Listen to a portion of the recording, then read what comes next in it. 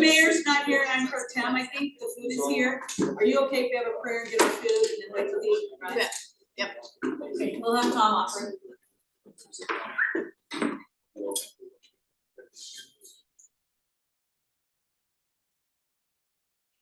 Our Heavenly Father, we're grateful for the food that's here and for those who prepared it, made sure that we're taken care of. We're thankful for the city we have the opportunity to serve.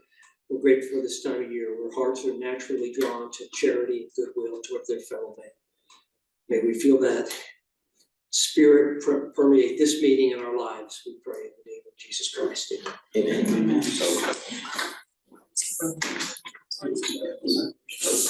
What are the varieties? Okay. So you have the treats for someone? Just bonus. Yeah, just bonus. Yeah, bonus treats. Bonus holiday treats. It's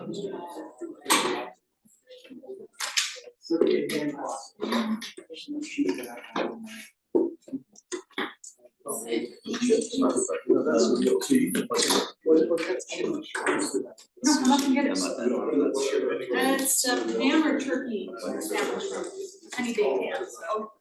Oh, I wonder who got that. Yeah, I'll take one of things. I was just about to turn around and get one, but yes, thank you. Thanks, sir. Oh. Go back up quick.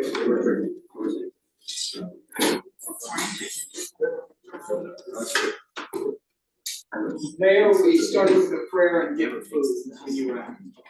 Your mayor pro tem took over well. Sorry, I didn't know if you were here and your food was here. You can fire me. You see it. I just said.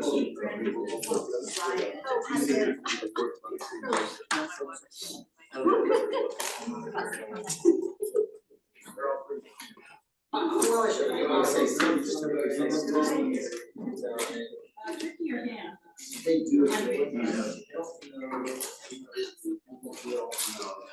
Oh, okay, I think it like 1 to 1. Yeah. Some of them. What was the, I don't just have the meeting. David got the mayor that. Sure. Yes. I gotta. Hey, just somebody to help.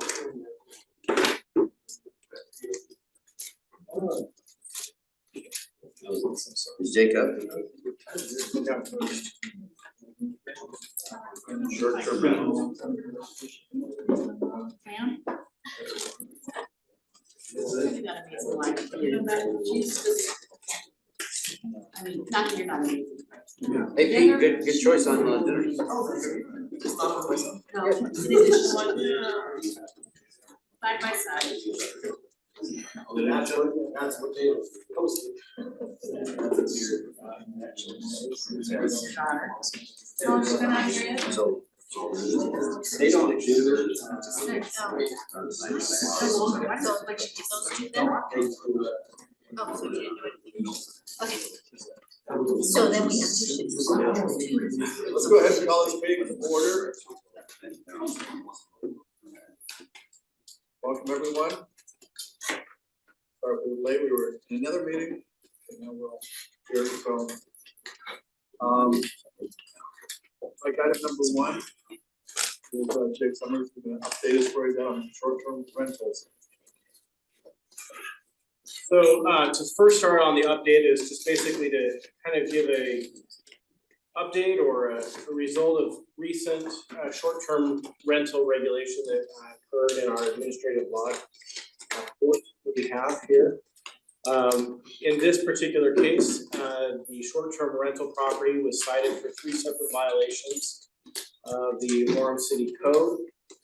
First was improper. Is this a goat house? Yes. Oh, you know, I say that. It is the goat house.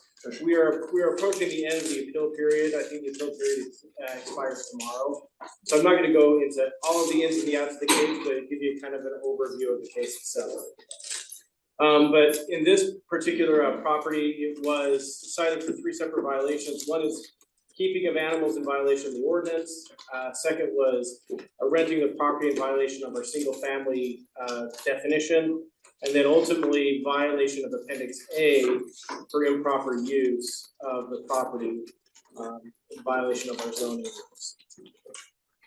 So really, part of the main problem with this one particular property was the number of individuals that were renting the short-term rental. We would have business groups rented for a retreat event where 20 to 50 people were responding to the property.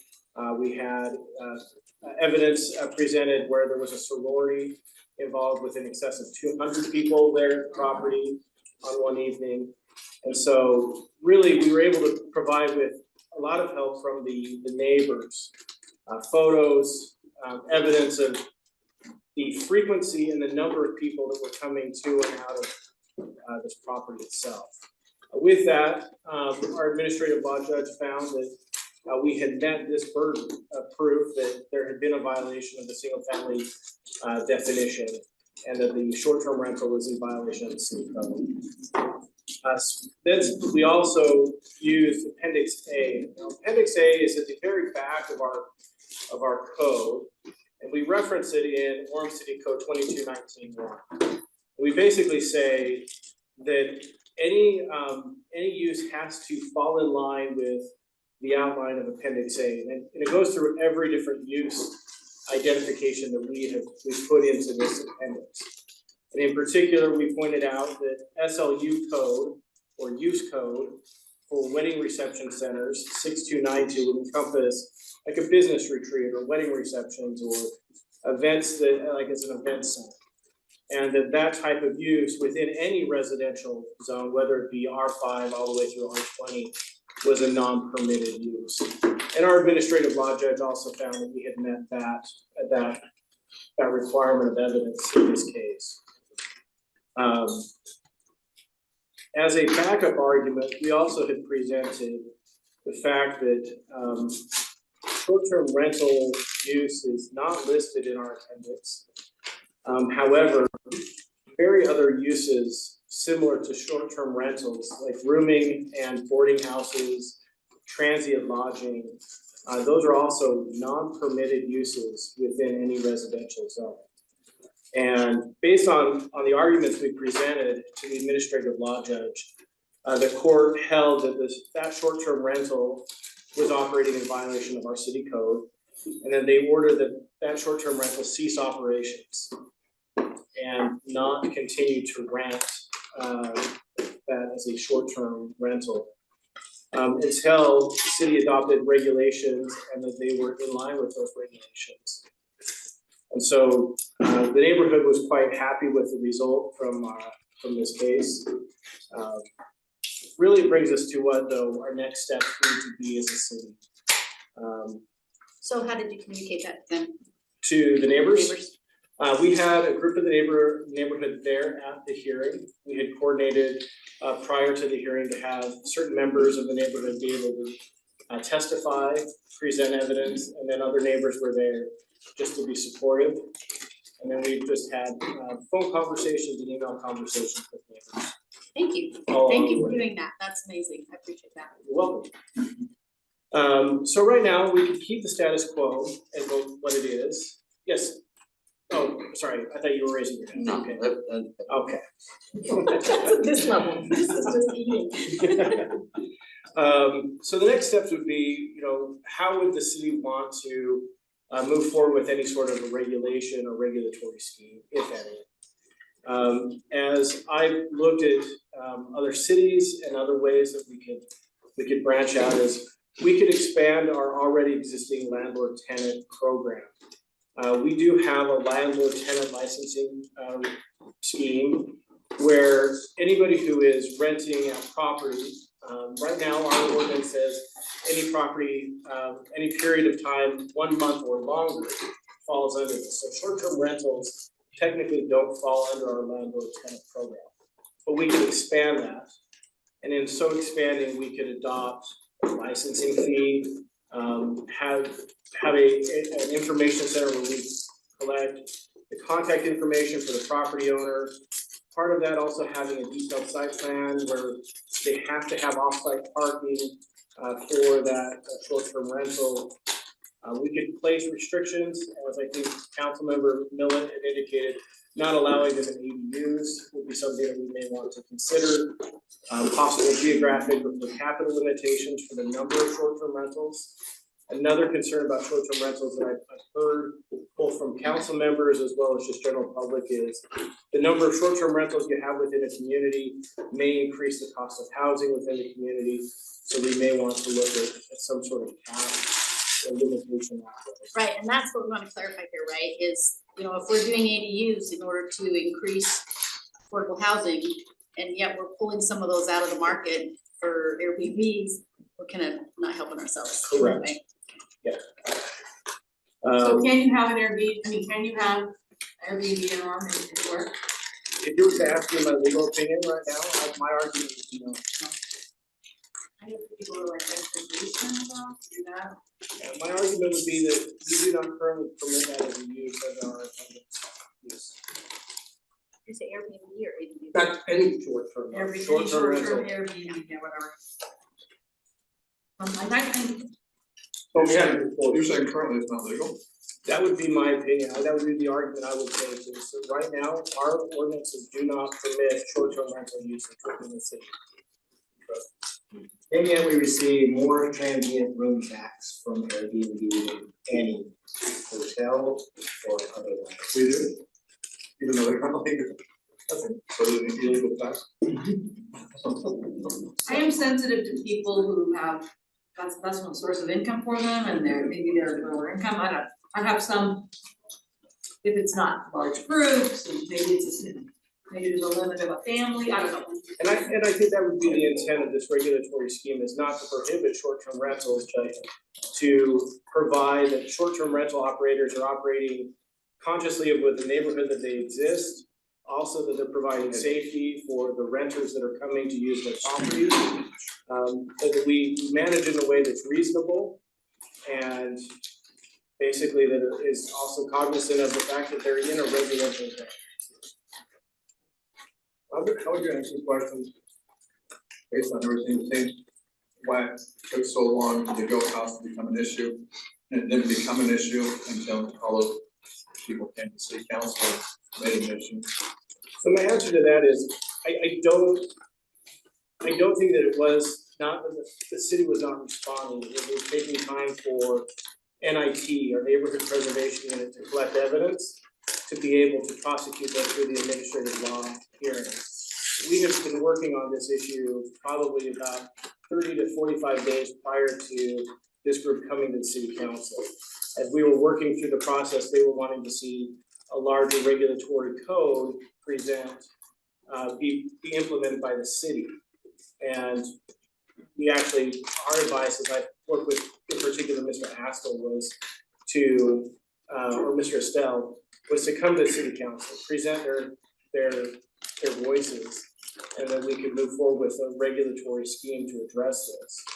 But we were well in efforts to respond to the goat house in particular, and we had already started that process. I do remember, we have talked about short-term rentals during my 8 years, and I don't know how long it's been, and it may have been in response to something from the state. Steve, do you remember? Well, a couple of years ago, the state did pass some legislation. They were considering regulating short-term rentals themselves. Ultimately, they decided not to do that, but what they did was say that cities can't prosecute somebody for advertising a short-term rental. That was sort of a compromise they reached on that legislation, which you can argue whether that makes a lot of sense or not, but it's my understanding, maybe Jake was gonna get to this, that, and I think Jesse might be able to speak to it as well. I think the legislature may be undertaking or taking another look at short-term rentals again this year and proposing some regulations that would apply statewide, so. Because we have looked at that before. It was not- And that's really, So if I were to summarize, the state has affected our ability to enforce.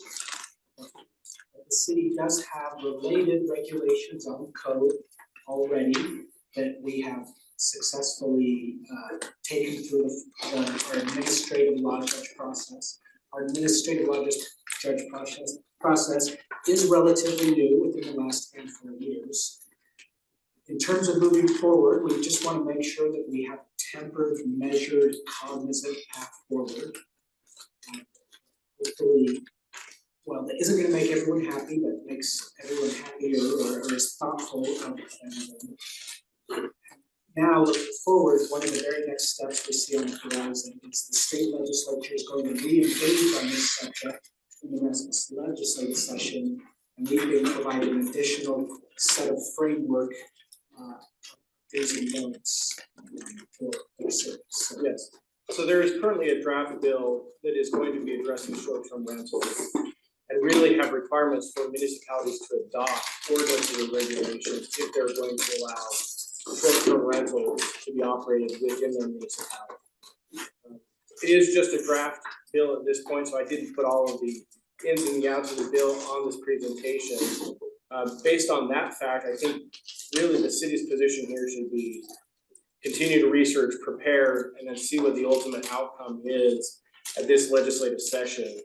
And then based on what bills are passed as it regards to short-term rental regulations, that we then respond at the end of the session.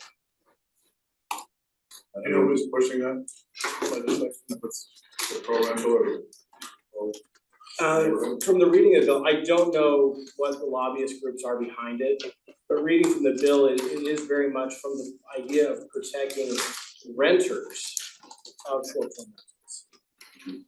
or the renters. So may or may not address the issues we're looking at. But it does speak specifically to if a municipality is going to allow short-term rentals to be operated, that they are to adopt regulations for the operation of short-term rentals. So right now, Jake, we don't allow Airbnbs or short-term rentals. And that'll help people that can rent homes and families and have their homes come rented. When you say we don't allow, we do and we don't, So we've been operating, Well, yeah, we've been operating under the idea that this has been complaint-based enforcement. So NIT and our neighborhood preservation unit hasn't been going out actively looking to investigate cases for short-term rental violations. But as complaints have come into the neighborhood preservation team, they've started opening up cases and doing those investigations. We've been operating as a complaint-based system. And do we stop people saying you can no longer have short-term rentals? So That's your position yes, of the law, but we haven't done that, correct? we've started doing that.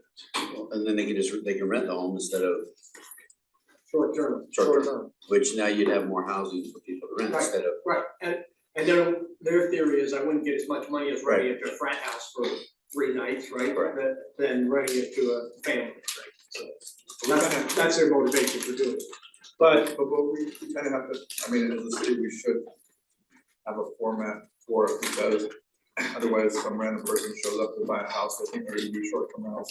There needs to be something defining how this all works. and that's exactly where I was going to go, is there needs to be a balance between individual property rights as well as maintaining the nature of a neighborhood. So we need to figure out what that balance is and how to address that tension. But I think it all comes down to they want to make more money, they can rent it, not disallowing that, so as Tom said, it's just money. It's I wanna make as much as possible, and you know, in reality, if it's a single family neighborhood, it's just stay single family and they can rent the family. That might be, But you do have people who live upstairs and rent their basement. But not night by night, for the month, of course. And that's really the policy that the council would need to set, is where do we wanna go on this? And I'm happy to draft a set of regulations, but at the end of the day, it is ultimately the policy of the council to either adopt or not adopt. I mean, that's a retreat subject. We also have, I think this is something you wanna open up the community, because you're gonna get more people than just the 7 of us are used. I've already gotten emails on this. No, I have, Pro or con? it's mostly people are concerned their short-term rentals are going away. That's what I'm getting emails. Yeah, I'm hearing more from that as well. Yeah. Jess, you researched this a bit, do you have any? Yeah, there is a bill in the committee, the fact that it's been released in the committee, they're trying to get a feel for. I didn't see the test that it was introduced, which is a very good sign that it's going to be considered. a house and the set the proper committees. So regulatory just requires a permit. If you go and to Zillow and look at a house in some of the counties that permit, like St. George, and do the search for nightly, it will tell you what houses with nightly rentals. And it's not required to do that, but it sure helps if you're looking for a house to know if you're buying a house that you do nightly rentals. Washington County has a pretty aggressive permitting process. I noticed that in Hurricane, did I say that right? Hurricane. There was a developer that went in the neighborhood, had nightly rentals, and a couple hundred people showed up at city council to check that. And it was not in my neighborhood, I people check. So it will be a hot topic for the council, just to let you know ahead. It's not like the school district, but it will be.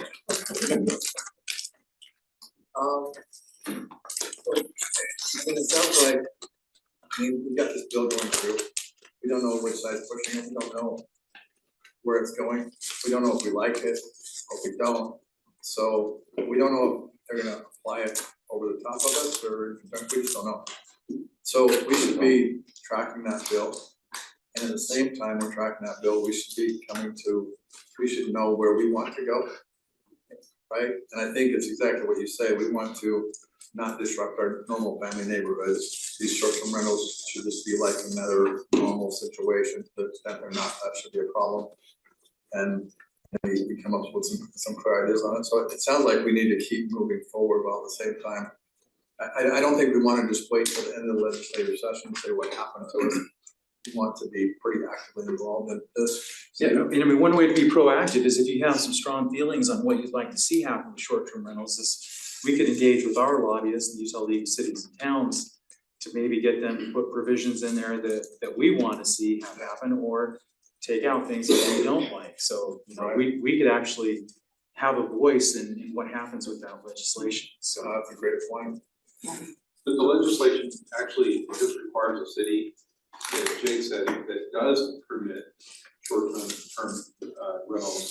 It requires a permitting process, so I don't think they're requiring specifics in the permitting process, but probably there's definitions that the city would have to come up with. A short-term rental is a rental not less than 30 days, or some definitional. There probably, with the fire department, there's probably going to be some inspections, I would assume, in your code that will happen frequently, since, you know, it's a safety issue for people that come in. So those are some of the issues that I think that the city will look at.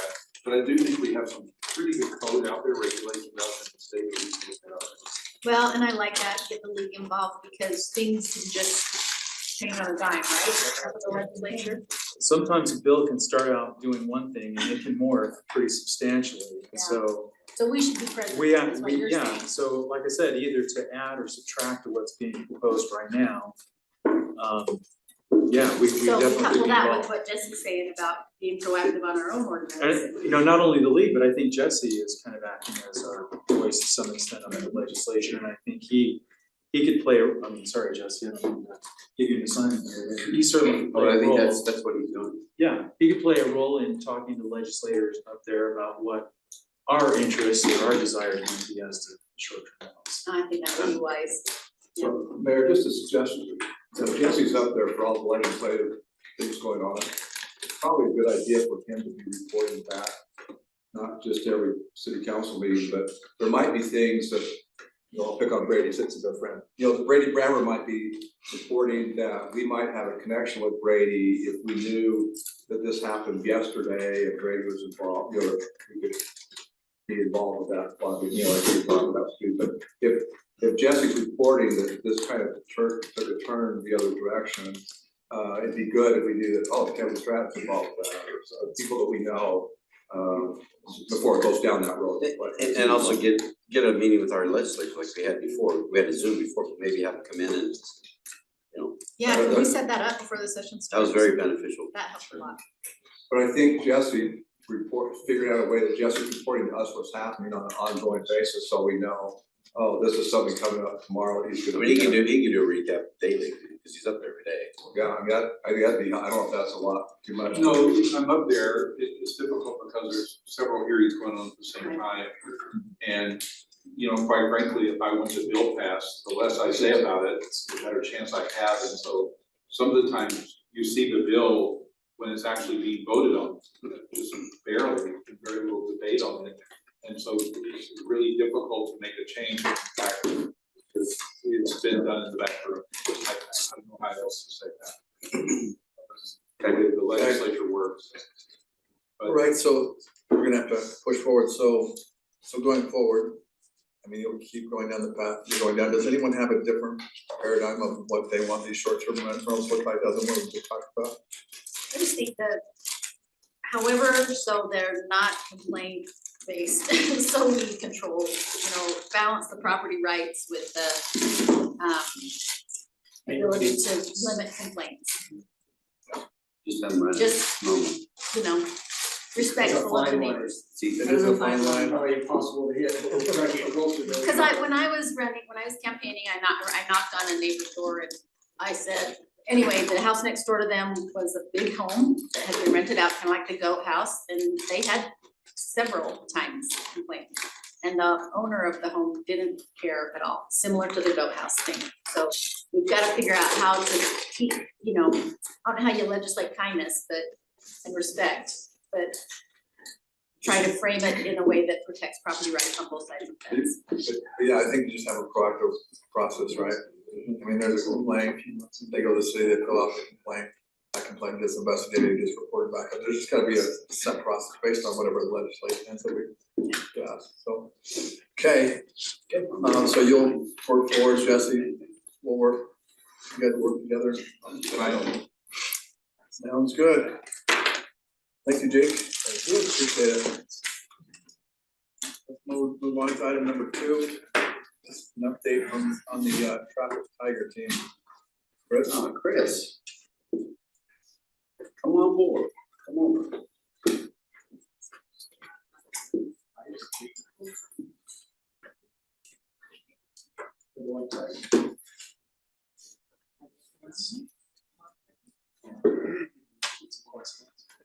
We do want to work with the higher.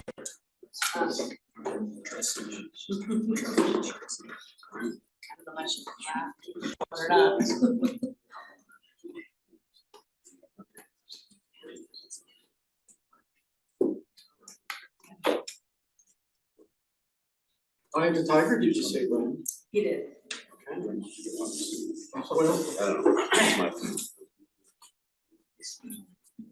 Taking off his coat. No, is there an acronym here, Chris, or was this just an animal that you admired?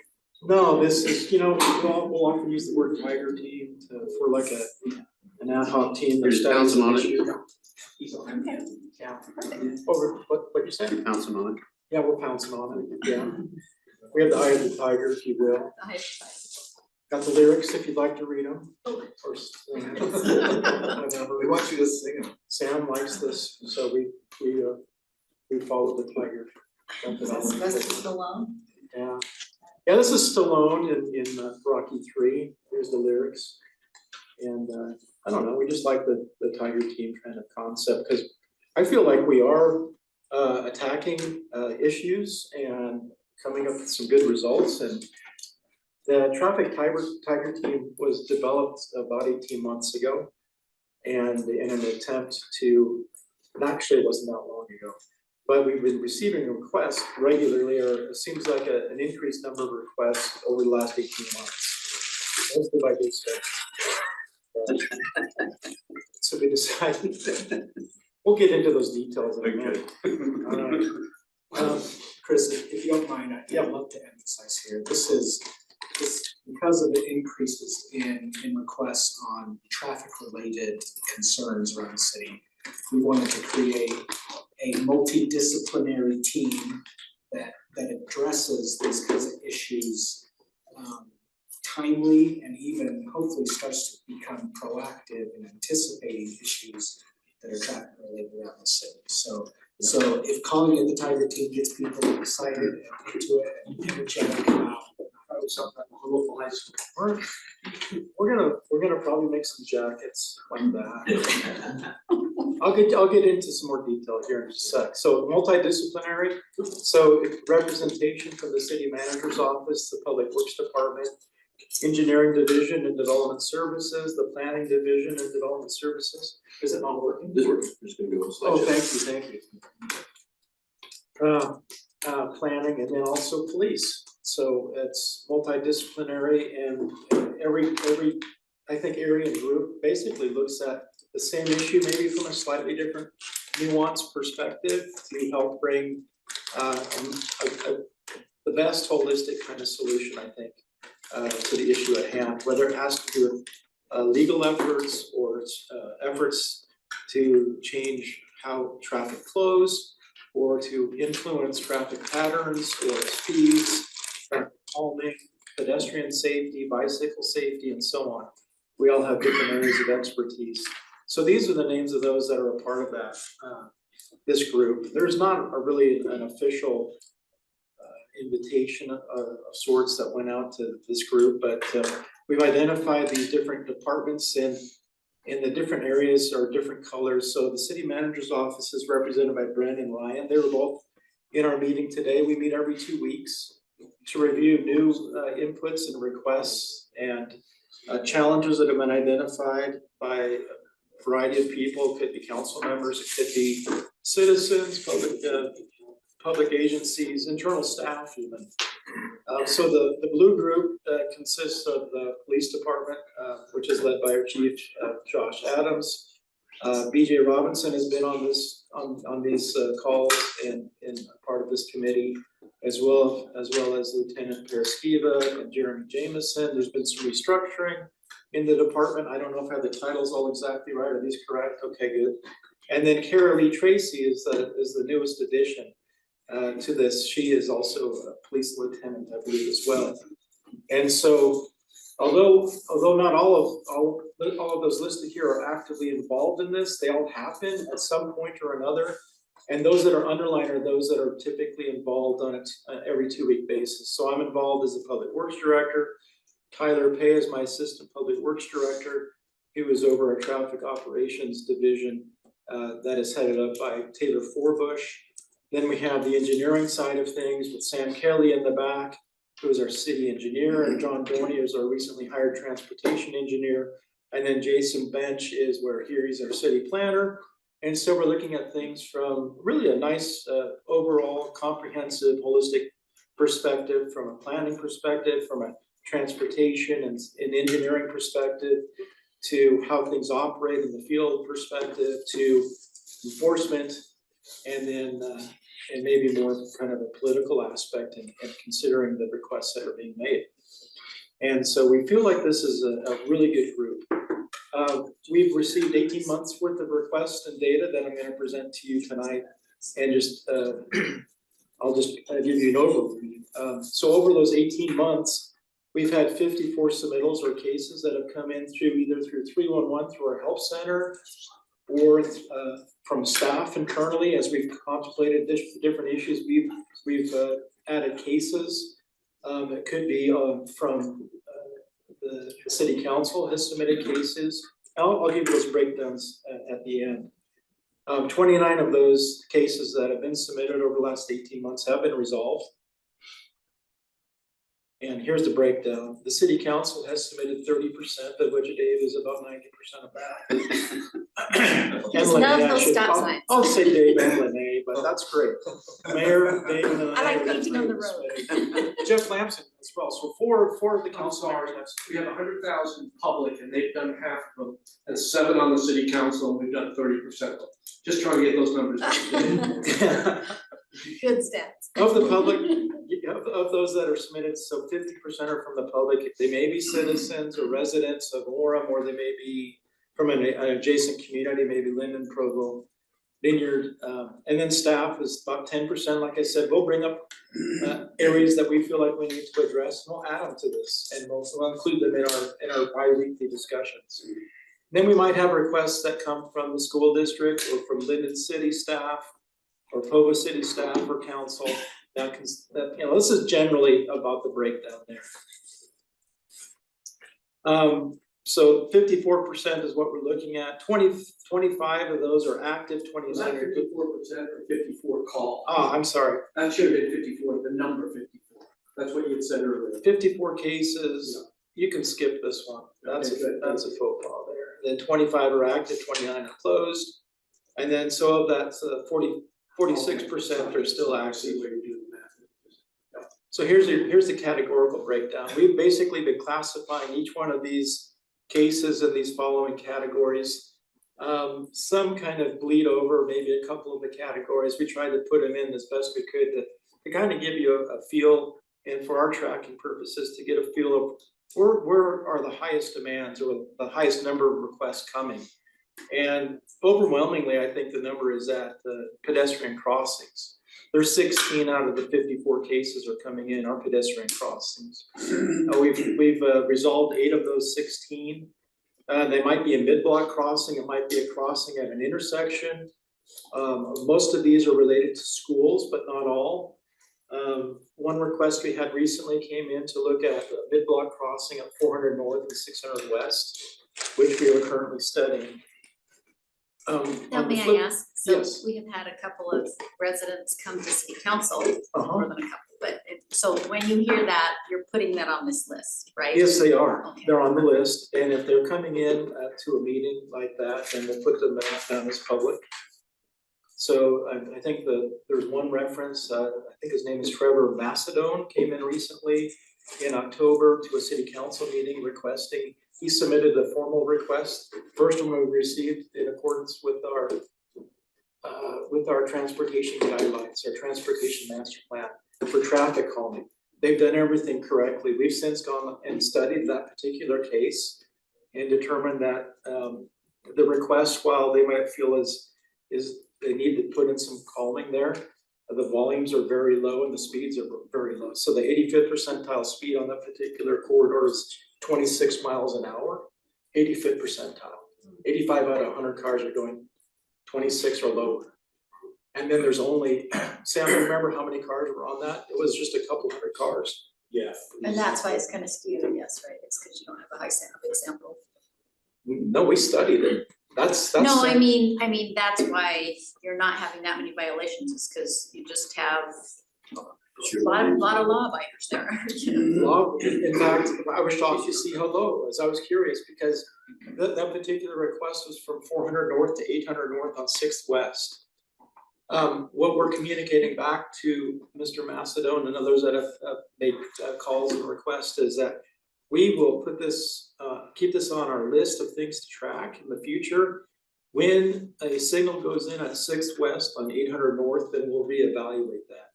We anticipate that the volumes there will then increase, perhaps the speeds will increase as well. So. Is that, on 8 North, that's quite a few lights right in a row. I mean, 8th North and 6th West, that signal is warranted, I believe, Sam. John, is that correct? Yes. So. hopefully we have it in unison, because I'm back in traffic. Typically, it'll help with coordination and to make a smoother traffic flow. That's what we anticipate there to keep the platoons together from each signal to the next. But that is a UDOT intersection and it's controlled by UDOT, and they've done studies on that. I don't know the time frame on that. Sam, do you know when they're anticipating that going in? No, currently there's a redevelopment happening with Orchard to Nogus. Hospital is looking to redevelop that area, put in a 3-story professional office building, in the surgical center. So likely it'll happen probably within the next couple of years, we'll have a signal there. Okay. Again, we'll reach out to that community and reevaluate the street section. We're keeping a history of all of these. We're not deleting them when we're completing them. We're putting them on a separate location to continue to evaluate or to have a history of the evaluations and then to compare. So traffic calming is 50% completed. So 10 requests have come in for that. Traffic calming, you might ask, what is that? 4, it is if there's, for example, on 6th West between 4th and 8th North, they felt like the speeds were high, that we needed to do something physically there to calm the traffic and slow it down, to make it safer. Traffic safety, it might include things where maybe cars are parked outside of the park area and they're in the travel lane. Are there a variety of other safety issues that need to be addressed? Hey, can I ask you a question about that? When you look at these streets, do you take into account streets that have a lot of street parking, curb parking?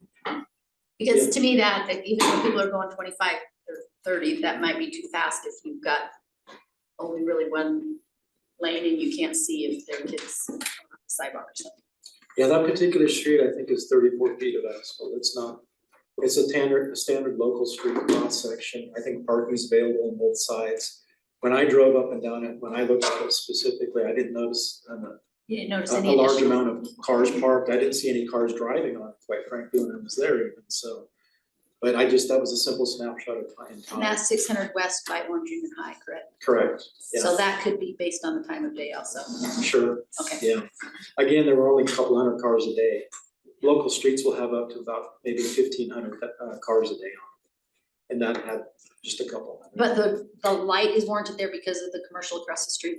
The light is warranted. I don't know what the warrants were for that particular one. I'm assuming volume and then the inability for cars to turn left or right on 6 West. As you get closer to 8th North, I think the volumes increase quite a bit there at that location. In conjunction with the school, people coming and going, dropping off kids and picking up children. So, but we've had several requests come in regarding just basic traffic movement and making traffic movement more efficient in certain areas. Bike lanes, bike routes, multi-use paths, striping on streets, street lighting. We've had three of those. Those have all been resolved quickly, and then parking has all been resolved as well. We've had some recent ones regarding parking and cul-de-sacs. All of those have been resolved. So with that, I'd like to share with you this document that we have here.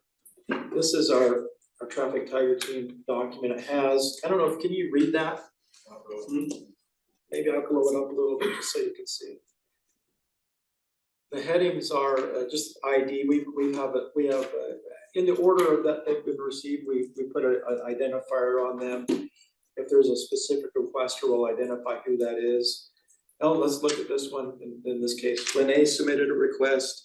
It's been taking a long time to get resolved on this particular one. This was in conjunction with Bonneville Elementary School regarding a pedestrian crossing at 12th West and about 1400 North.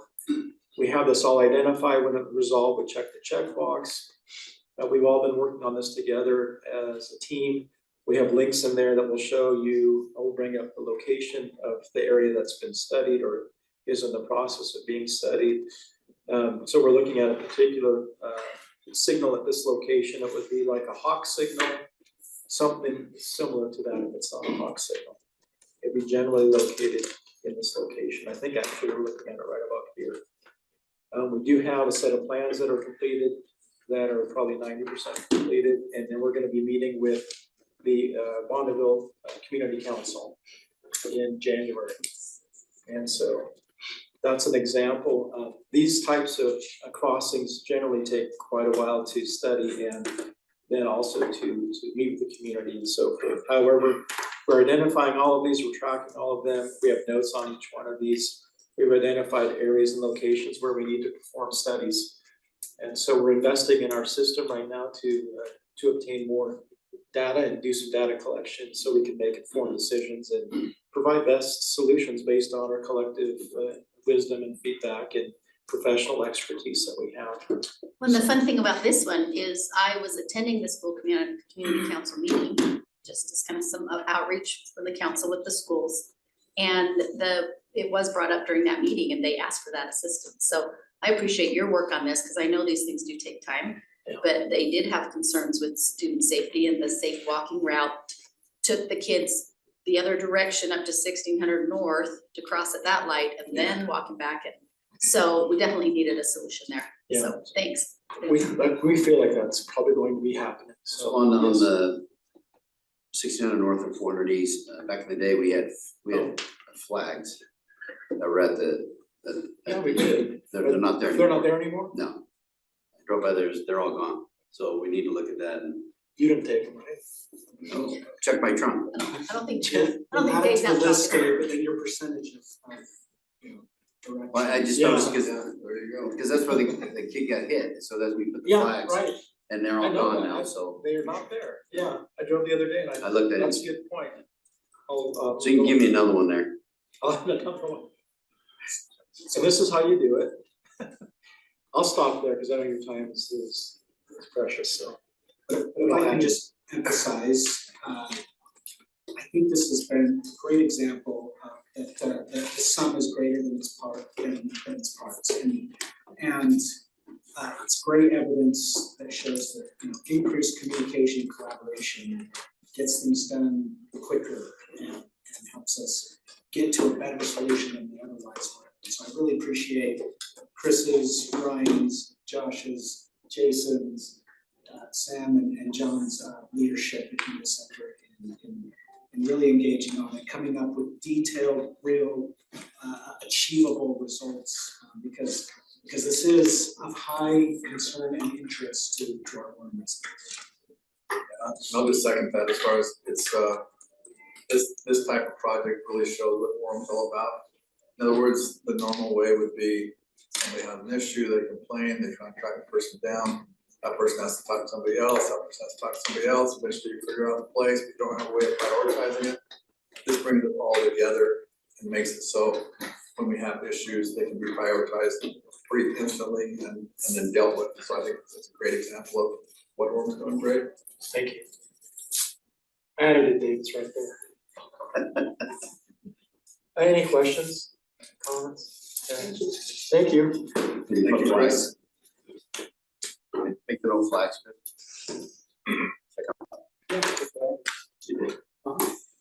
Okay, let's run through the agenda real quick here.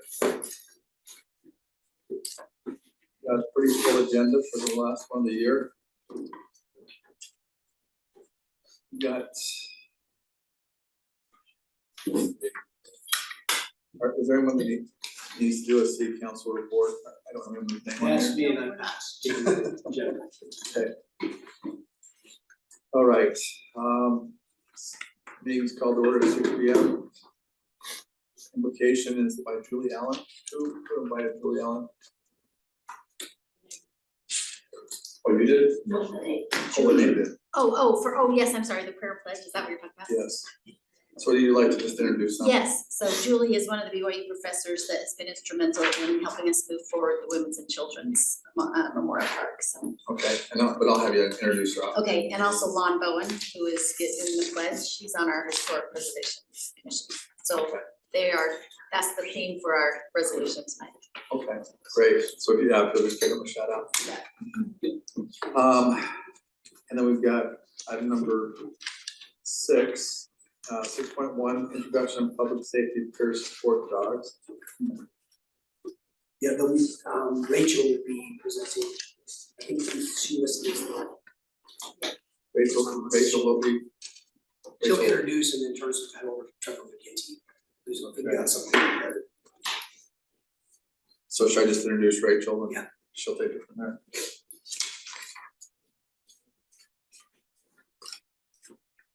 Okay, and we've got 6.2 highlights of Lights On, our huge success. That was awesome.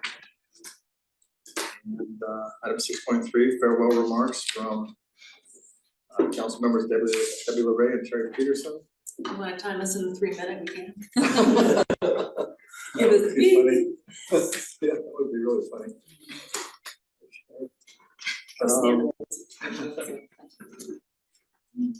Then item 7, we've got personal appearances.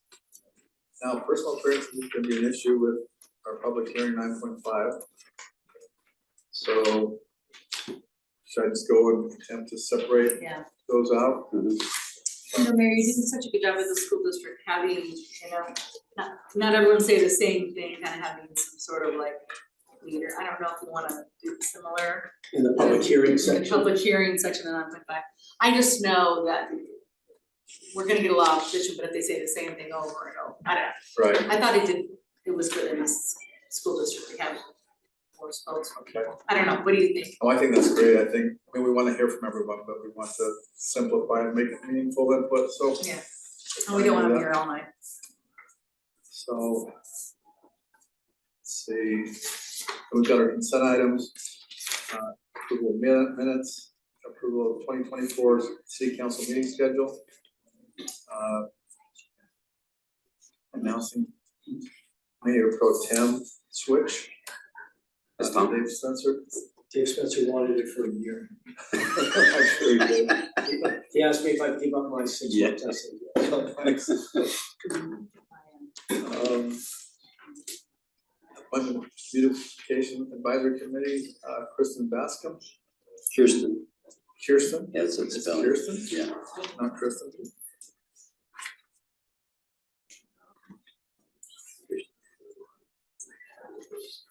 Okay, and then, so the Recs Commission, we've got Danny Miller. He's been a mainstay on that he's been good on that, Danny, with his Yeah, yeah. years as a Then coach. we need to replace Skip, we're working on it. And then we've got a reappointment to CDBG, Ashley Gill and We skipped the Eileen library. So that thing. one's mine. Oh, the library, both of those two are mine. The CDBG is a reappointment and Nancy Schultz is, I think she's going to be here. So I'll just introduce her if that's okay for a quick minute. Okay, The others are just reappointments. I don't think they're coming. so you wanna introduce Nancy Schultz? Yeah. And then, did you also say Ashley Gill? and No, I talked to them and neither one of them will be here, so, but they are just gonna be reappointments. Okay, so mainly, the library advisory commission? Yeah. And Bryce, is Bryce here? Yeah. Okay, she's gonna talk to you after. Does anyone know if any of these other people are gonna be here? I don't know if Kirsten's gonna be, if she is, I'll, I don't. Let me know if anyone else is gonna be here, so. I can have them stand up. Then we've got item 9, scheduled items. We got 9.1, independent financial audit, with Brandon, we'll go through that. Item 9.2, the new Form C. Tell them even though they're charging twice as much, we don't need twice as long on their presentation. I can make a promise on my part, I don't know what I can do about the law. We can turn them off. Our audit was pretty good, well, it's excellent actually, so it should be a quick presentation. Item 9.3, the historical memorial. So 9.2, 9.3 are both presentations by Jake Summers. 9.4 is public hearing on the rezone. Okay, so that's public hearing. Are we voting on that tonight?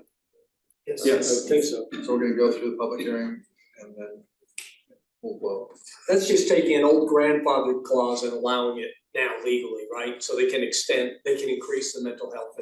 Okay. I don't assume you got any negative pushback from the neighbors. Actually, the neighbors are in favor. They worked with the developer very closely and the developer did what they wanted, so. Good. It should work. Item 9.5, our public hearing on the settlement agreement with Wright Development Group. Again, that'll be a public hearing on the vote. Item 10, communication items, 11, city manager information items. And adjourn. Mr. Lampson is on remotely right now, he will be there. So Mayor, just a suggestion, somewhere in here, if it's going really wrong, we might want to do bathroom bridge between 94 and 95. If it's possible. If we don't, we'll end quicker. We'd like to welcome everyone here tonight and call this meeting to order. We've got a pretty full meeting tonight for the last one of the year. We'll start out with an invocation followed by a pledge. And Lene, if you'd like to introduce the people that you asked to do that. Yes, I will. I'd like to welcome, let's see, I can't remember what order we did, who we're having do what. Lon Bowen is going to give our pledge, and Lon is on our Historic Preservation Commission. And I invited him and the Julie Allen, who is doing our prayer. She's one of the BYU professors that has helped move forward our resolution that we're voting on tonight for the Women's and Children's Memorial. So I wanted to invite these two individuals because they will be working on this project that we're going to have in the future that I'm very excited about. So Lon, for the Oh, what's that? Julie. Oh, Lon, let's have Julie go first with the, do you want to do? have What's her- that? So let's have Julie do the prayer first, and then we'll have you do the pledge. She's right behind you. Sit right here on that chair. Thank you. We're Yep. gonna do the prayer first. We're gonna do her, she'll announce the prayer or offer the prayer first, and then we'll have you do the pledge. Sorry for, that's on me, the miscommunication. Thank you, Julie. Dear Lord, we're grateful for the chance to gather together tonight, grateful for the chance to govern ourselves, and we pray for thy wisdom and compassion as we listen to our elected lawmakers and offer our insights into how the city can be the most welcoming and stable and safe place for all of our families. We ask you to please bless everyone here tonight with a spirit of calmness and peace and love for their fellow men.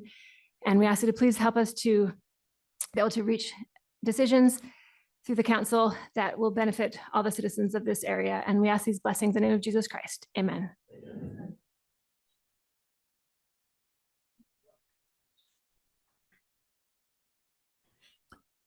Will the audience please rise?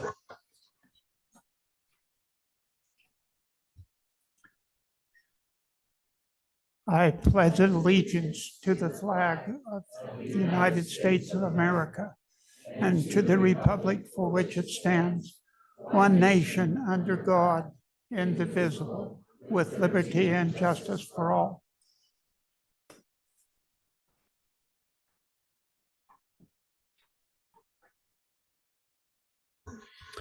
Thank you both for that.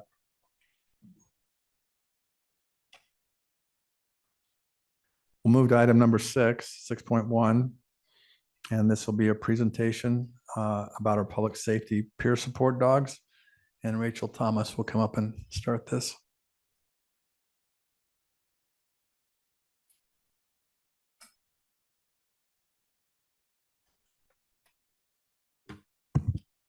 Hello, hello, council members, Orem residents and guests. My name is Rachel Thomas. I'm a fire service specialist and I'm currently serving under Chief Myers, handling everything operational in the fire department. I am truly honored to be here to present a facet of public safety that isn't a special passion of mine. So it is the handlers and dogs of both the fire and police department who comprise our canine support teams. Each of these dogs has their own unique personalities and strengths. What's really impressive is that their handlers give of their time, their resources, and even their own homes to shape and mold them into incredible assets to our firefighters, policemen, and to the victims that we rush to aid. I personally have witnessed the impact the dog's training and presence in general lends to morale, lowered anxiety, and connection just within our department. And I can't imagine what it does outside of it. So without further ado, I'd like to invite Captain Trevor McGinty up first. Unfortunately, his dog Rocky is unable to make it. He's under the weather today. Following him will be firefighter Mike Hickman with his dog named Duke. Following him is firefighter Matt Cower with his dog named Torch. If you guys want to come up to the front. And then following him is our victims advocate, Isa Stevens, and her sweet pup, Hoku.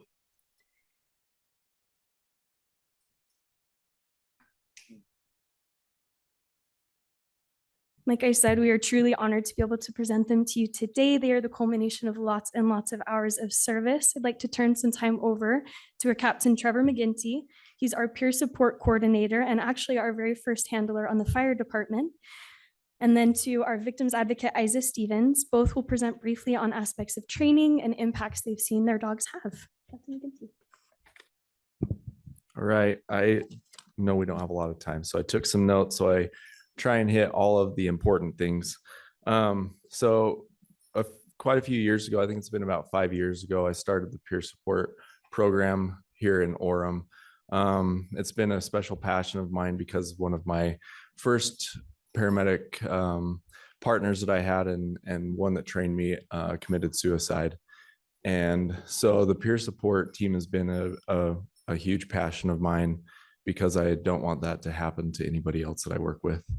And whether it happens or not, there's things that we feel here in our job as police officers and firefighters that stress us out, and it gets to a point where it's too much.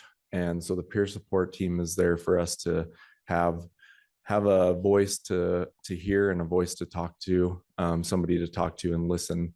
And that's what the peer support team is. It's a group of currently 11 people on the fire department that are trained, specially trained. And those 11 members are able to be on call at any hour, any day for anybody in the department. If somebody has a stressful call, no matter what it is, they're able to call somebody on that team and have a listening ear, and then also be provided with resources if needed. After a couple of years of being the peer support team coordinator, I decided to bring on dogs to the program. We had a family dog, and I have a son that has some mental health concerns that the dog was helping with. So I wrote it's called an SBAR to the chief, and just kind of gave him the concerns and the reasoning for it. I thought that the dogs would be a good addition to our program and help the firefighters and as well as our patients. I think we're the only department in the state that has the approval from the Utah State Bureau of EMS to actually have dogs in the back of the ambulance with us with our patients. I've had my dog with me a couple of times on a couple of occasions. One was a pediatric patient. She had some mental health issues, and we had to transport her all the way to Ogden Regional Hospital for further care. And Rocky was able to kind of huddle up and sit on the stretcher next to her and provide support throughout that long transport all the way up to Ogden. Another call that we went on was just a basic traffic accident, but the female that was involved in the accident was having a panic attack because of what had gone on. And I didn't know what was going on or what was happening on the scene prior to us arriving in the engine, but I pulled Rocky out of the engine, and he went straight up to the girl that was involved in the accident that was having a panic attack, and it calmed her down within about 30 seconds. And so the dogs have been a huge asset for us on scene, but mainly the reason why that we have them is for our own firefighters, for our own members of our department. They provide that support with the stressors that we have in life. And the guys are able to request the dogs to come to the station at any time. They're able to request them for any of our stress debriefings that we do, whether it's a state critical incident stress debriefing or just something that we're doing at the station in general. So my dog Rocky, who unfortunately has chronic ear infections and couldn't be here tonight, and Duke went through the program together. We finished 2 years ago. The program is through 4 Paws for Patriots, which is located in Ogden. And the reason why I chose that program is because it's actually free if you are a firefighter, police officer, veteran, or current military. It allows you to become the handler of your own dog, and also allows your dog to get about $20,000 worth of training. And it's a year-long program. So we'd travel up to Ogden every Friday for a year to do the training, and then everything else had to be practiced on our own at home or at the station, wherever we were at.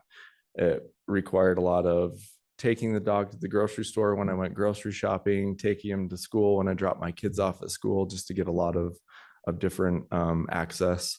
And I know that these guys are doing a lot of that as well. Torch, Matt's dog, is currently in the program. He just finished the first module and will be moving on to the second in January. And we're very thankful to Christina and Todd, which are here with us tonight. They actually donated Torch to the fire department for this reason. And then last of all, just like to thank you as the city and Chief Sanderson as our representative for the department for being supportive of this program and providing us with travel and coverage and everything that we've needed to make this program work and the training happen. That's all I have. So I think it's.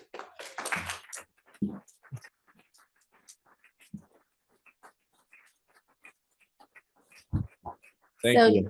Dave and I got to see Torch last night. We went to visit your station and it was so fun.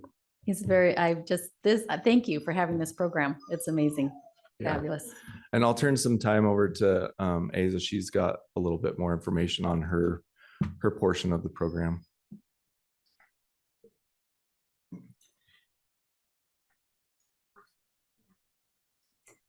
Hello, everybody. My name is Isa Stevens. I am one of the victim advocates with Orem Police Department. This here is Hoku. She's our 5-month-old fox red Labrador. She's in training right now, and she has the best job in the world. Her job is to be loved and petted on.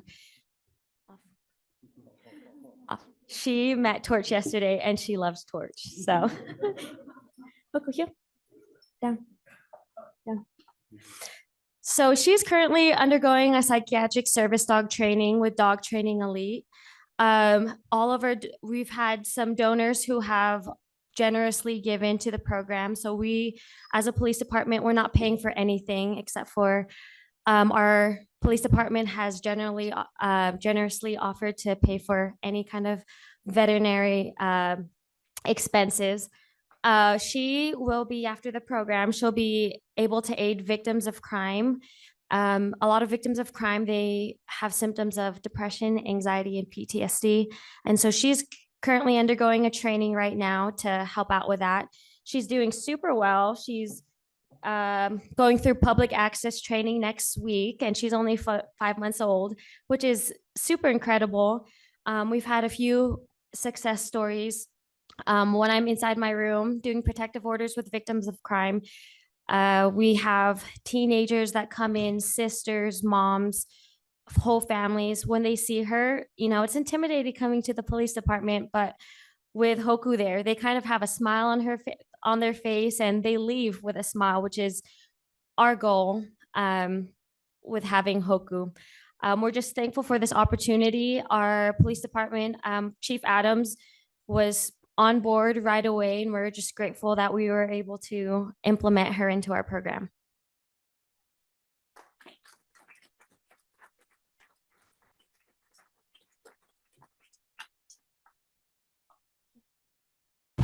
Any other questions or anything else from you, council? All right. No, we appreciate the fire and the police and for what you do for the citizens of Orem. You keep us safe. So we appreciate you. Thank you. Thank you. Yes, thank you. Thank you for that presentation. It's good to know. Next up, we've got item 6.2, the highlights of lights on. And Karina and Pete are going to tell us about that. Actually, Bryce.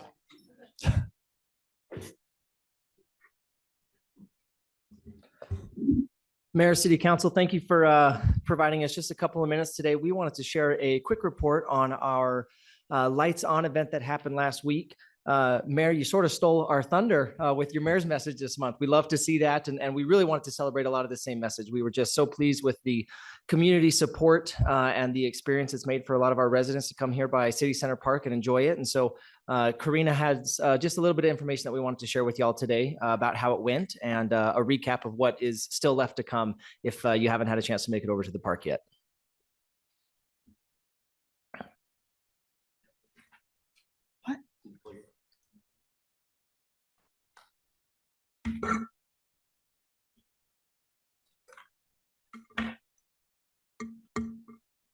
Right? No, mine doesn't plug in.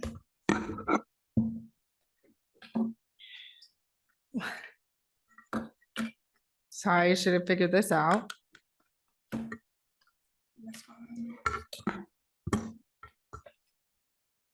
It's all good. Take your time.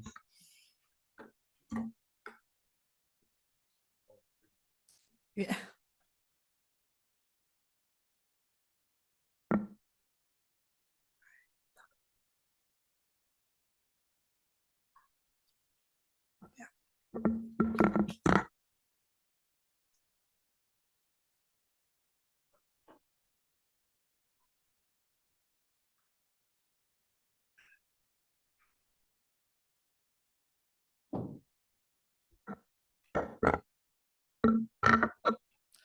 Sorry about that.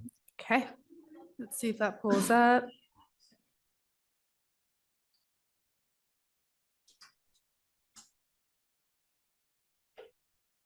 Okay, all right, we have just a video highlight that we wanted to show everyone. Let's see if that sounds, of course, that's not gonna work. Pete?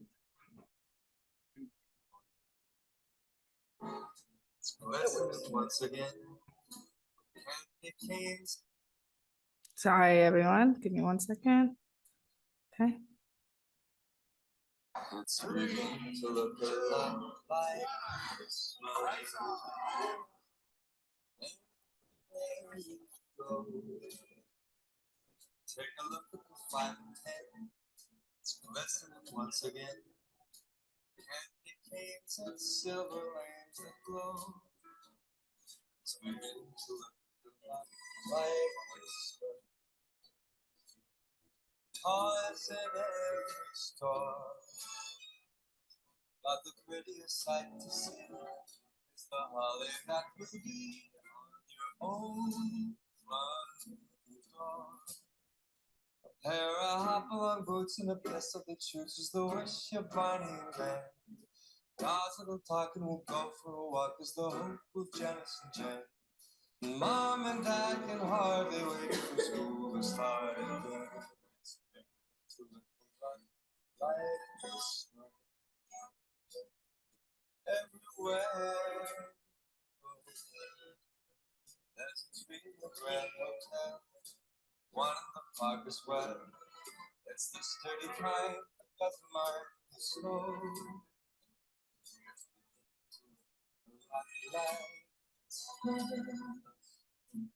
Soon the bells will start, and that'll make you look. It's the carol that you sing right with me.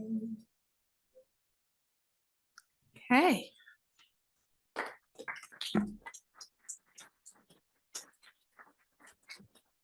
Okay, thank you. So this was the 12th annual Lights On ceremony, and this wouldn't be possible without the help of so many individuals and sponsors. And I'd like to extend my sincerest thanks to all of the staff who worked tirelessly to make this event the best it's ever been. And it was truly a hallmark holiday experience that every family in Orem could enjoy. I'd like to express my gratitude to the SIA for the exceptional stage sound that they provided and for all the remarkable performances that we had. Throughout the night, we were treated to numerous captivating performances that truly enhanced the holiday atmosphere.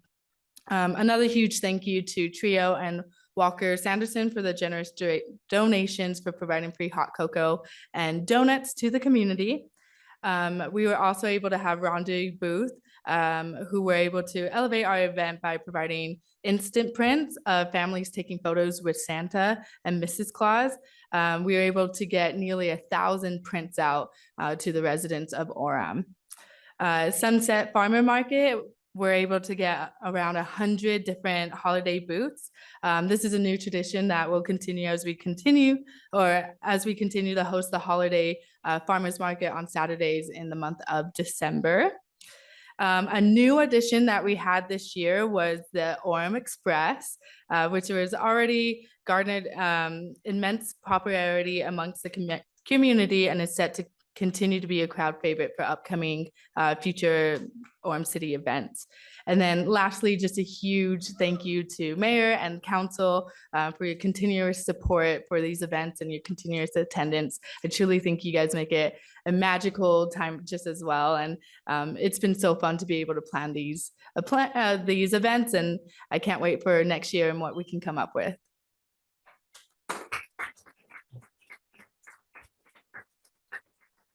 Thank you, you two. No, that was an amazing event, and we've gotten a ton of feedback from the citizens as far as that it was amazing.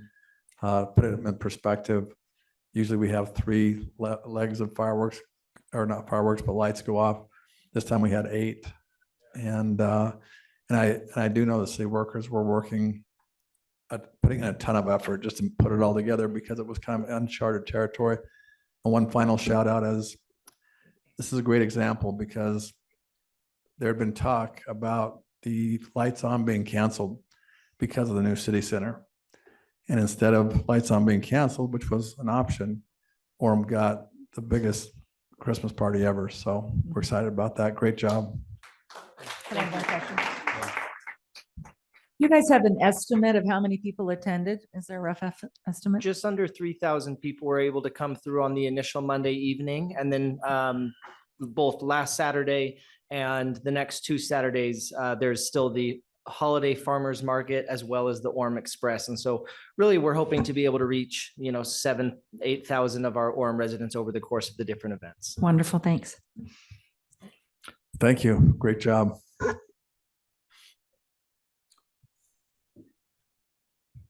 Next up, we've got item 6.3, and we're only going to do this once. We got farewell remarks from first Debbie Lauret and then Terry Peterson. Thank you. First, I want to say thank you to the citizens over the last 8 years, and of course to the great city staff and my fellow council people.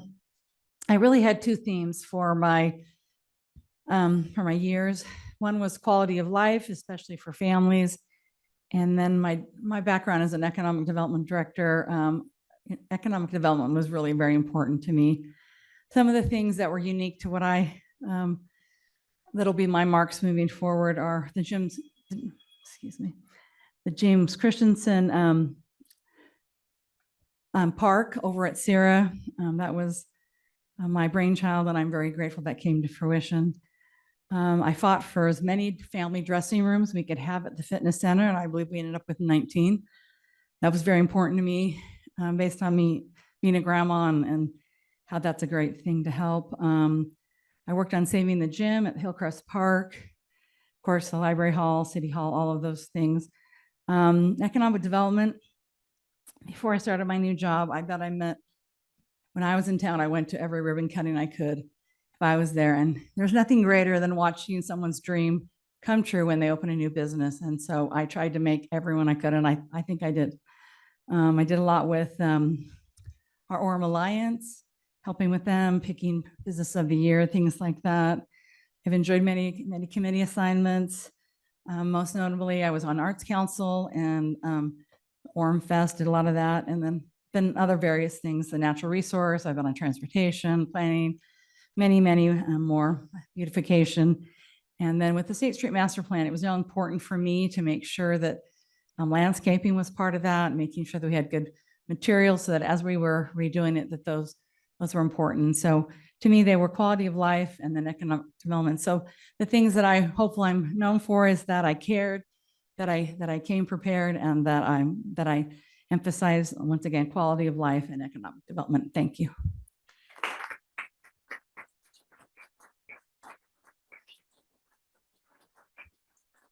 Thank you, Debbie. And let me just mention, I should have mentioned this earlier, but Jeff Lamson is here in our meeting remotely. So Jeff will be voting with us later. Terry, would you like to say a few things? Sure. No, it's been a great opportunity to serve in the city, and it's not it's we, because it is Debbie and I got to represent the citizens of Orem, and that's just a great honor. I need to start by just saying something about yesterday. The city had a little retirement party, which is kind of fun to have a retirement party when you only served for 4 years and you're getting a retirement party. But it was such a very touching experience that meant the world to me and to my family. And I thank Bryn, I thank Tess, I thank the whole staff that put this together, and it really did mean a lot to me and my family. So thank you for your kind words and things that you said. The citizens of Orem, I thank you, because you put some trust in me 4 years ago, and I've tried to be loyal to those things I said I would do. And we live in a great city. Went to school, I grown up here and have great memories and great experiences of the citizens of Orem.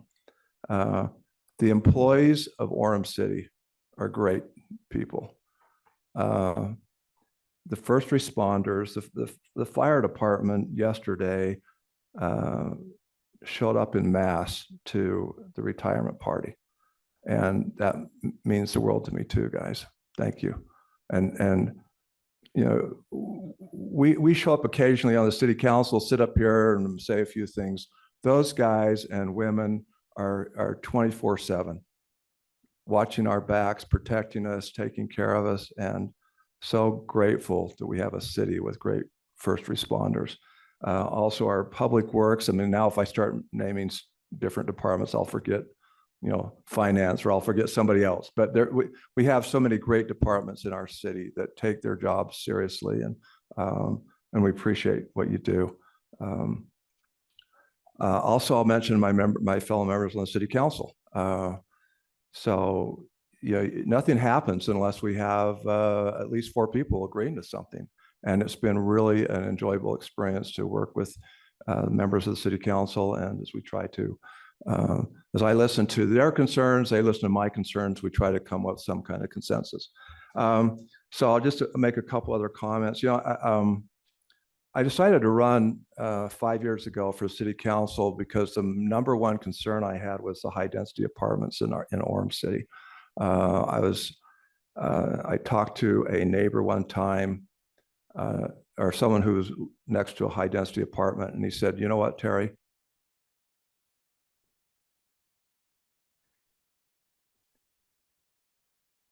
You don't know what it's like, but I will never see another sunset." Because he's got a 5-story apartment complex across the street from his house. That bothered me. And as I knocked on doors and campaigned, that's the number one thing I heard was concern about high density apartments springing up all over our city. So I've been very grateful to be on the city council when we stopped the State Street Master Plan. State Street Master Plan would have added 10,000 apartments on State Street and the corridors surrounding State Street. That's apartments, that's not people. So if you add how many people are going to be in those apartments, that's like putting Vineyard on State Street. And I'm so grateful for my fellow members of the city council to say, no, enough's enough. And we stopped the State Street Master Plan. State Street, or the transportation plan, had streets being widened all over the city, 8th North, or not 8th North, 16th North, 8th East, take your pick. Overpasses over the freeway on 12th North, on 8th South. And again, I'm grateful for my fellow members of the city council to say, no, that's not Orem. So it's been very grateful and satisfying for me to be part of those decisions. Hillcrest Park, Debbie mentioned, that was an elementary school, that was a neighborhood school, and we have great neighborhood schools in our city. And I served on the school board for 6 years. And when I was on the school board, the superintendent at that time said, we support neighborhood schools. We don't take out neighborhood schools. I mean, that's part of your identity, is where you went to school. And I bet you, most of you in this room, if I ask you, name your elementary school teachers, you could do it. I think I can name all, but maybe my 2nd grade teacher, I'm a little fuzzy on that. But I bet most of us could do that. Kindergarten through 6th grade, and you're nodding because I think most of you could. That's the impact those teachers had. So when Hillcrest Elementary, which is right across from the mall, when that was announced that was going to be closed, because the district has changed what they used to do. Now, instead of protecting neighborhood schools, they've been closing at least in Orem, they've been closing neighborhood schools, selling off the property. And I'm so grateful for the city council to say, no, let's put a park in the southeast part of town. And I love Cat Stevens. None of you got to be old if you know who Cat Stevens is, but his song was, "Where are the children going to play?" If you take out the parks, and the problem is, Hillcrest is a low-income minority school. So those kids don't have 3 cars at home and moms that are stay-at-home moms. They don't have that opportunity. You close their school and you're busing them across town. Now they have to catch a bus, and there's no one there to take them to school. By the way, that's the same case with Sharon. That's the same case with Windsor. They taught, I mean, there's other schools that the district's closing too. That's another story. So but I'm very grateful for the concern of the city council to say, no, the kids in that part of town will have a place to play. And it's going to be a beautiful park. And thank you, fellow members of the city council. So I've been grateful for the things that we've accomplished. I'm grateful for the concerns for children, because my big issue is the children. How do we protect our children from, they grow up way too fast. So let's have parks for them to play. Let's have safe places for them to go. I could keep going, but I'll quit. Other than I just want to say thank you for the opportunity that I've had to serve. And thank you for, listening to me, through these years as I ramble on different things. But I'm passionate. I'm passionate about our city. I'm passionate about our children. So one last statement. What will keep me up nights and make me worry after I leave the city council, which is in another couple of weeks? The same things I just mentioned. What if there's a push to reverse the State Street Master Plan? What if all of a sudden we have a city council now that wants to stick high density apartments back in our city? Okay, that's something that will keep me up nights because the traffic, the burden on our fire, our police, our infrastructure, all those things are a concern. What else will keep me up nights is the children. Is no one, if you're a low income, or if you're a non-legal resident that lives in Orem, you don't have a voice. So if they're closing your school, there is no voice. So hopefully we'll continue to do our part as a city council to say, what can we do to protect children? We can't stop a school district closing schools or trying to sell it. But last thing, Mayor, and then I'll quit. The last thing that the city council did, though, was change the zoning on these school properties.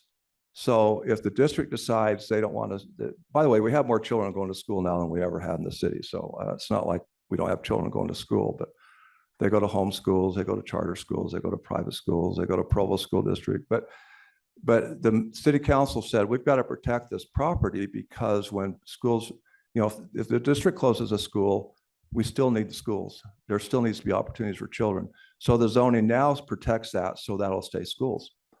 So the district can close a school, but the zoning doesn't change. So they can't stick a bunch of high density apartments on that property. It will stay school or school related kind of property. So again, I thank my city council. I'm grateful to have been part of all those things. And thank you for your indulgence as I rambled, but these things are important to me and I think they are to you. So thank you for the opportunity to serve.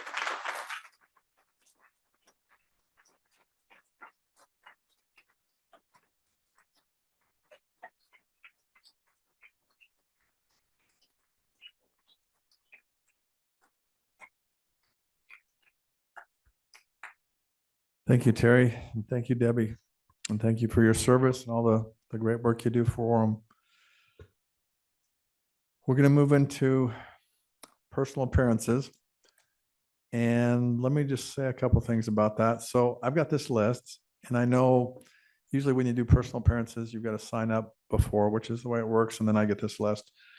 But later on, one of the last things on the agenda is we're going to have a couple public hearings, but one of the public hearings will be about not Hillcrest, but Meadow Gold property. And so anyway, if you're on this list where you signed in, you don't need to stay on this list if you're going to talk about Meadow Gold, because you'll have an opportunity to do that when we get to that part. So I'll just go through the names and call you up. But if you want to talk about Meadow Gold, it'd be best if you just hold that, just raise your hand and say, I'm good. And then do that in the public hearing part. So let me just read this, and then this is just what we say when we do public appearances. And this will apply to later also. Time has been set aside for the public to express their ideas, concerns, and comments on items not scheduled as public hearings on the agenda. Those wishing to speak are encouraged to show respect for those who serve the city. Comments should focus on issues concerning the city. Those wishing to speak should have signed in before the beginning of the meeting. except for later when it's a public hearing. Please keep your comments to 3 minutes or less. We'll start out first with Mike Christensen.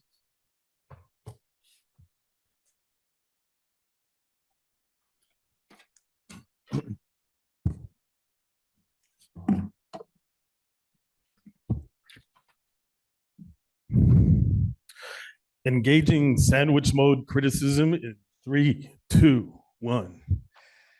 I really appreciated that despite the previous administration not having a Christmas lighting ceremony either during COVID or while the new auditorium was being built, you current one recognized that even though there's a construction out in front here again, you could have it at the park instead with even more light trees. What a bright idea that was. And even though we miss having it right here at State Street, I love that we're now using the big pro stage for the performers. That and the trains and stuff make this so much more pro quality event that we should just keep having it out there instead of here on the patio indefinitely anyway. But where it wasn't so bright was the stage. The performers and speakers really need key lighting. The stage lights don't really work to brighten up their faces. We ought to have some lights on poles or something similar out front. Number 2, I like the spectacle of Santa Claus riding in on the Tiller Drive fire truck or one of the others, but this year I couldn't really see the truck until it parked at the senior center. And it was cool that he rode up to the stage from there on one of the trains. So I think it would bring back the loud excitement like we had on State Street if he would come barreling down Center Street with the lights blazing and siren blaring, and then either park with the seniors again or at one of the pavilion lots and then get on the train. Number 3, I wish you would advertise the actual start time as being the half-hour mark when the live music starts playing before the speaking, because otherwise it messes up the people who try coming a little early to get a good spot, but don't remember to come extremely early. So those of us in the less extreme group would still miss out on some of the music and getting a good spot. When you said 5:30 instead of 6 this year, I thought you fixed that, but you didn't. I got there a little after 5 with the stuff already started. So if you're starting before 6 now, but the first music's before even 5:30, then please advertise it in the future as starting at 5 o'clock. Then the medium early birds might try getting there at 4:30 instead of just 5 when the music's already starting. Thanks for waiting until after Thanksgiving. But I do have to say that this year's show was still so good that you really knocked it out of the park. Oh, actually, a little correction there. You knocked it into the park. Thanks for your time, and I wish you a happy Christmas and 1-2-3, 1-2-3 New Year. Thank you.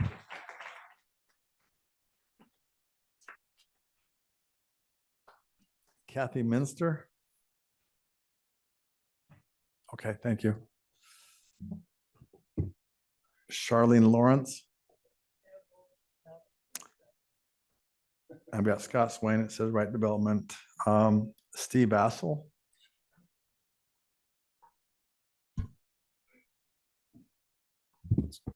Mayor, it's still Estelle, though. I'd like to say thank you to the city council. Thank you for the 2 retiring members. Thank you very much for your service.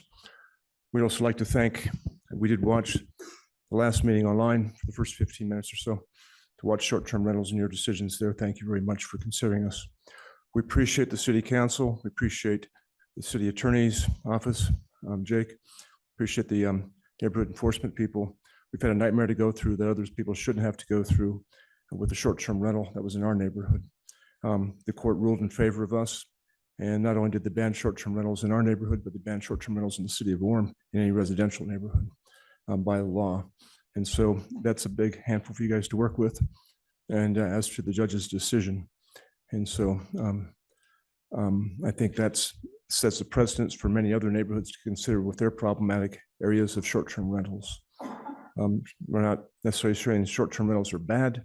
We're saying the way it was taken advantage of by certain people, at least in our neighborhood, they wrote it all the way to an extreme that was impossible to function in a neighborhood as a residential neighborhood. And with parties, events, event centers, and taking advantage of it.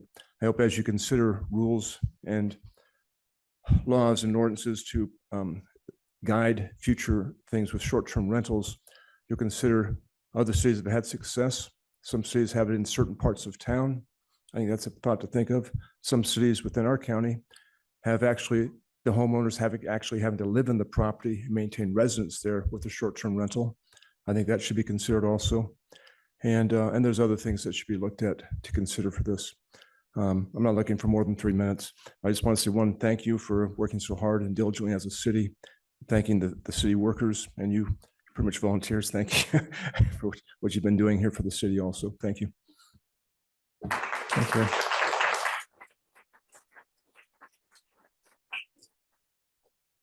Thank you, Steve. And just to clarify, the short-term rentals are something that has been brought to our attention, and it is something we will be working on over the coming months to come up with some concrete standards and that sort of thing. So just so everybody understands what's going on.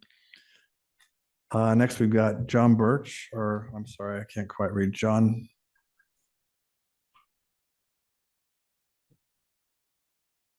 Bowich? I don't know. Bowich.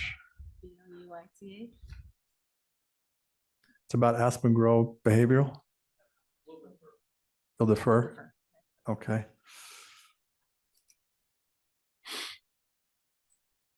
And then Jeremy Cottle, same thing. Oh. Oh, okay. All right. Well, thank you. Heather Fry.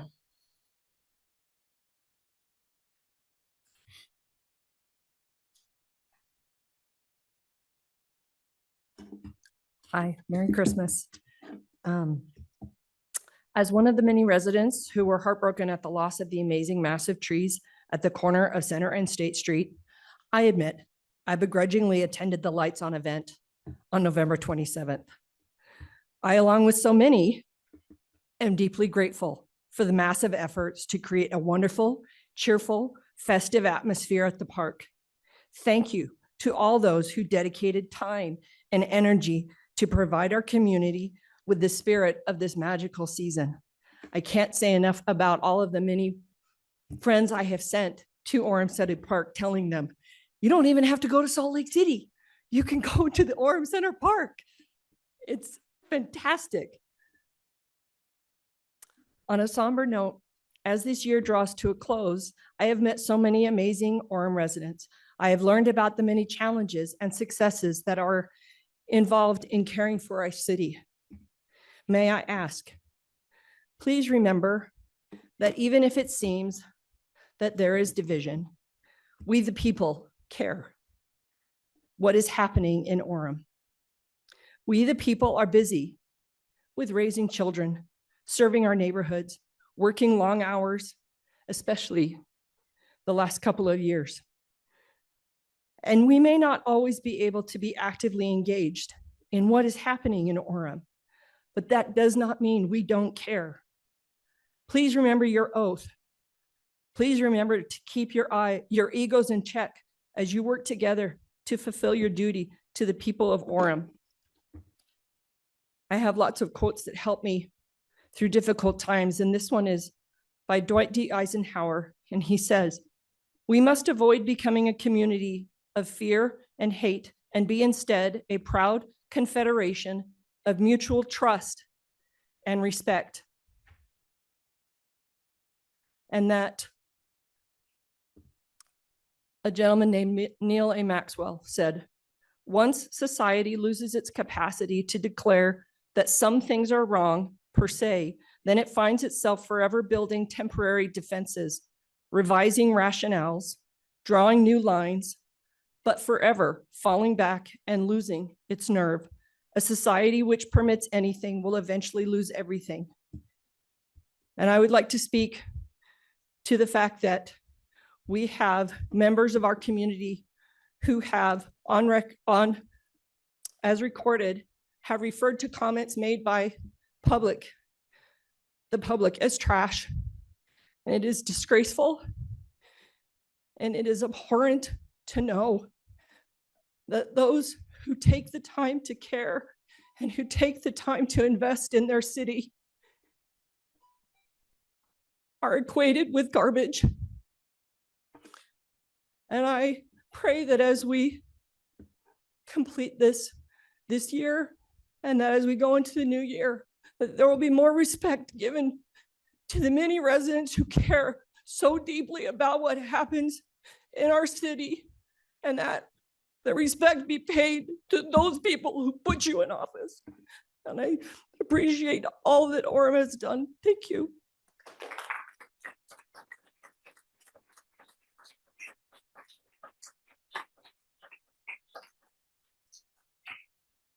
Next, we've got two names together. I'm guessing you both want to come up.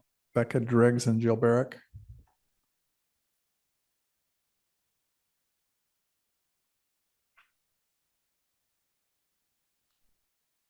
It's a pleasure to be here tonight to thank you for the memorial designation that you're going to put forward. I think these sorts of things, keeping baseball parks, Dave Spencer, building Hillcrest Park, Terry and Debby, and now this memorial designation to preserve the burial site for two pioneer babies that have been a block from my house for the last 130 years. These sorts of things make a city livable. They make people want to stay. They're extremely meaningful. And this will have an impact on all women who will lose children. And the statistics are quite discouraging, but it will happen. And I'm so happy and I'm so proud of each of you for doing this tonight. And I am devoted towards making sure that the memorial that goes in is appropriate. And if that requires me knocking every door in Orem to get the donations, I will do it. So thank you tonight for this. And then I really quickly want to say, as a student, this has been an incredible experience for me to have a city council back our project, a project that I dreamed up. And it's encouraged me moving forward with the cities that I live in for the rest of my life to be actively engaged. And so thank you for setting that example for me and teaching me that my voice matters. Terry and Debbie, I want to thank you from the bottom of my heart. I honestly love both of you. And the platforms that you ran on are platforms that matter to many, many of us. And we will make sure that they continue. Thank you so much. Thank you. All right, that's the last of our speakers signed up. Let's move on to item number 8, and that's our consent items. I'll just read through the consent items and then we'll vote to pass those.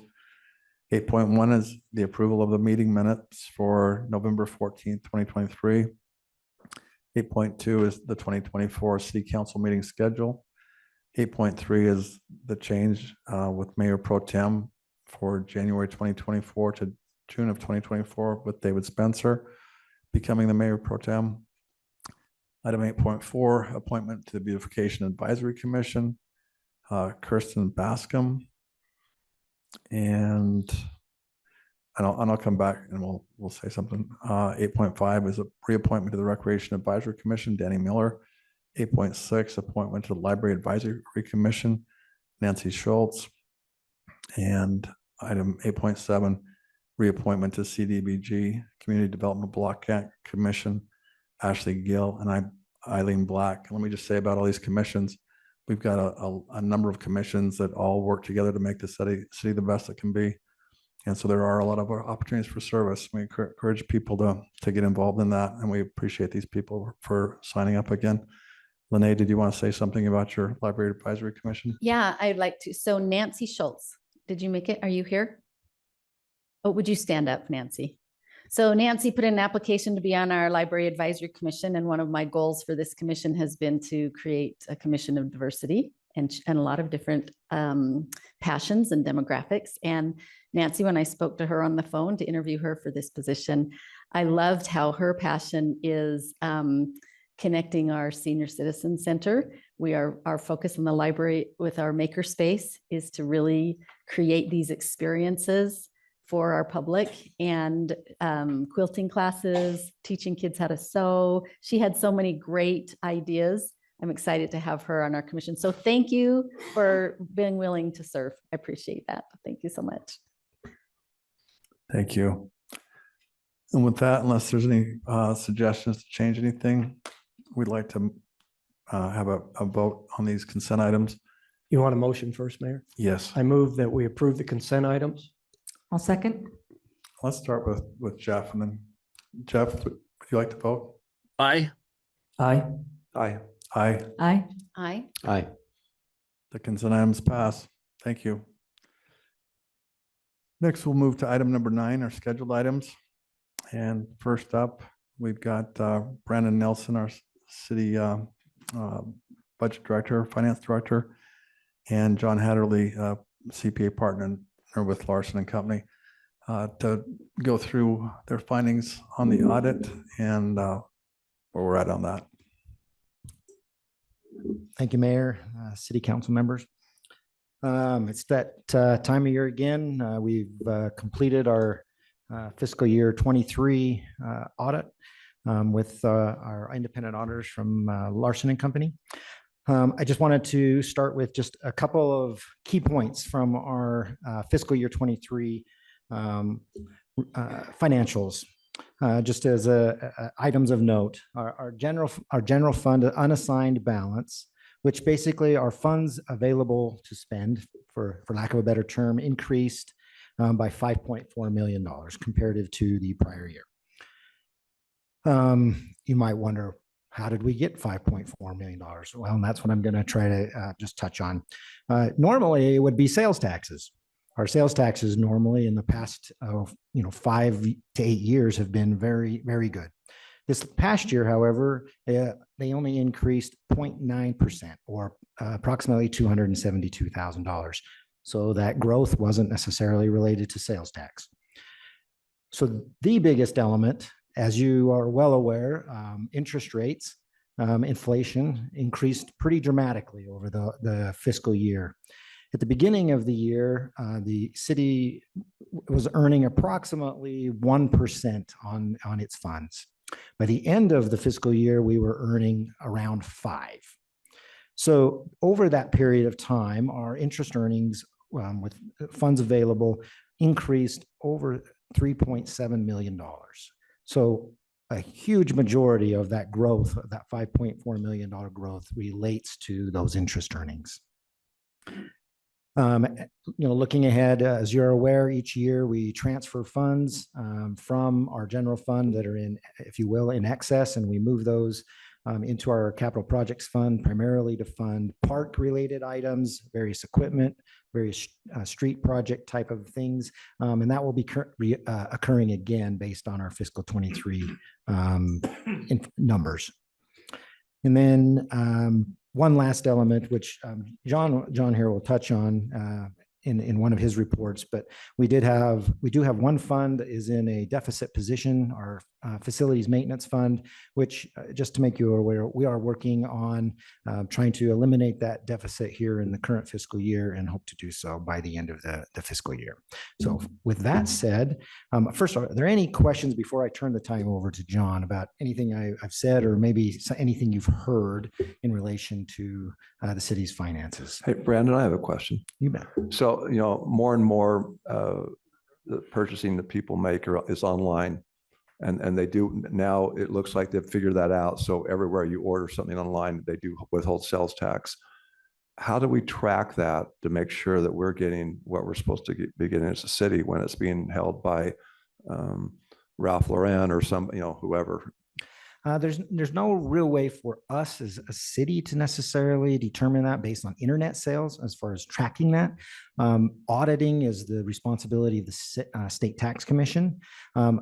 I don't know their audit procedures per se in relation to internet sales, but we so if you're ordering something that doesn't have what's called Nexus here in the state of Utah, there's not really a way for us to be able to monitor that unless we go and unless we know there's particular places that our sales are occurring that we should see in our detailed reports that we get from the State Tax Commission.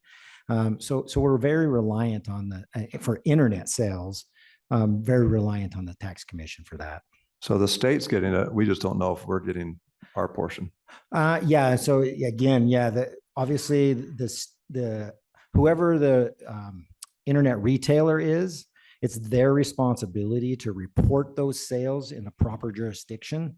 And so unless the State Tax Commission is auditing their records to see that that's occurring, which they do regularly. And obviously entities like Amazon, for instance, they get, I'm sure, audited all the time because they're the big player in most of the online world, right? And so I'm sure states are monitoring that all the time, but I don't have any specifics in relation to that. Okay, thanks. Okay, you bet. Anybody else? You bet. I just want to say how good, when interest was low, we refinanced bonds and we're able to save. And now that interest is higher, now it's painful for the public. But now that we're making from like 1% to 5%, you said. So it's been a very wise management of our funds to refinance when that made sense. And now we're getting our interest. So I just want to thank you for being aware, really refinancing those bonds, saving us long-term money. And now you said 3.7 million from interest. So I appreciate your good management. I just want to say thank you. Thank you. Okay, with that said, I'll turn the time over to John Hatterley. He is a partner with the CPA firm of Larson and Company, based out of Spanish Fork. And I think you have offices up in Salt Lake. Is that correct? Up in Salt Lake as well. So without further ado, I will turn the time over to John.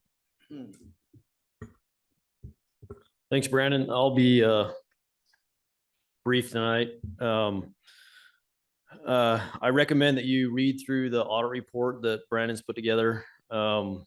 It's a very well put together report. You'll find in the very beginning of the financial section will be our audit report, and that always precedes the actual financial statements. And I would ask that you would read through it and understand what is contained in the audit report. There is sections that pertain to your responsibility as a council and management, as well as our responsibilities and what does and does not fall under the opinions that we give. There are certain sections of the financial statements that are not considered part of the basic financial statements, so they do not fall under our opinion. And really that just translates back to the amount of information that we have and we test as part of the annual financial report. We issue 3 opinions. The first one pertains to the financial statements, and that's contained in the audit report, and that is an unmodified or an unqualified opinion. In layman's terms, that's a clean opinion. That's what everybody wants to hear, is it's a clean opinion. That means that the financial statements themselves are materially correct. The second opinion that we are required to issue is for the federal government, and that is, oh, I opened the wrong one.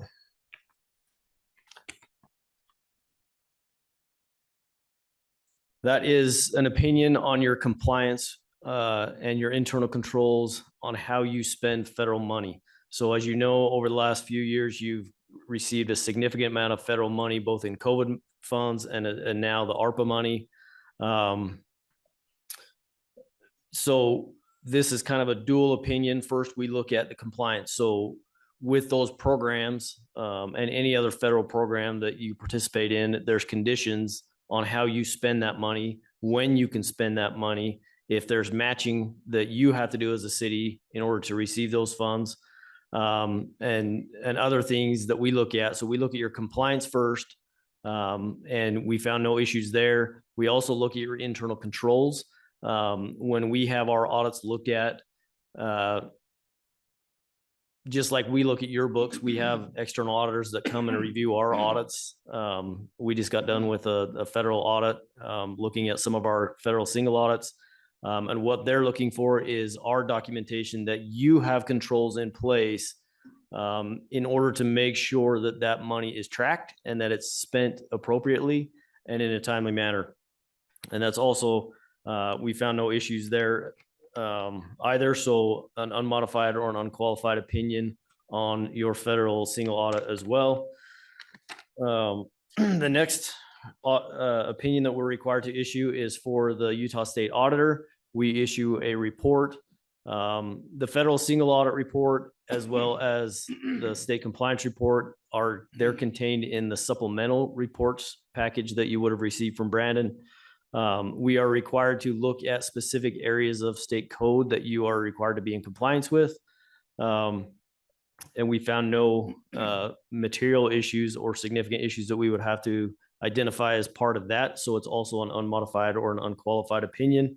With that, we also look at your internal controls over compliance. We don't give an opinion on your internal controls as far as state compliance goes, but we make sure that they exist. And we actually make Brandon's team fill out a really awful internal control spreadsheet outlining every compliance that we look at and what the controls are that he has in place. And so we found no concerns with the controls that are in place in order to keep you guys in compliance with the Utah State Code. There were a couple of findings. Brandon mentioned one of them. The facilities maintenance fund is currently in a deficit position. It was in a deficit position last year. And what the requirement is you have to reduce that deficit by 5% of the revenue coming into that fund on an annual basis each year until that is taken care of. The city did transfer a significant amount of money into that fund last year, hoping to reduce that deficit and eradicate it, but the costs in that fund ended up being more than were anticipated. So the deficit actually increased. The city has planned for in the 2024 budget an increase of the amount of costs that are being allocated to other funds. So the other funds and departments are going to pay into that facilities maintenance. And that should, based on the numbers right now, should eradicate that deficit fund balance. So I expect that is not a concern next year. The second finding is the general fund balance. You are required to maintain only a 35% maximum fund balance, and that's 35% of all the revenue of the general fund for the year. Currently, you're sitting about 40%. Do I think this is a concern? Well, it's a concern, yes, because state code says you can only have 35%, but it's not a bad problem to have to say that, hey, we have some money in the coffers that we can save for rainy days. And in fact, those funds are planned for future projects. And I think one of them is going to be the new building that you'll be in. Can I ask about that? I think Yeah. we generally have, if I remember, 15% was kind of what we want to keep there. And then we would transfer everything else to capital improvement project. Is that still what we're going to do? Correct. Yep. And in talking to Brandon's team, when we issued the finding, that is their expectation when some of these funds are spent. Part of the other problem is a lot of the cities and the counties, all the local governments across the state that received COVID money and ARPA money. That's why the code changed from 25% to 35%, because you had a huge influx of money from the federal government that really you didn't ask for it. It was just given to you.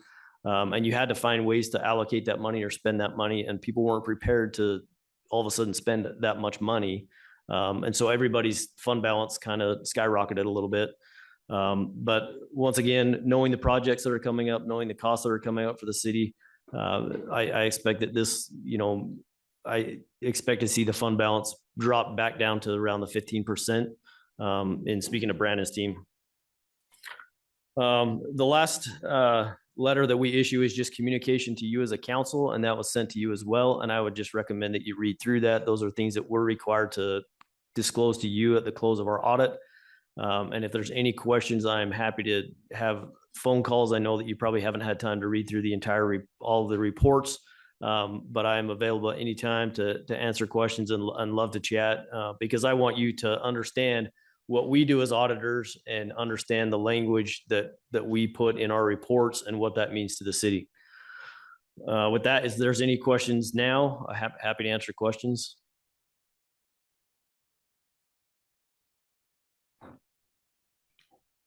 Mayor, do we need a motion to accept the audit? Maybe someone on the side bench could help me, or Brandon, you Yeah, could. there should be a resolution. They're accepting the audit. It doesn't say that on what we have. And I know in the packet, I believe. Okay, there's a maybe in the resolution packet, not on the packet. paper. I'll look at the packet. Okay. I've gotten a cheat sheet. Is that okay? You won't write me down on your audit if I get quotes? Do I read all this resolution? Okay. A resolution by the Orem City Council that we accept the audit for fiscal year ended June 30th, 2023 as completed and presented by Larson and Company PC. Is that adequate, Stephen? Or do I need to read all the whereas? You just said, no, you don't need to read all the whereas, but it's your motion to approve. My the motion is resolution. to approve the audit as presented by Larson and Company for June. Accept, make sure it's accepted and Accept. approved. Yeah. Thank you. I think I said them all now and not sure we got them in the right order, Mayor. You want to try to see if anyone will second that garbled message? I'll be happy to second it. You don't need Jeffrey. Aye. Aye. Aye. Aye. Aye. Aye. Aye. The budget passes. And this, in the summary of the budget, we went through a meeting yesterday with Brandon's doing a great job as our financial director. And Larson just verified that again. So we appreciate that. Thank you.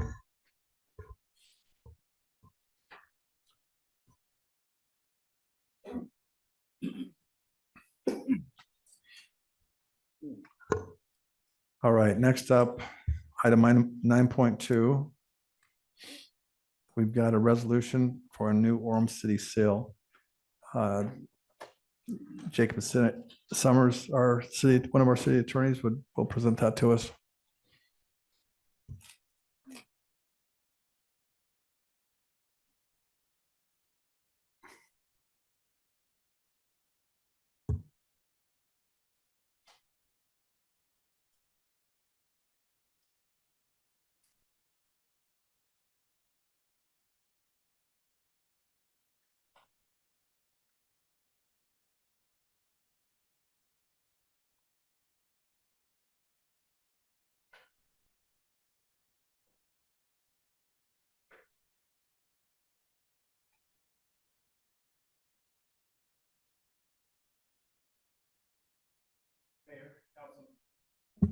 Mayor, council members, thank you for your time this evening. Before the city council tonight is a resolution to adopt a new city seal. The city seal design that has been circulated is before you now. This new city seal includes obviously the name of the city of Orem. It includes the city's family slogan, the city's slogan, Family City USA, the incorporation date of the city itself, 1919. And then based off of the resolution passed by the city council in October to display the national motto, "In God We Trust," it is now going to be incorporated into the city seal. That city seal would then ultimately be displayed here in the city council chambers behind the dais of the city council. Wanted to speak specifically as to the inclusion of the national motto here. The purpose is for us to include it in our city seal is to foster patriotism, convey a sense of formality and solemnity to the city business, and also to express confidence in the future and the community. I know that there has been recent press and discussion regarding the city's decision to display the national motto. In anticipation of that, I looked around to see what other communities have done as far as it pertains to referencing of deity, divine, or adoption of the national motto in their seals or flags. And as you can see, the state of Arizona, their state seal incorporates their state motto, which means God enriches. The state of Colorado has done the same. Their Latin phrase translates to nothing without the deity or nothing without the divine will. State of Florida, states of Mississippi have also adopted the national motto. Those both appear on their seal. And in the case of Mississippi, they just recently adopted a new state flag. And it is on their state flag as well as the flag of Georgia. And then the state of South Dakota has a motto that is included on their state seal, and it says, under God, the people rule. And so the adoption of the national motto and incorporating it into the city seal is nothing new. It is nothing that is cutting edge, bleeding edge, or out there as far as pushing the limits of constitutionality. In particular, the courts have already addressed the national motto in a number of different settings, most particularly on the display on the US currency. In the 10th Circuit, there was the case in 1996 where a group sued the US Secretary of the Treasury to remove the national motto from currency. And really, as the court in the 10th Circuit went through that, they found that this national motto has a secular purpose, a secular nature, in that it symbolizes the historical role of religion in our society. It formalizes the medium of exchange, it fosters patriotism, and it expresses confidence in the future. The 10th Circuit is not alone in making this type of determination. The 9th Circuit, in addressing the national motto on coinage and currency, stated this: it is quite obvious that the national motto and the slogan on coinage and currency, "In God We Trust," has nothing whatsoever to do with the establishment of religion. Its use is of patriotic or ceremonial character and bears no true resemblance to a governmental sponsorship of a religious exercise. And then they further went on to say the national motto is excluded from the First Amendment significance because the motto has no theological or ritualistic impact. As stated by the congressional report, it has a spiritual and psychological value and inspirational quality. The Fourth Circuit has ruled likewise on the issue of the national motto on currency, basically quoting almost identically the language from the Ninth Circuit. And then ultimately the Sixth Circuit has ruled similarly. And then they've noted that because the US Supreme Court has not taken appeals from the other circuits upon certiorari, that in essence, the US Supreme Court has implicitly ruled that the national motto does not violate the Establishment Clause. It does not further any sort of religious purpose or establishment of any one religion against another religion or religion against non-religion. And so this resolution speaks to the history of the national motto, also the inclusions, the reasons why the City Council would adopt the new seal, including the national motto, and then ultimately adopting the new city seal.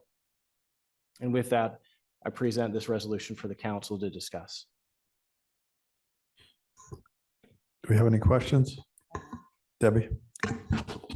So we did receive an email from an organization, questioning this motto, but from what I can see here, you could easily defend that if they ever did anything more than write us a letter, correct? Correct. Now, again, I'm not going to put out there that nobody would challenge the city's action here. But again, I believe that we are on good footing based on prior rulings in multiple different federal district circuit courts of appeal, as well as the statements made by US Supreme Court in other Establishment Clause cases. Any other questions? No, I'll make a motion. Okay. Do you have a motion? Sure. I'll make a motion that the city council by resolution adopt the new Orem city seal. Second? Jeff? Aye. Aye. Aye. Aye. Aye. Aye. Aye. The resolution passes.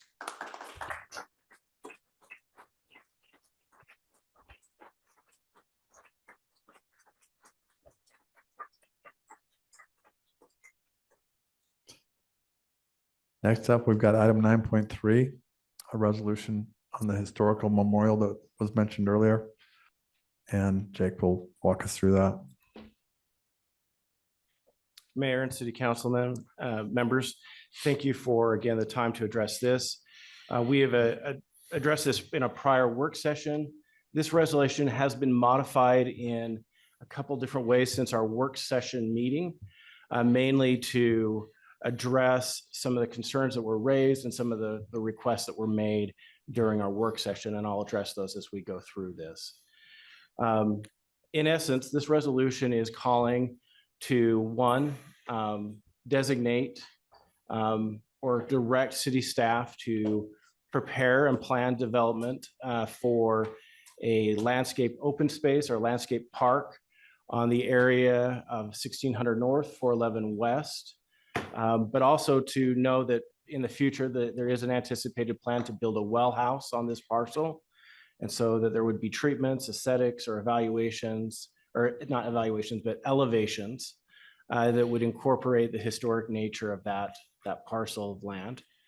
Also, the creation of a women's and children's memorial. And then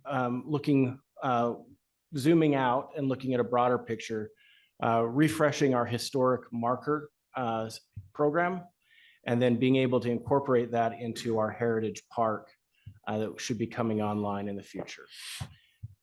So, as I said, there are a number of requests or calls to action here in this resolution. And really, I don't want to go through all of them because we've discussed this at length in the work session. But again, that's the highlights of that we would be beginning the planning and development of this Women and Children's Monument, that we would reaffirm the desire to preserve the unique nature of lands located within the PF zone. Request city staff to develop plans for a landscape park or open space on the parcel of land at 1600 North, 411 West. And then calls on the Historical Preservation Advisory Commission to develop criteria and a procedure for the placement of historical markers throughout the city of Orem. And then also calls for ultimately the incorporation of these markers in the Heritage Park tank site. So again, why now? So, Tom, Why? Oh, could I ask go a ahead. question? I don't think Absolutely. anything, I heard the passionate plea from two citizens earlier that they would knock on doors and raise money. At this point, we're not allocating budget dollars to it. We're just approving it subject to funding being raised. Is that correct? That's what our current proposal is? The current proposal, as it is worded in the resolution, is direct city staff to start the development and planning. So there would be expenditure of funds based on staff time, but ultimately for the creation of a memorial, I would anticipate we would be coming back looking for appropriation of funds. I'll let Brent speak to that. Yeah, so we don't have the exact costs all figured out yet, and we would expect that there would even be potentially a fundraising effort that might go along with it. But we would intend to, I guess, use this as direction from you and the rest of the council to begin to design and come up with that cost budget. Some staff time and some soft cost for design is what you're asking for right now. Is that correct? Well, and we would anticipate that we would engage with a third-party Right, entity those are in the terms of the soft cost design. of design, right? Yeah. Right. Okay. And again, as we explained in the work session, why now? Again, we've just recently celebrated our centennial about 4 years ago. As the city is now, I believe, entering a new chapter of its being, is wanting to protect the core heart of the community, growing that heart and being able to have a consistent story throughout the city. Efforts that we've already taken to preserve unique properties. As the council is well aware, the council took steps in May to create the public facility zone and placed government property, owned property, as well as properties that had been uniquely paid for by Orem tax dollars to be protected within that public facility zone. The section of the parcel that we were talking about on 1600 North, 411 West is already designated within that PF zone. Other efforts to preserve Orem history, and I wanted to take again a global picture here. Is the city council back in 1990 adopted the Historical Preservation Advisory Commission, or created it, and gave specific duties and responsibilities to that commission. Third, the city of Orem has been able to work with civic partners like the CIRA, specifically the Orem Heritage Museum, and they serve a very important role in preserving the history of Orem, allowing residents to have free admission to come into the museum and see the artifacts and learn the story of the city of Orem. But then also we have citizen-led efforts, just like the city council heard today from Ms. Barrick. And I've included their photos here from a recent KSL article. Again, citizen resident-led efforts to preserve Orem's unique history. And with that, I think it's an important partnership between citizens, these nonprofit groups, and volunteers. Wanted to speak briefly to the Women and Children's Memorial. We don't have any designs. We don't have any location specifically identified for this memorial. Just that it would honor the role of women in the history, and we'd want to acknowledge their role, women's role in the founding of the city of Orem, leadership within the community, and the unique challenges that they have faced throughout the history of Orem. It would not necessarily be this photo. I just wanted to find something that would be similar to perhaps what a design might be. Again, speaking to the preservation of the 1600 North parcel, it is already within the PF zone, and then it calls for the landscaping of that parcel, but also the incorporation and acknowledgement of a future development of a well house on that parcel. The resolution also speaks largely to adopting a criterion to decide what is historic, what is it that we want to preserve within the city, and that would be placed with the Historical Preservation Advisory Commission, and then also a desire to refresh the historical marker design that's already been adopted by the City Council. And then lastly, the inclusion and installment of this with the Heritage Park tank site.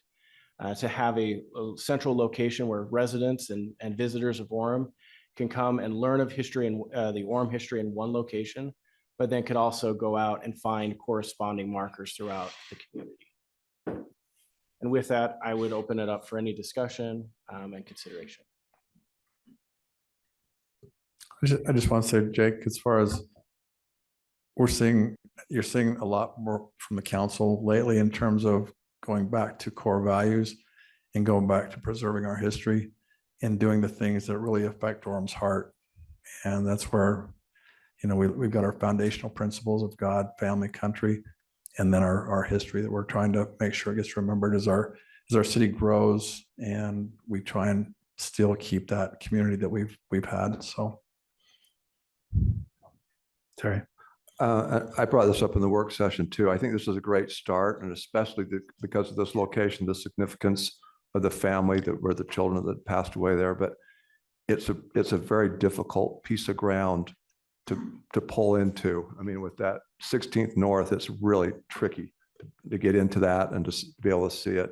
I would like to see going forward, and I'm sure there's a lot of other pieces of ground the city has that might be more accessible. I'd love to see this not end with this, especially with honoring women, that it would be nice to have a piece of ground that's easier to access.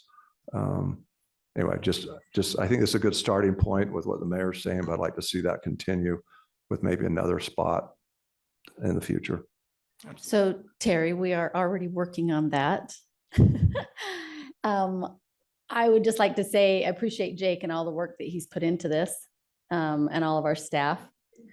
And I really want to express my gratitude. I see Becca and Jill had to leave, but to Becca Driggs, Jill Barrick, Julie Allen, Sarah Reed, Steve Nelson, and James McBride for bringing this forward. I live in this area. This was family lore that we had heard about for 20 years with these pioneer babies being born there. But when Becca Driggs, through her research, and Julie Allen found the journals that provided documentation for this having happened. It really put forth this effort to preserve this area and to memorialize this area in particular, and to create this whole discussion of recognizing women and providing for this opportunity for this location and others for Women's and Children's Memorial. This project is very close to my heart and one I've been working on for over a year now. And I hope I can get a positive recommendation from the council when we vote on this. There have been a few obstacles that we've had to overcome, but I feel like we're there now and I'm overjoyed to be at this point.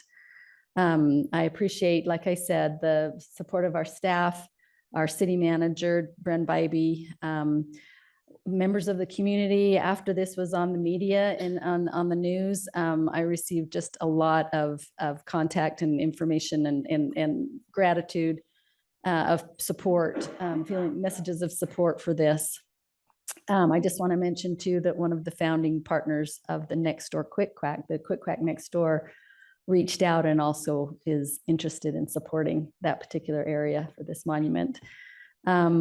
This resolution allows us to move forward with plans for creating a beautiful place of remembrance and recognition of the struggles and the strength of women.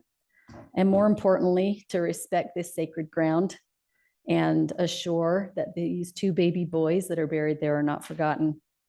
As I mentioned, Terry, we have plans to move forward and put together a citizen design team to plan this memorial and work with our Historic Preservation Commission. This is the beginning of great things happening in Orem, in our lives, in the lives of the women here in Orem, and also in the lives of all those who love and support the women of Orem.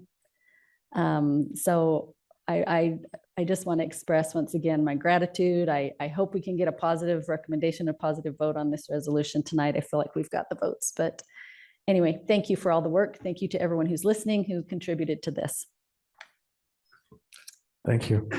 And I'm ready to make a motion unless someone else would like to say anything. Go for it. Okay, I move that we approve the resolution for the historical memorial for the city of Orem. I'm going to second that. Oh, aye. Aye. Aye. Aye. Aye. Aye. Aye. Resolution passes. Thank you.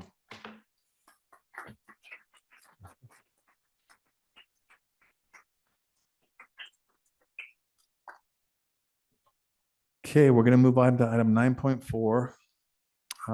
This is a public hearing on a rezone. And this is amending Article 22-5-3A and the zoning map of the city of Orem by enacting Article 22-11-65 and Appendix ZZ of the Orem City Code, and by rezoning the property located generally at 1350 East, 740 North from the R12 zone to the PD 52 zone, approximately 6 acres. And Jason, would you like to present that to us? Thank you, Mayor, members of the council.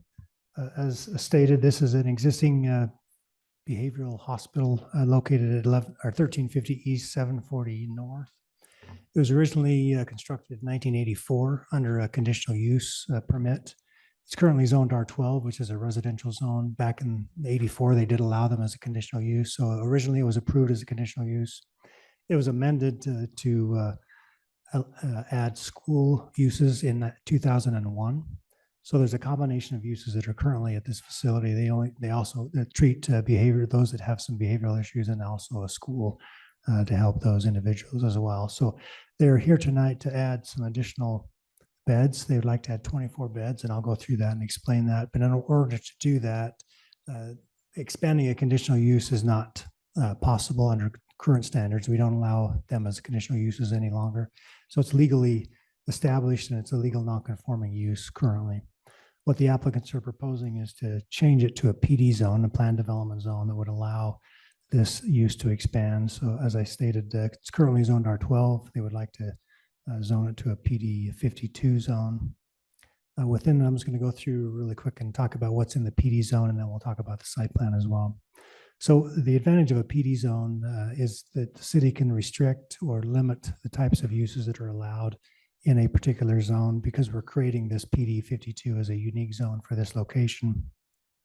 we can craft it, and with the developer, the property owners and the city have come up with this to be able to do what they need to do, but also then limit what they can do in the future.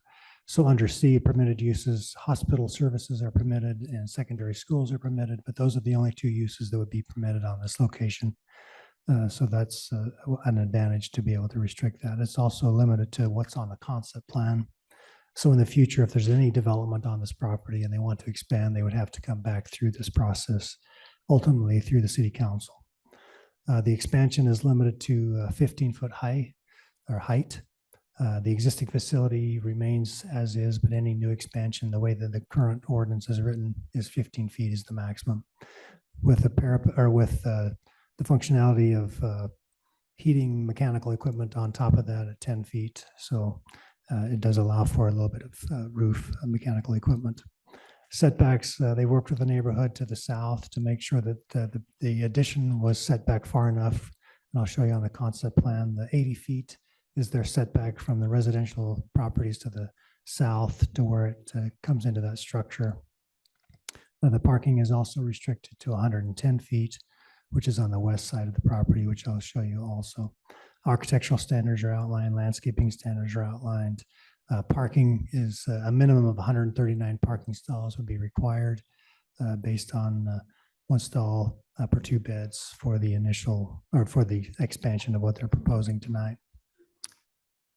So getting into the site plan, you can see in the darker gray, that is the 24-bed expansion that they want to do. You can see that it's 80 feet from the south property line, which is what has been negotiated and worked on with the neighbors. The parking that you can see to the west or left side of your screen is 110 feet, which is also as far back as they can do it and still provide the 139 parking stalls. So the applicants are proposing 154 total beds in the facility. And this concept plan that you see would be part of the ordinance. So anybody that comes in the future would be tied to this specific layout and site plan. This is the proposed structure, and you can see, if I can point out, this is the closest 80-foot point to the neighbors, and the only access or opening would be the door that's required for building code. So that the only opening that you see that's closest to the neighbors would be for an opening only. There would be no windows or anything of that nature.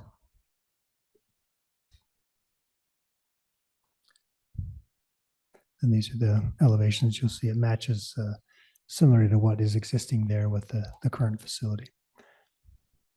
The Planning Commission did review this and did make a positive recommendation to the council to create the PD 52 zone and then also rezone the property to that zone, which would also include the appendix ZZ, which would be the concept plan and the elevations that you've seen. Any questions that I can address?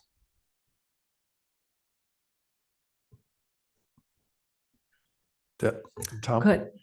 Go ahead, Tom. Go ahead, Tom. You mentioned this, the neighbors had expressed some favorable for it, or maybe Lene, you did. Could you share that with us? So the Planning Commission, they had one spokesman, and I believe they're here tonight, and they can get up and share their opinion. But they did the ultimate first review had the building a little bit closer to the neighbors. So they worked with them in a neighborhood meeting and asked them not only to create a PD rather than rezone it to a PO zone, which would allow additional uses. The PD zone, like I stated, restricts them to the 2 uses only, but it also then limits them to this concept plan, which is 80 feet. So they did work with the neighbors to try to get it as far away as they could from them. And I think they've made a compromise on that. My question, of course, is I'm assuming the demand is great. And what's our timeline if it gets approved tonight? I would have to defer to the applicant, but I think they're anxious to move forward with this. Okay, thank you. Any other questions? The applicants are here if you would like. Okay, I'd be curious about the timeline too, and then if there are conditions on the timeline. But let's go ahead and, do you want to bring the applicants? Yeah, up? if they'd You like wanna to come open the up, Public hearing.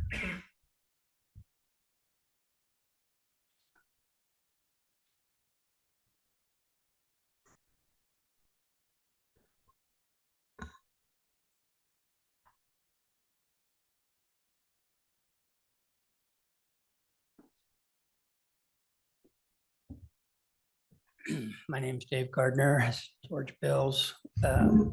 We've been working with the hospital to work through this expansion permit process. So I'm sorry, what was the question that I asked? I had a question as far as what the time frame is for this, and then also if there are limitations on the time frame as far as if it gets approved tonight, how long do you have to fulfill that? And my other question was the demand. I'm sure you'll fill them as soon as they're available, I'm assuming. The demand? The demand, people moving in. Yeah, there is a. And not moving in, using the facility.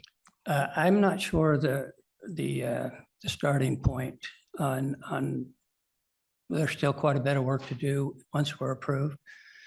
But once that's occurred, we're ready to go. We want to get the design, get the building designed and get the permits as fast as we can. So they will need to go through planning commission for site plan. So that is part of the process. Once, if it's approved tonight, they will have that process, which is a couple month process. I guess my question is, say, once it's approved, is there a time limitation on, do they have to do it within 3 years or 5 years or 10 years or? So if they go through and actually obtain a site plan from the planning commission, there is a 2-year limit. So that if they don't do it within 2 years, it expires, they go through the process. So there is a 2-year time once it's approved. Okay, thank you. Any other questions from the council? Okay, we'll open this up as a public hearing. Anyone from the public that would like to comment on this is free to come up and make a comment. Yeah.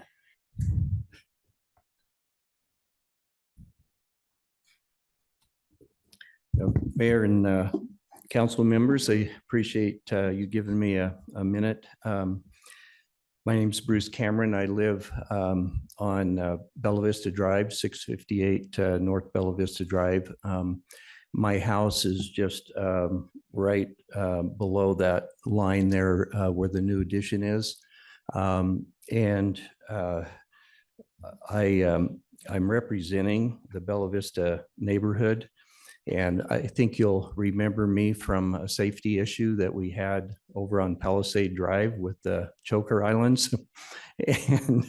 And so, I wanted to thank the council for your willingness to listen on that issue and for your great service, especially for the 2 members that are leaving the council. We do appreciate all that you've done. So in regard to this hospital addition, I've lived next to this for years. I've actually participated in services over there. We recognize the importance of this facility in our community. We are not opposed to the addition. When the first site plan came out, we had some concerns because the addition was turned right face into our fences at 15 to 20 feet. And the heights were an issue with some of the air conditioning units and so forth. But Jeremy Cottle, the other members of the hospital, Gardner Associates, have been very good in talking to the neighbors and getting our opinions. They have made significant changes in our favor at our request, which we really appreciate. At the Planning Commission meeting, I addressed the Planning Commission and explained that we are overall favorable to the addition as long as it stays within the PD zone so that it's specific on what's allowed and what is not allowed. And at the end of the Planning Commission meeting last week, there was one point that was brought up in the original neighborhood meeting that did not get addressed in the PD zone. And the neighbor that had that concern was unable to attend. That's Kevin Hawkins, and his home is just about 3 houses down the street from mine. And as a courtesy to him and as I think a concern for the neighbors, we wanted to, I'd like to read his comment here. This is an email to me. He said that there is one more accommodation I would like to make as a condition of approval. The current practice at this facility is that they have a designated smoking area on the south side of their facility that is in full view of our subdivision. I would like to request that the applicant do one of two things. Change the location for the smoking area to the north side of the building, or build an 8-foot screen wall that totally blocks the view of the smoking area from our community. Let me know your thoughts on this and so forth. Apparently the Hawkins have had it mentioned that they have a little congregation of some of the residents that come out in groups and smoke next to their fence and that. I've never seen that myself because we're a little more east, but I feel like it needs to be discussed. And I'd like, if possible, the applicant to kind of address that issue if possible. Thank you. Okay, would the applicant like to respond to that? As a hospital, we have lots of regulations, including regulations about outdoor smoking. No indoor smoking is allowed, obviously. I think it's been demonstrated that we've tried to work with the neighbors. I don't know exactly what the solution could be. Perhaps we could put a sign up or something. We're open to continue working with the neighbors. We need to work with the neighbors. But so would you be willing to, maybe because we can move forward on this and we could just put a contingency in there that something acceptable to the neighbors as far as the smoking issue is resolved before it's finally approved? Or Jason, how would you do that? Yeah, you're hopefully approving it tonight if that's the direction, but then you could direct them to work with the neighbors, whether that's a screening around the current smoking area, whether that's relocating it to the north, whether that's doing something to, to discourage them from smoking next to the fence. But that's something that, unless you want to add it directly to the ordinance, which I would not necessarily recommend, but I would, recommend that they continue to work with the neighbors to try to find a solution, whether that's screening or relocating the area. So if we pass it, there can be something that makes it so that has to happen before it ultimately is done. And when they come to the planning commission for the site plan, they could address that, show that where that's, if they've screened it, if they've relocated it, those types of things. Now, it's not going to prevent them from somebody, randomly walking out and smoking next to the fence. But if they do get a complaint, they would be able to address that and ask them to, go somewhere else. Yeah, and I think the issue that was brought up, that there's a specific area that's close to somebody's house or something like that. So yeah, any other questions or? Yeah, let's, okay, so we'll work forward on that. And then any other public comments?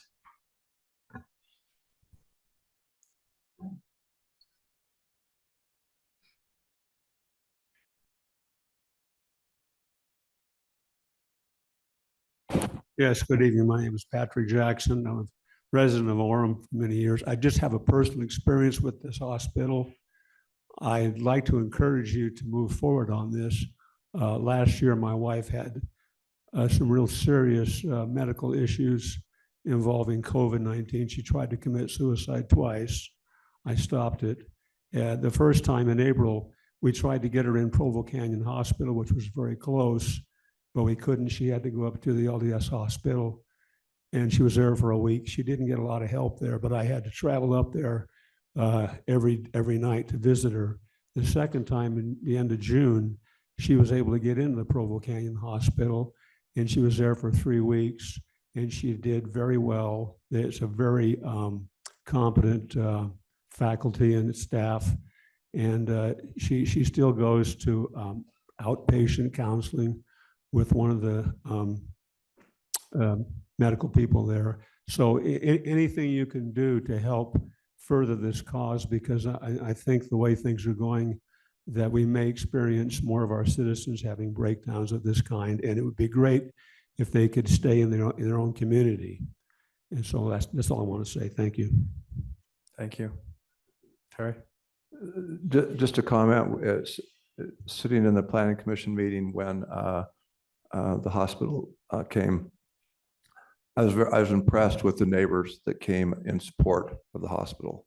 That's not usually the case when there's a project going on. We all have some kind of issues. And my understanding is from the planning commission that the building was going to be closer to the residents, and you move the building after working with the residents. I think that's a great message that it can happen. And I also just mentioned that it's sure nice it's a one-story building.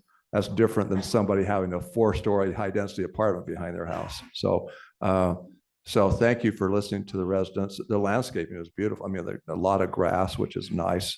I think that's a nice thing if you lived over there to have all this grass behind you and one-story buildings. So, but I think that's a great message as far as businesses working with residents to try to say there's got to be a way we can come with a solution. So thank you, both residents and business hospital, for working together. Good example.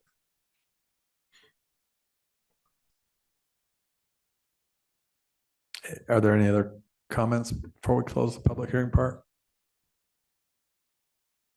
Okay, we'll close the public hearing. Mayor, if I could I suggest one minor change to the language? Jason, if you could go back to the text.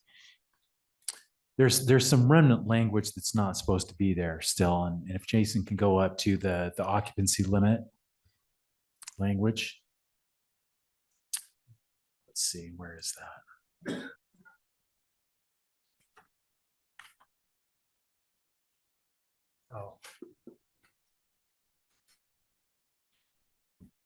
Oh, sorry. So it's in the second sentence of subsection C there, where we say the total number of beds related to hospital use shall be limited to a maximum of 104 beds, and the total number of beds for all uses shall be limited to 154.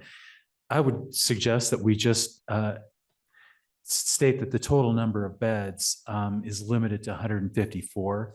We had originally, when we were drafting this, we were trying to distinguish between a couple of different uses that existed in the hospital. They basically have juveniles in there versus, non-juveniles. But then ultimately we decided not to try and make that distinction. And that language is just kind of a remnant left over and shouldn't be there anymore. So suggest that change. Yeah, I think we're fine with that. That makes sense. Anything else? So can I make a comment there? Yes. Okay, first of all, I just want to say thank you, Steve. That's why we have you as our city attorney. This guy is amazing. We just really appreciate him. Very, very great attention to detail. I feel very confident with him in charge. I went to the neighborhood meeting and then I just didn't follow this, right? Until I happened to be in the planning commission meeting where you presented this again. And can I just tell you, the whole experience was different. And to echo what Terry said, it is so rewarding to see a developer who works with the neighbors, who is conscientious and who cares about the impact that their development is going to have on the neighborhood. And I just appreciate you so much for bringing this development to us. It has a great benefit for our community, and everyone around it seems to really be appreciative of your endeavors to listen to them and in your design. So thank you so much. Thank you. Yeah, and I just want to second what Terry and Linnea have both said. Just this is the way it's supposed to work as far as the developers come in and work with the neighbors and come to a solution that works for everyone. So we do appreciate that. Does somebody like to make a motion? The only issue I'm not sure how to deal with is the issue with the smoking, but I think other than that, we're ready to do a motion. I can make the motion. I just need a little help with your correction. I move that we amend Article 22-5-3A and the zoning map of the city of Orem by enacting Article 22-11-65 and the Appendix ZZ of the Orem City Code, and by rezoning the property locally located generally at 1350 East, 740 North, from R12 zone to the PD 52 zone, approximately 6 acres. What else? And you can just say with the change that I suggested to subsection C, that we're just going to have a maximum number of beds of 154. And with the maximum of 154 as recommended by Steve Earle, our attorney. Second. Jeff? Aye. Aye. Aye. Aye. Aye. Aye. Aye. Aye. The rezone passes. Thank you. Thank you.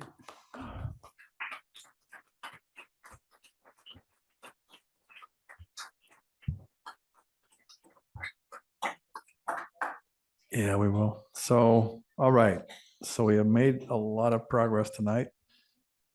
And we've got one more item. I've had a couple recommendations since we've been here for 2 hours, that we just take a quick 5-minute break and then reconvene, and we'll be very timely on starting again. So just a 5-minute break. Thanks.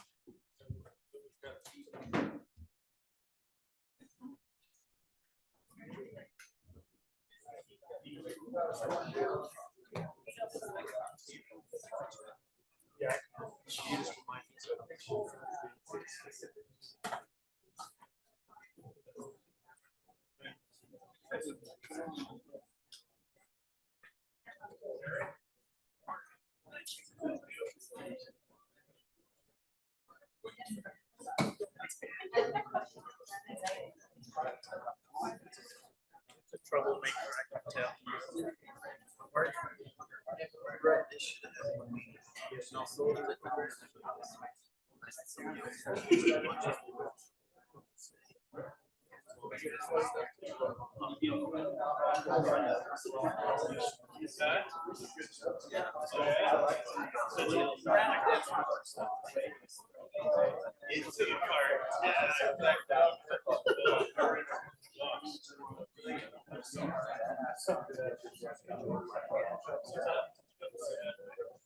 Because I was like, no, wait a minute, isn't the part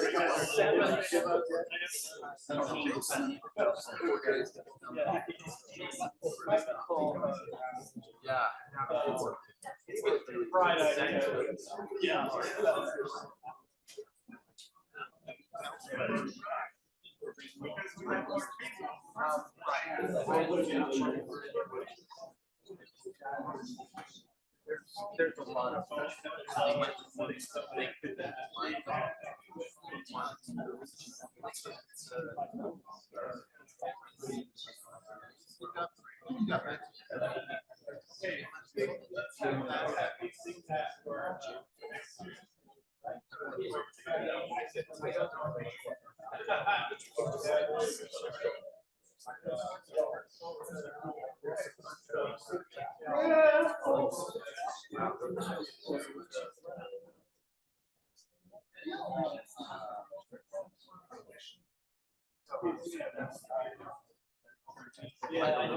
Oh, no, no, no.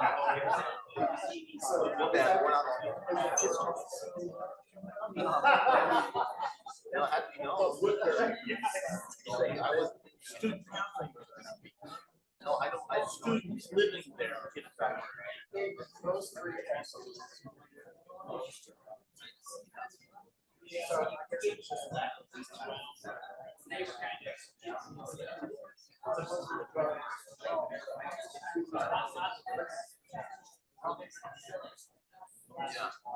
Those people go move around the city.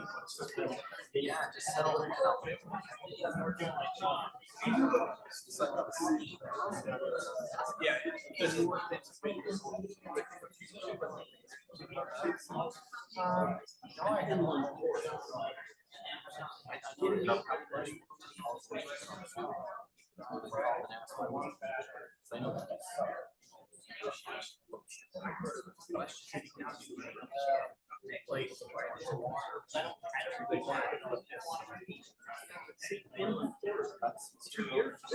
We only want one.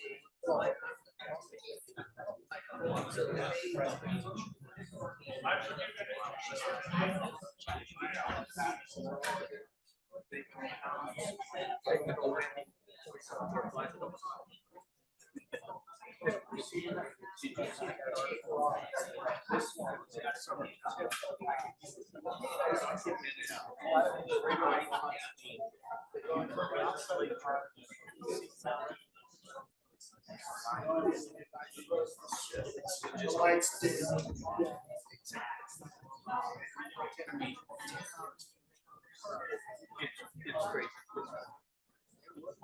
But it's okay because we have a conservative government. Yeah.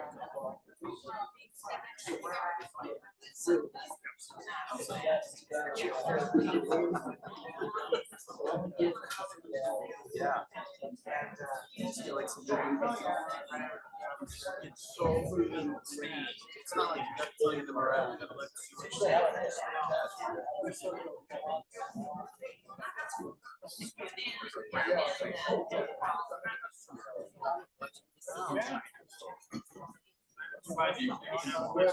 So how far ahead of time do you guys need this stuff in order to trigger the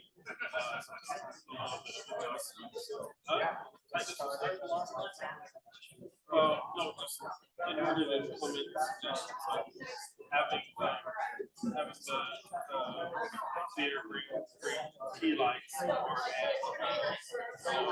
just any adjusting stuff. A year ahead, like right now.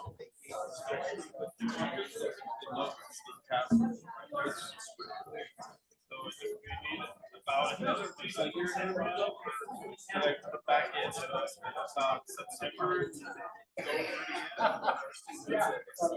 That's a thing.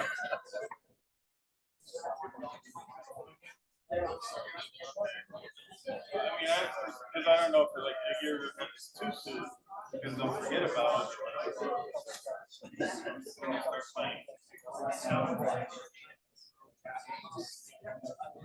So if I were to come back in about September, would it be more necessary to come back and just sort of remind you guys at that time? I understand that I called Scott, you gonna open? All right, I'll follow. Yeah, what I mean is, I think it's heading into now you guys will hold on to this down your head.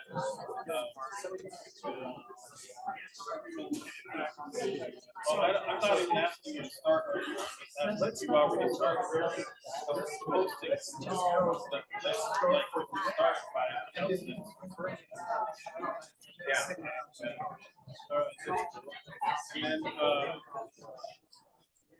how much time do you need before you start planning for some of this board? I'm going to come to a council meeting addressing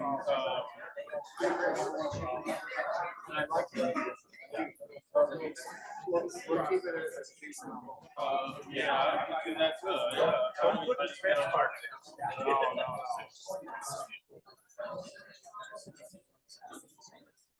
How early do you start?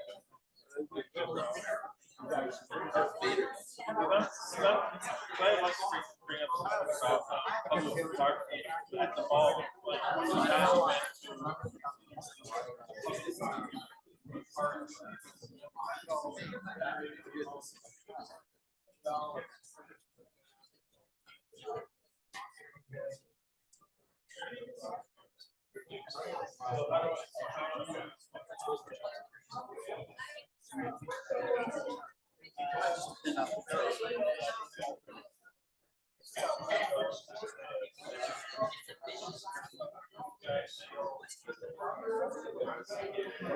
Okay, let's Call this meeting back to order.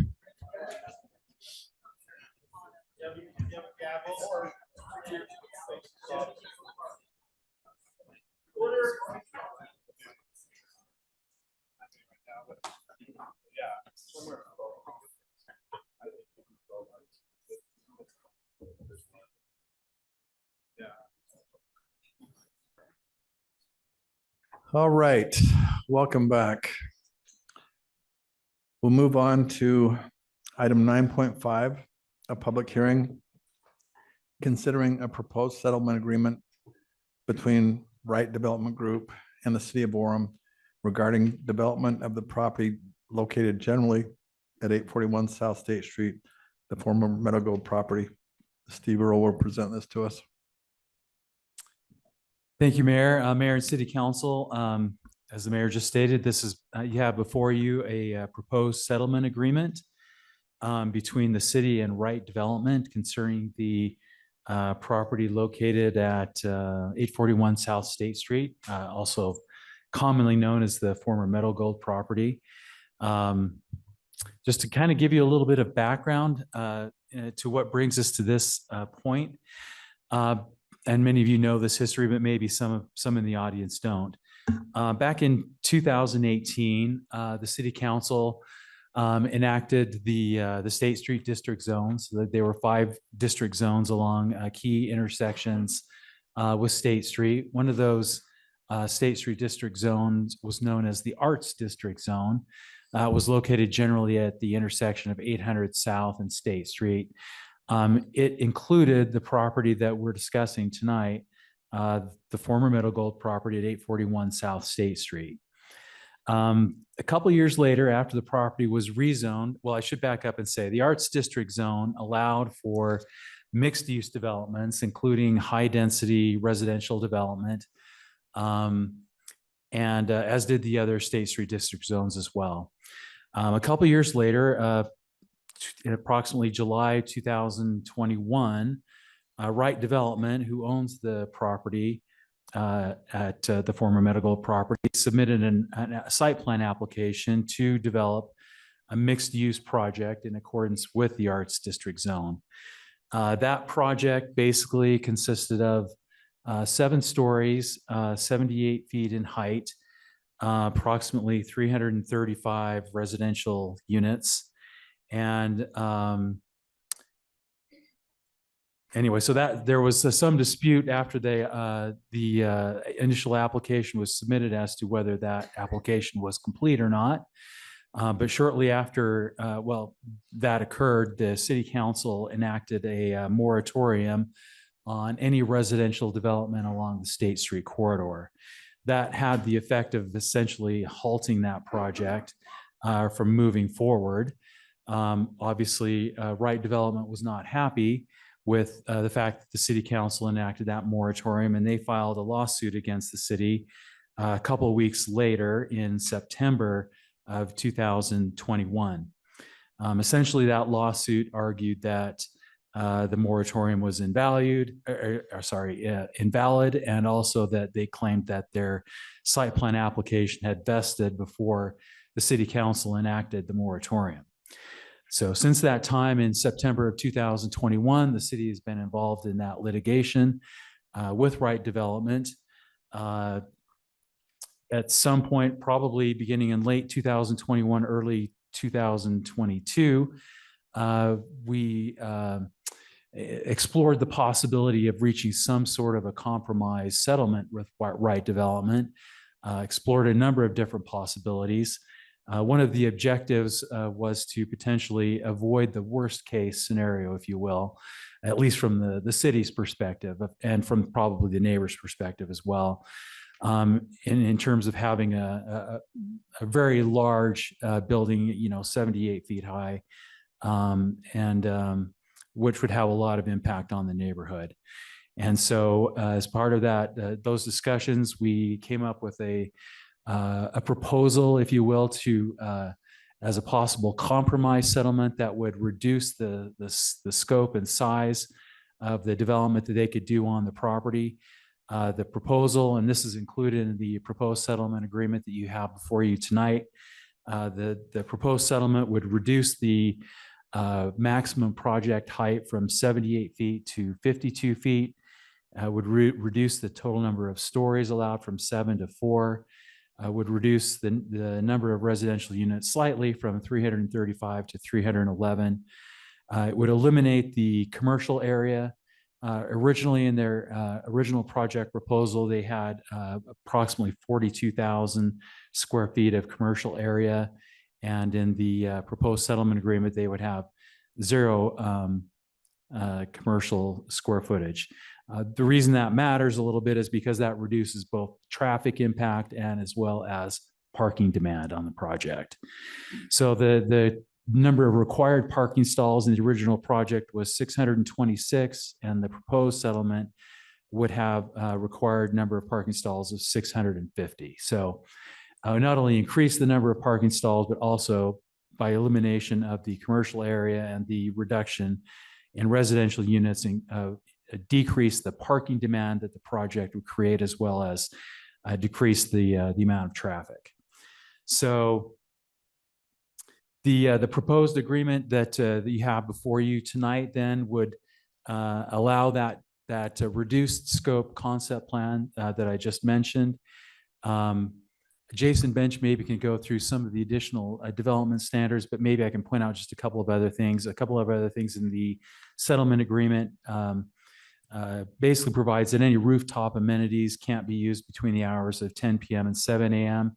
They had originally proposed having some pickleball courts and possibly a swimming pool on the roof of the project, and there was concern about noise emanating from those amenities that we wanted to restrict as much as possible. The proposed agreement also requires compliance with the concept plan, including the elevations, which Jason will show you in just a moment, as well as development standards that deal with things like architectural features, materials, windows, and things like that. And maybe with that, I'll have a couple more comments after Jason's done, but maybe Jason can go through, he can show you some of the elevations as well as what some of the other standards are that are being proposed in the agreement. Sure. So just kind of highlight the location here. It's currently zoned C2. Some of the things that Steve's already addressed: 52 feet height, 311 residential units. Parking is 650, which is 2.09 stalls per unit, if you do the calculation on that. Compliance with the building elevations, which I'll show you here. And then, of course, the building materials, which Steve has pointed out, would be specific to what they would be required to maintain. This would be the elevation or the floor, the site plan, if I can zoom in a little bit. As you can see, the setbacks off of State Street. And then the setbacks from the neighborhood as well. Then this would be the proposed 4-story structure that they would propose. I'll show you what the existing or the previous one was as well. You can see the street would have landscaping along the streets, and then they'll have some courtyard for the residents as well.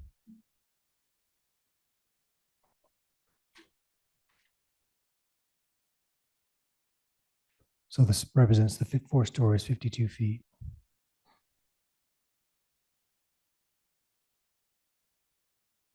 And then this is showing what was proposed in 2021. This is the 7-story proposal. 79 feet. And then just to show you, this is the 7 stories. So this is what was originally proposed. And this is what is proposed today, which is the 4-story within the development agreement. That's the information that I have. Thanks, Jason. So as we bring this to you, we fully recognize that this is a difficult and probably painful discussion and a decision to make. And obviously, I think that if this were a brand new proposal that were being brought to you with no history or no attempt to settle a lawsuit, my guess would be that nobody on the council would be in favor of this. I think that, the current council, when you basically repealed the state street district zones, indicated your intent that you didn't really want to see any more high density housing along State Street. I think that's probably the council's current intention and desire. But unfortunately, this doesn't come to us in a vacuum or as a brand new greenfield type of a proposal. I mean, this is basically an opportunity to resolve the lawsuit. And I guess why that's important is if we don't resolve the lawsuit by way of this settlement agreement, there's a possibility that something much worse could happen. So in any litigation is uncertain as to the outcome. And there's the possibility that the original proposal, the 7-story, 78-foot high project could be built on that property if the city were to lose the lawsuit. And so the city, as part of this settlement proposal, we're trying to eliminate, if you will, again, the worst case scenario, the worst possible outcome, and to mitigate the city's risk. So unfortunately, it's not a question for the city council tonight of whether you want to see high density residential development on the property or not. If that were the only question, I think the answer to that would be obvious. But it's really, do we want to mitigate the city's risk and achieve what we think is the best possible compromise that we've been able to reach in order to avoid the potential downside if we were to lose the lawsuit? So again, I recognize this is difficult. I don't think anybody or very few people in this room would really want to see a high density residential project on this property. But again, it is a matter of, is it in the best interest of the city to resolve the lawsuit by entering into this proposed settlement agreement? And with that, I'd be happy to answer any questions. If it's my understanding that they would have 3 years, is that correct still? If we did settle the lawsuit, they would have to build it within 3 years. And if they didn't, then what happens then? Yeah, if I can just kind of review the agreement, you're right. It's a 3-year, I believe it's 3 years to obtain an approved site plan, if I'm remembering correctly. I'll just verify that, but that's my recollection. Yeah. My question is, if they don't build it within 3 years, is it just what happens? It's all null and void, and then it's empty property? Yeah, that's essentially right. So this proposed settlement agreement gives them vested rights to develop this reduced scope project and to obtain an approved site plan for that 3-year period. If they weren't, for whatever reason, if they decided not to pursue it, then they would lose those vested rights. If they get if they get the site plan approved within 3 years, then, so say they got it after 2.5 years, how much longer do they have to actually complete the project? So once you have an approved site plan, you're essentially considered vested in the project. And so then it becomes, I think our ordinance gives them 1 or 2 years to complete, or 2 years. 2 years essentially to complete the project. I think our typical practice, and Jason, correct me if I'm wrong, but as long as they're making progress, we typically. So not typically to complete the project, but to actually pull a building permit. Okay, that's the standard, is to pull a building permit. And the reason that's important is that's where kind of the rubber meets the road when you have to pay a bunch of fees to pull a building permit. So that's not something you can just do lightly. You have to pay impact fees and inspection fees. And, for a project of this size, that would be, I would think, millions of dollars. So you have to really be committed to the project when you're pulling permits. So Jason, I've got a question on that same line. There's a little development on 1600 North that they were going to put twin homes, and they pulled the permit, but it's been like forever, and they have forever to build it. The one on furthest east, are you talking about? Correct. Yeah. Yeah, that plat has been recorded, so that is vested. So they. But they're not doing anything with it. So. Yeah, so it's zone PRD. I'm assuming that's the one you're talking about with the Yes. cul-de-sac.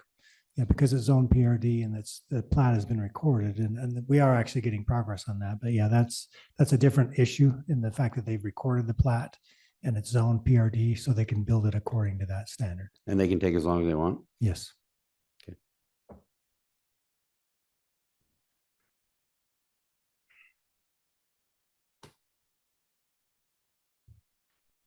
So I have one more question too. If you go back to the picture of the, on 900 East. Keep going. South, sorry. Correct. Say that again. The main thing when you have you can see the roads. Oh,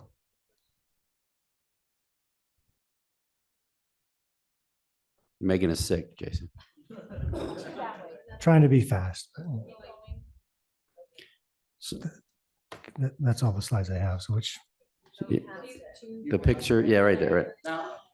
So on 900 South, you have an in and out.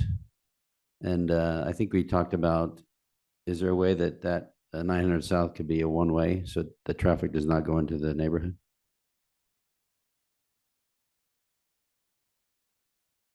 Or that's long gone? Yeah, I don't know that that's something we really talked about. I mean, I brought up the meeting, but that's fine. Okay, yeah. Right now, it's proposed as a full access, as far as I can tell. If a traffic study, one of the other requirements of the settlement agreement is they have to do a traffic study with the project, and so that traffic study will typically have mitigation measures that they recommend to mitigate the impact of traffic. If it were to say that that's what was needed, is only be a right in, right out, for example, then that might be something. I mean, a one-way that would force everything onto State Street and not into the neighborhood. Plus, if you came out on 400 East, they'd have to go down 900 South, pretty much. But Yeah, and maybe, I don't know if a representative from Wright Development is here and could speak to that possibly about whether they could do that, or they'd be willing to agree to that.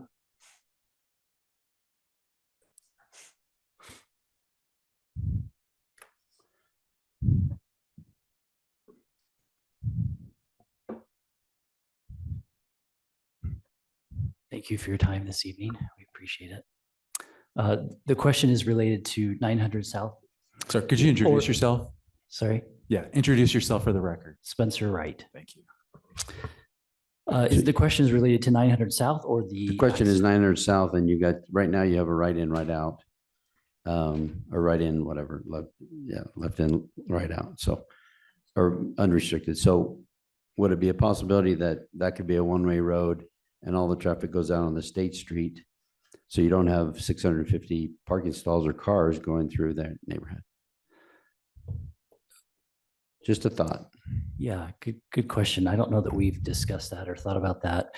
How would the residents that live over on 400 East, how would they get to State Street? They go down 4th East, out South. on to the light to 800 South. We've had a meeting with this gentleman about all of this, so it has been discussed. So for him to say, oh, this has never been discussed, then the gentleman that had the neighborhood meeting didn't do his job to take it back and say, this is what the neighborhood wants. This is what they need for this area because of children and everything else. Why are we even having this discussion? Maybe the neighbors should tell you how we feel and what we need, since these gentlemen aren't doing their job. Mayor, if you wouldn't mind. I was the representative at the neighborhood meeting, and I can say that did come up. And it was specifically looked at in the traffic study that was submitted along with our application. And it was evaluated as to whether or not that was one of a few mechanisms that can be used to address the level of service at the 900 South and State Street intersection. And so my apologies to Spencer that maybe I didn't address with him is. Yeah, no, just to clarify, what I was referring to is in the settlement agreement. We hadn't discussed that in terms of language or a site plan. That's what I was referring to. But I guess too, the 900 South is a city road, so we can do what we want, really. It is a city road. That's exactly right. Yeah, the access on 900 South is up to the city. Right now, the only way to restrict the access into the project would be to put in some kind of a median or have a pork chop. And that's something that we could consider. But in terms of the road at 9th and 4th. yeah, and again, that's the roads are city issues. Okay, thank you. Can I ask a question about your traffic study? I have seen traffic studies that have used formulas to manipulate the numbers to get the outcome that they want.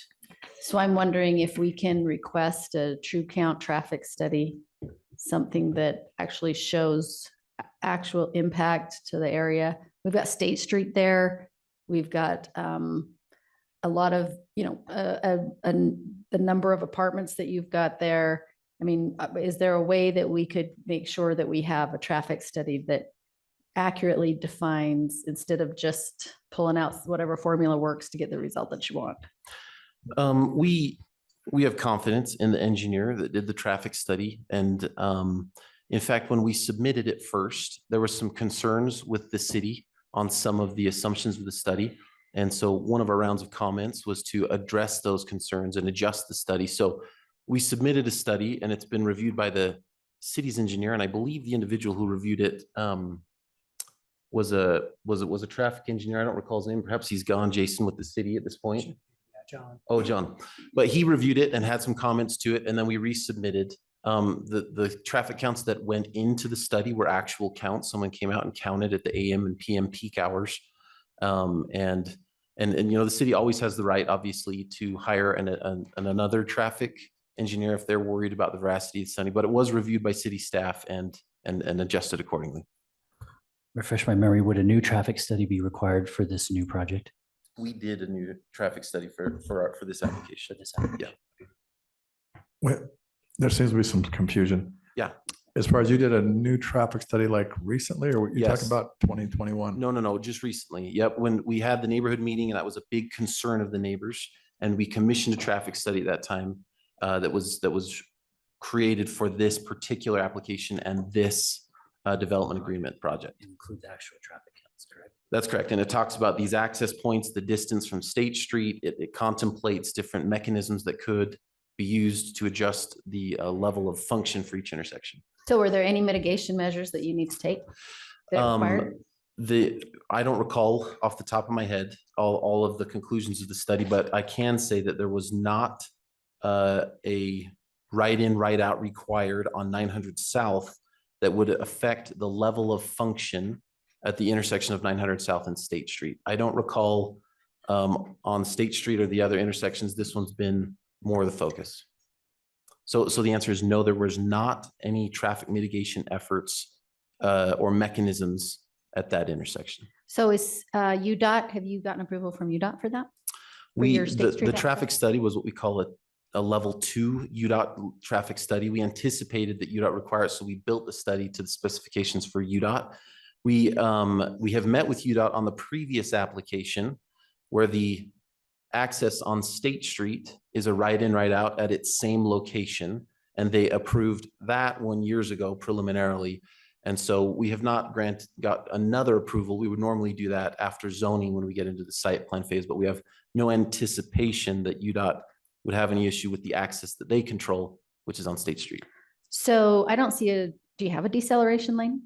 Yes. This particular sheet doesn't show the striping. If you zoom in real close to that text and the call outs on State Street, there is a call out showing a decel lane that we be built in and additional dedication for a striping of a decel lane. Yes. So that's a standard width. The decel lane, Decel I lane. think, was 12 feet, if memory serves, but I would rely on my engineer to confirm that through the site plan process. Okay. Is there, I mean, that we just kind of jumped over this, but I don't know if this is a possibility or not, but is there a possibility if the residents wanted it, that 4th East would be blocked off and that would just be 9th South underneath the project and traffic for the project? And then is that something that blocked off in the sense of like maybe a cul-de-sac there or something like that, or what? just to make it so that 9th South was exclusively used by the project and cars weren't going from the project into the neighborhoods? I don't know if that's something that residents want or not, but Yes. Absolutely. Also, did the scope of your traffic study extend past the 9th South and State Street intersection? Did it study at all the impact of the roads in the neighborhood at all, or was it simply that intersection alone? Because that's all you were required to study? Yeah, I know. The traffic study studied all the intersections right around the project. And then in the neighborhood meeting, there was a request that we do a particular closer look. I think there's a phenomenon where people go to Costco and they go and try to turn around and they get stuck and go in. So I brought that up with our traffic engineer and he said, that's a hard nut to crack. We don't have models or mathematics to predict that. So no. And so he did address it. I believe there is some verbiage in the traffic study discussing it, but in terms of a sophisticated model, I don't know that there is. And Mayor, let me be honest, I love these neighbors. I had a great interaction with them. I found that public meetings go a little bit better if we could follow the public comment process rather than engaging directly back and forth. But anyway. I appreciate that, but I'll take care of that. Thanks. Sorry. Fair. As far as, but back to my question on this 9th South, because it seems like there's neighborhood interest in if 9th South was basically capped at 4th East, if that would help the cause or not. So I need to point out that there is still an access out on 4th East, right? Oh, So this is not just accessing directly from State and 4th. There is one over here as well. Remove that. And just to clarify that because this is a settlement agreement, we're treating it like a rezone. This has not gone through any full size, full site plan. The traffic study has not fully been reviewed because of. Do you have any ideas of what would be, and the goal from my hearing is that the neighbors would like to have the project face out on State Street and 9th South and keep all the traffic out there. And that would allow them to not be as interrupted in their neighborhoods. Yeah, here's the traffic study. I looked at it, have all my little tabs in there. You have to think of what's the desire of the development to go deep into the neighborhood. You've got multiple roads, multiple lanes heading east, but they kind of dead end at the mall. They can go south and get to some restaurants. The immediate residents on 4th and 9th, there's a couple there that would see the most impact. Again, a diagonal diverter, if you could, without me drawing it, take any corner of the intersection and draw a diagonal through it, and that would be a hard turn. So cars could turn through or left, they could go right only. You could diagonal it the other direction. You could try to calm it with a traffic circle. I did that at the city of Sparks when you put reflector cones. You don't have to put hardscape, you can do it with other things. And we're limited to what we can do just due to the width of the road. It's 34 feet of asphalt on 9th South and about 40 feet on 4th East.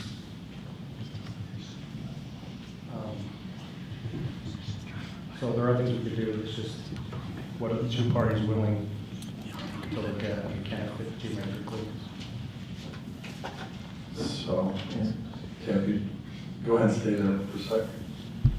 Yeah, we have no need or desire to access the neighborhood. That's not a part of the project, that's not part of our goal. So the only things that are critical is that residents can get from State Street to the 900 South access, right there. And then that if they came from the north, they could get into the loading and unloading area. But anything south of that top access on 400 East and everything east of the access on 900 South, we don't need to have access to that. So if there's something that the city would like to propose to prevent that, we would support that 100%. Okay. That sounds great. So it'd be a matter of just figuring out what that looks like. Unless I'm misreading this, I don't want to do something the neighborhood doesn't want, but is that something you like?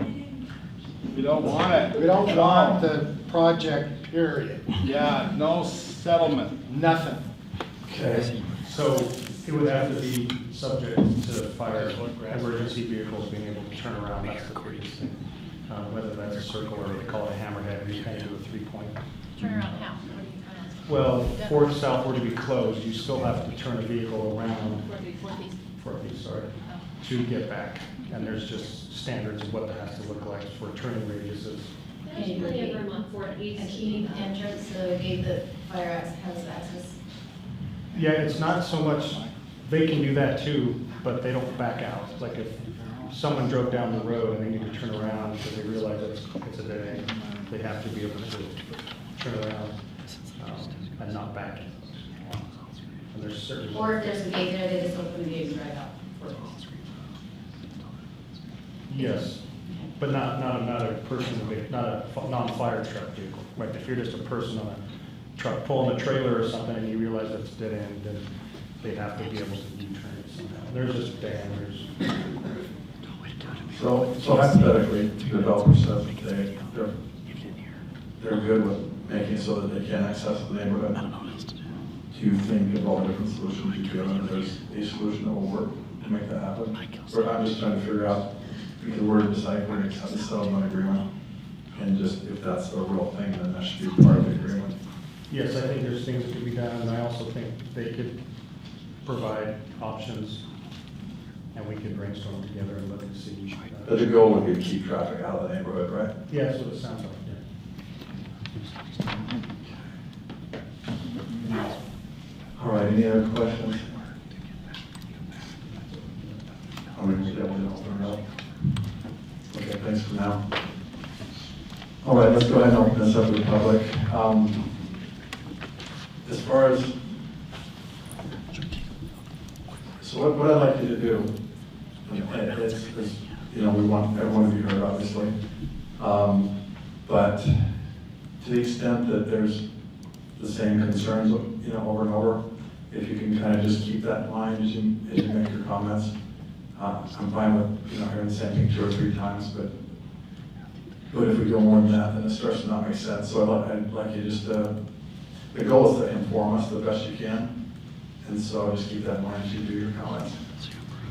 Okay, thank you. I just have to say, whoa, text on this. We're not settling. We don't want to settle. We don't want a settlement agreement. Terry's going to vote no to a settlement agreement. We need you, Dave, you, Lene, and you, Dave, Spencer, to vote no to this. We don't want to compromise here. There's no way we're going to come out on top here. And this is going to be bad for us. Let me tell you, we're at Christmas, okay? You guys can all watch this movie, It's a Wonderful Life. We're dealing with the Potters here, Mr. Potter, okay? We don't want to make our quality of life crap, okay, around our place. We need to not have this here at all right? So listen, I know you got a big old lawsuit. We understand that. Pay the money. We got some money in our account, pay them. If you have to pay them off, pay them off. We don't want it here.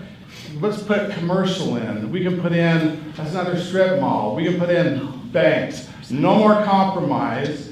I'm sorry, Mr. Wright. You need to go somewhere else. You need to find another place. Go to Provo. Can't we trade them some property in Provo? We don't want them here at all. No compromise. None of this 9th South, 4th East bull. We don't want it at all. Okay. Now, listen. This is our last chance with some of you because some of you are moving on. We can stop this tonight, but we need you people who voted to put down the State Street Master Plan to vote against this and stay with your convictions. Listen, you're going to all move on, and you're going to be remembered not by how much cash you kept into the account, but how you stood on principles and how you stood up to these lawsuits. Yeah, bark, bark, bark. We're supposed to be afraid of that? No, this is the time for the courage to rise up and say, we're not putting up with this anymore. We're supporting the people of Orem, okay? We're not going to say, okay, Mr. Potter, yes, you can have it because it makes us money or because you're threatening us. Remember, the Mr. Potters of the world, they don't back down unless you are as tough as them, okay? We don't want to compromise with these people. No more talk about that. The barking dogs, the threatened lawsuits will go away at some point. We got money to fight it. We have attorneys to fight it. Listen, I know it's crazy, but let's fight it. Let's stand up, get ourselves out on the ledge, and fight this. Stop the compromise. We got to stand in the way of those bulldozers, you know? we gotta say enough's enough. The State Street Master Plan is gone. We're not bringing it back, okay? And I don't know what else to say. Listen, these folks all here would agree with me on this, right? Yes. Right? We don't want this kind at all, right? Not no compromise. Okay, thank you. Next up, and just by way of the way this works, be respectful and just make your arguments logically and stick aside. Thank you. And if you'll state your name before you start. My name is Ken Temple. I'd like to say good evening, Mayor, ladies and gentlemen of the City Council. My home is located directly across the street on 900 South. Where you see it widened there, that is the beginning of my property, and it goes all the way to the corner of 400 East. I've done my own traffic study over the last 25 years, which is how long I've owned this home. And I can tell you that just with the minimal traffic that travels down 900 South, which is only 34 feet wide, that we're already scraping door handles, just with a minimum amount of traffic. If they put an entrance on 900 South, I can see traffic backing up all the way to State Street during peak hours. I can also see that with the width of that street, first of all, the people are going to park on the street. They're not, visitors are not going to pull into that. The natural reaction is to just park on the street and walk in. There won't be enough room for that level of traffic on this very narrow street. Also, I find it interesting that early on in this meeting, we're talking about the history and preserving the history of Orem. I assume that that's important to you as it is to us. Right across from my property on the corner of 900 South and 400 East, the street sign says National Historic District. If they put this monstrosity in, that will crush any history that this city has, that this neighborhood has contributed to since 1943.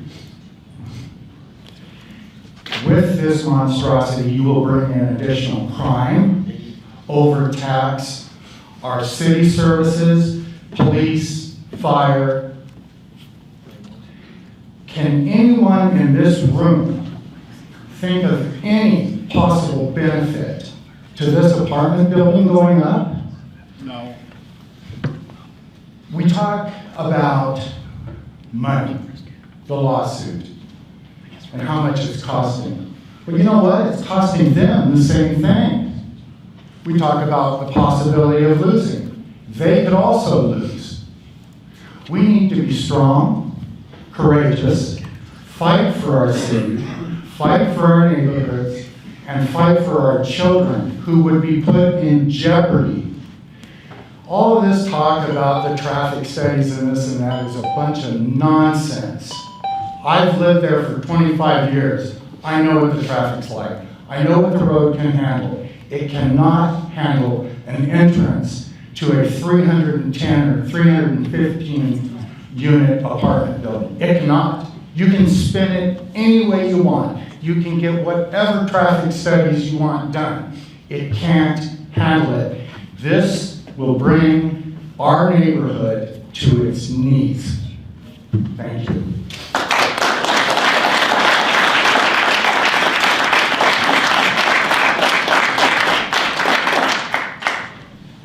My name's Greg Durden. I'm not a resident of this neighborhood, but I do know a couple of interesting facts.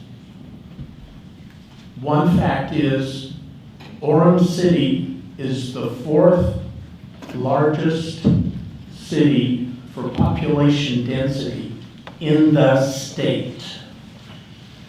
Kearns is number 1. Taylorsville is number 2. Provo is 38. Salt Lake City is 52nd. We're number 4. We have 5,200 people per square mile in Orem City. That's the same density of London, England. I don't want to live in London, folks. This city is special because it's a family city. We don't need 300 more apartments in the city. Now, one of the reasons you put in the moratorium was because you didn't want Vineyard moved on to State Street. This would be a crack into putting more apartments on State Street, where the stupid apartments don't even belong. I'm sorry. Developers are in this to make money. They need 300 apartments to make money. Orem City is not in the business of making other people money. My suggestion is the same thing Nancy Reagan said, just say no. Yeah.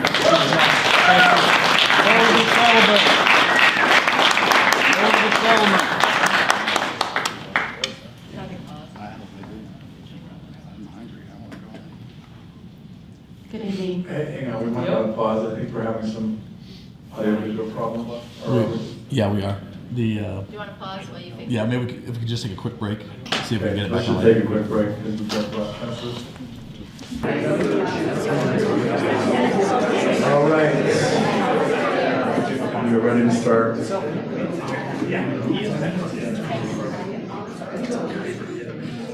All right, so you're all witnesses. We did not plan this. What happened was the live feed stopped working. And so the live feed stopped working and we started recording it. And that recording will be released tomorrow. So we attempted to bring the live feed back, but no luck. I'm not sure why exactly, but it didn't work. So we're recording it. We've got Councilman Jeff Lansom is on a notebook over here, so he can hear everything and see everything for the vote later. So with all that in mind, we'll go back to, if you'd like to just hop up and clarify what you want to clarify, and we'll be back to the public I'd comment. like to clarify, so during the break, I realized that I found out that the cul-de-sac pavement has to be 94 feet. Some of the older code allows 75 feet, so it's a little bit harder to fit that in. There's 3 homes and a developer, so we can work with them, they can provide some information, but it's not as simple as it probably led to the roof. How about on the diagonal? Yeah, those are reasonable, but I would suggest that the developers engineer maybe come back with some cul-de-sac options, but there's a lot to go into their property. Okay, and I'd be interested to hear more, but from what I heard, that was a fairly high priority for the neighborhood. So, okay, thank you. And I think we very clearly understand the number one choice on this is just to not do it.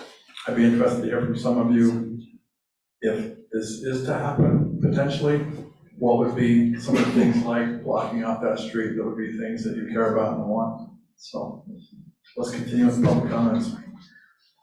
Okay, thanks. I live on 400 East. What's your name? Oh, sorry, my name is Tammy Rodriguez. Levitt, for Ms. Arnold, who I grew up in his. So there is a concern in our neighborhood as it stands, because the traffic on State Street backs up so egregiously during high traffic times. Cars circumvent that by coming through my neighborhood. And they're not happy about having to do so. They're not happy about having to not get to where they want when they want. So they come down my street like nobody's business. It's awful, and it's both directions. They try to avoid State Street by coming into our neighborhood. That's as it is, without 650 plus additional cars trying to get to their home, which would be right there. And I guarantee you, traffic on State Street is gonna be backed up to the point where they can't access 900 South. So how are they gonna get there? They're gonna come through my neighborhood, our neighborhood. So, parking is another issue. If 2.09 stalls per unit is what they have to park in within their structure, are they going to guarantee tenants that rent from them have no friends, family, or visitors? Because at 2 cars per unit for a 3-bedroom or a 2-bedroom, it's not enough parking for their residents. So they either restrict the number of cars that residents are allowed to own or park there, or they've got to say, no friends, no family, because those cars will come into our neighborhood. And on 900 South, crap. Anyway, okay, so Mayor, I saw your ad online and I watched it with my children, where you said, since our tenure began, no new high-density housing units have been built, except for this one. This directly impacts my home, my family, my neighborhood. I understand that it's so easy when you're not a party to where you are building to make decisions for that neighborhood, that you really don't have any idea what's going on or how it will impact because you're not in the situation. My children continually ask me to move out of my home of the last 24 years to anywhere but Orem. As our neighborhood, unfortunately, has been methodically and systematically swallowed by high-density housing and is rapidly on the decline. If a single mom could afford it, I'd be gone. And it is sad to me that throughout this whole situation, my sense from Orange City was, well, if you're squeezed out, sorry. We don't value your home and your neighborhood. We don't value your city. Oh, anyway, so my suggestion is to put a gate. We've discussed with Logan, is it Logan? Yes. The possibility of that 400 access point be gated with a key card. You have to get the key card to move in or out, and then the trash could access it there. Also closing off 9th at 400 would do a great service because it would at least discourage those 600 people from coming through my neighborhood and endangering the children that really do want to play in front of their home without fear of being squished. Thanks.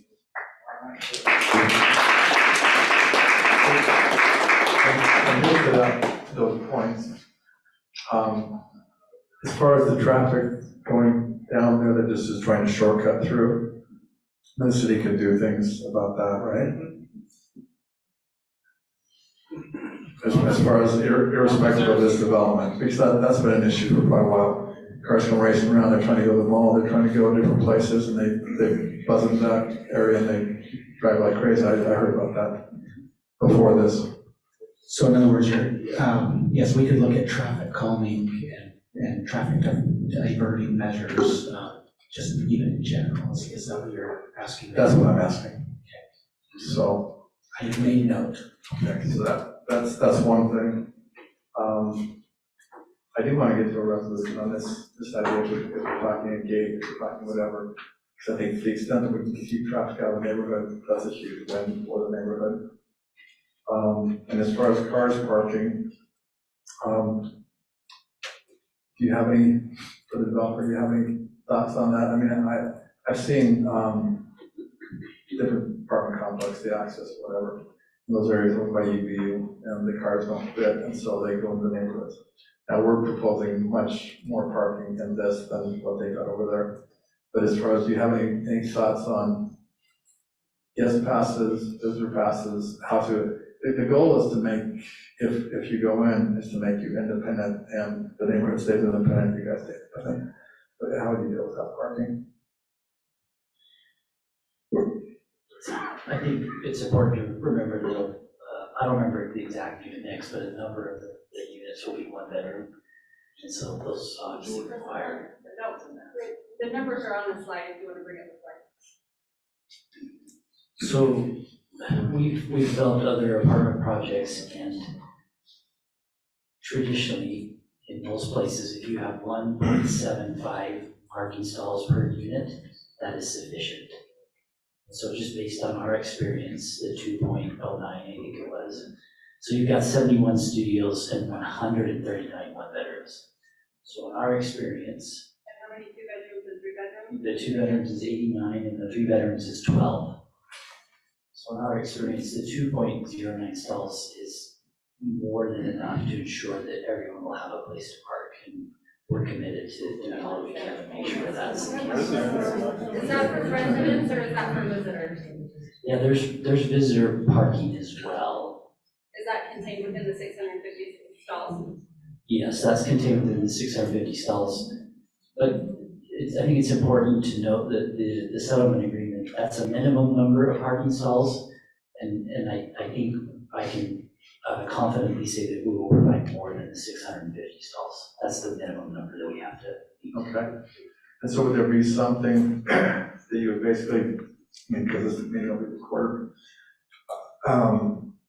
would you be willing to say, who knows what happens in the future, and who knows what happens in the future, but if there became a problem with cars spilling out into the neighborhood, that Orem City could regulate that and basically kind of 100%. force everything back into the. No question. Yeah, we need to be good neighbor.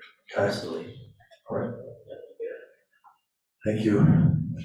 So we got those issues somewhere written down, the last guy brought up. Yes, so I've made a note here about the gated key card, and she also mentioned that we want to make sure, and again, review the off of 900 South diverting traffic before it gets to 400 East from that. Okay, sounds good. Okay, ma'am, if you'd like to go ahead. My name's Heather Dancliffe. I live right on 400 East as well. I have 3 kids under the age of 11. Just within that block, there are 50 kids that live there. Just within 400 East, 450, and then 850 South. So just within there are 50 kids that live there full time. My kids don't have a park in our neighborhood to go play, so they have to cross 800, which is already so busy. You have to cross the 800 South to go to the Sierra to play. If you guys put 600 units across from my kids, that's 600 people that I don't know. I can't just allow my kids to go and freely go to the Sierra and play. So you're taking away a lot of my kids' possibilities of playing. And I know that this isn't addressed to you guys, but the attorney brought up, if we don't let this pass today, then the lawsuit will happen and much worse could happen. And it goes back to 7 levels. In my mind, what's the difference? You have 7 levels, you have 4 levels. It's the exact same. You're taking away the safety of our neighborhood, and it takes away the joy of our neighborhood. It's gone. Whether you block off those roads or not, my kids walk on 400. There's bus stops. It doesn't matter if there's 7 levels or there's 4 levels. It's the exact same. So you fight it or you don't. So.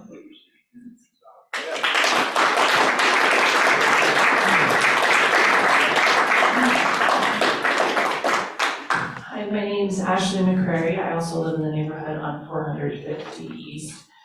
While I understand that growth and development are inevitable, the manner in which this potential development was planned and presented was done in a way that Orem City should be appalled by. I know as a resident of this neighborhood, I sure am. Why would we want to agree to this settlement and continue to do business with a developer who has taken the low road and the shortcut in many aspects? We could get into that, but we don't have time today.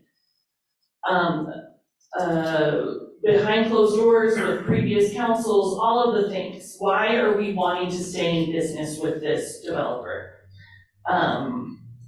Let's see, 1 second. At a previous meeting, at the planning commission meeting, the developer's representative addressed a definition of adjacent. They said that initially a neighborhood meeting was not needed because there was no adjacent residential properties that it affected. I think their definition is wrong, and according to several websites on the internet, when in reference to real estate, adjacent means the land, lot, or property adjoining the property in question along a lot line or separated only by an alley, easement, or street.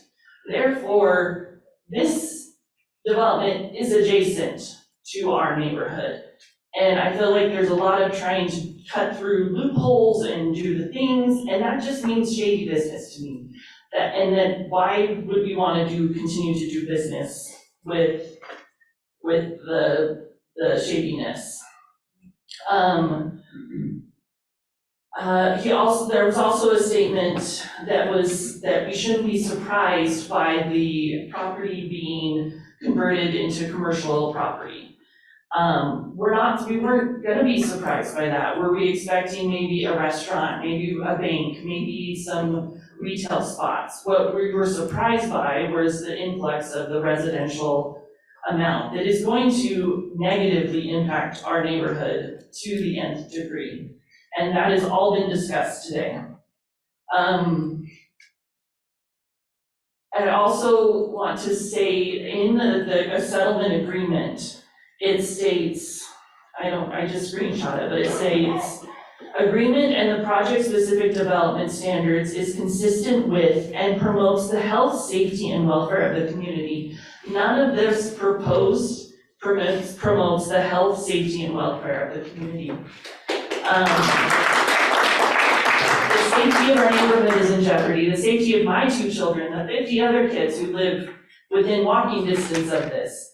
I also have a video I took of 900 South at 2:15 p.m., not peak hours, not peak rush time, and you literally cannot drive without it being a one-way street. There are so many cars parked on there at 2:15 p.m. on a Friday.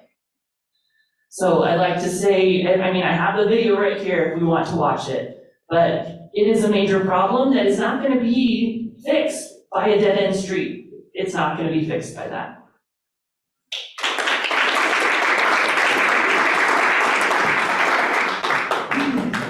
Mayor and council, thank you so much for hearing our heartfelt pleas. My name is Chad Brown. I live on the corner of 900 South and 500 East with my wife and my 3 kids. My 10-year-old little boy catches the bus on 900 South, just, probably 50 yards south of this complex. My 14-year-old daughter, they're getting older and older. My 14-year-old daughter walks to the Sarah Theater once a week. She works at the Snow Shack in the parking lot of Zerkers. We can trust that our children can wander through our neighborhood and be safe. And that's something that we're unwilling to give up. I have a mentor who said this to me. He said, "Do you know who the most dangerous person at the table is? The person who has nothing to lose." In this situation, our neighborhood, our city, has nothing to lose. Whether it's 4 stories or 7 stories with a difference of 30 units, who cares? Now, you have to make a choice. Are you going to make a courageous move? Are you going to stand for the people? Or are you going to protect the assets? Our fate, our neighborhood's fate, is in your hands. You decide the legacy of this neighborhood. My mentor also tells me, Short-term pain equals long-term gain. But the opposite is true, that short-term gain equals long-term pain. I'll let you decide which is which.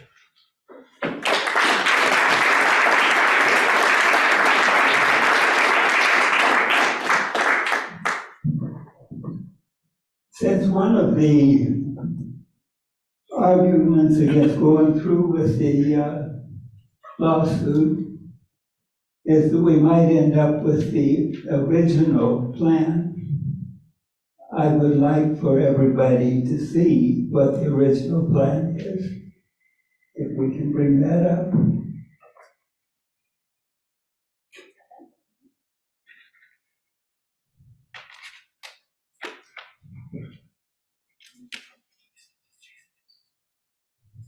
May we do that?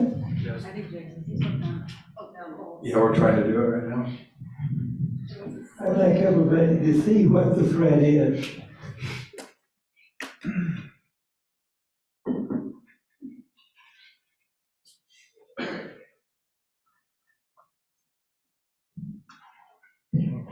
Okay, just a few things to point out.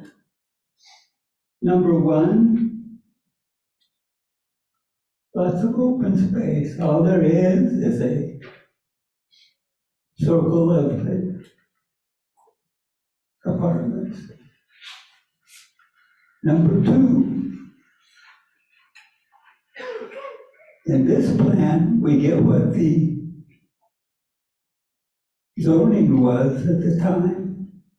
We get art and we get commercial.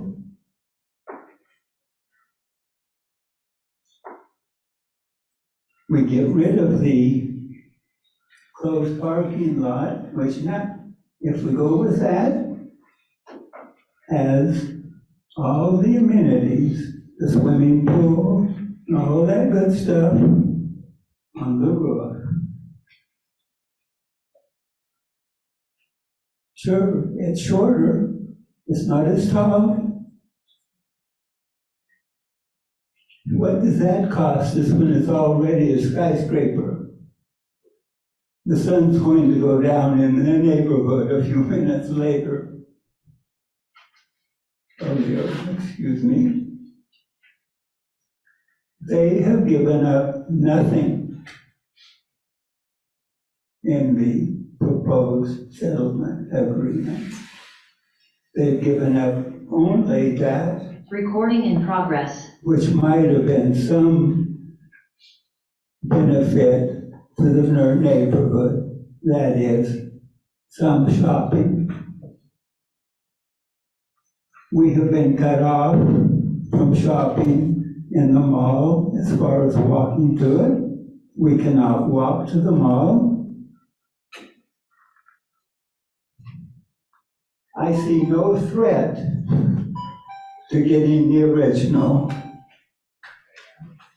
It's better for us than what they're proposing. All they have given up is the part they didn't want to build in the first place, the commercial.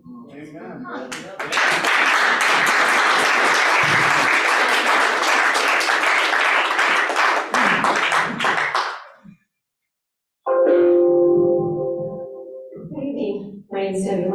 I have lived in this neighborhood for over 30 years, born and raised, moved for a little bit, and brought my family back because of the love that I had for this neighborhood. When I was little, I would go to Meadowgold and buy ice cream and milk. When I was about the same age, I would go to where Zerkers is and play in the park that was there, known as Spencer Elementary. Those things are all gone. My kids can't enjoy those things that I enjoyed. I would ride my bike in the dirt hills of Costco, or go sledding during the winter over there as well. Ride my bike through the neighborhood with no worries of traffic. I have 6 children, none of which can do that safely without their mother being terrified that something's going to happen. The traffic that we have right now is horrible. I'm on 500 East and watch it every day as they come through, hoping to get to the mall or Costco, and hitting a dead end and speeding down 500 East to get where they need to go. I watched a girl turn on 500 East and 1070 South, caught error, took out one of the speed limit signs and kept going. Luckily, there was not a child on that sidewalk or he would have been killed. This cannot happen. We do not need any more traffic in this neighborhood. We all have children, we all have families. Orem is Family City USA. We need to protect that. These children need to be able to be outside, playing with friends, riding bikes, and not worried that somebody is going to fly through this neighborhood and take them out. Please consider those of us that have lived here longer than the Wright group has owned this property and what's important to us, and those of us that voted to put you into this position due to the promise of no more high density. Thank you.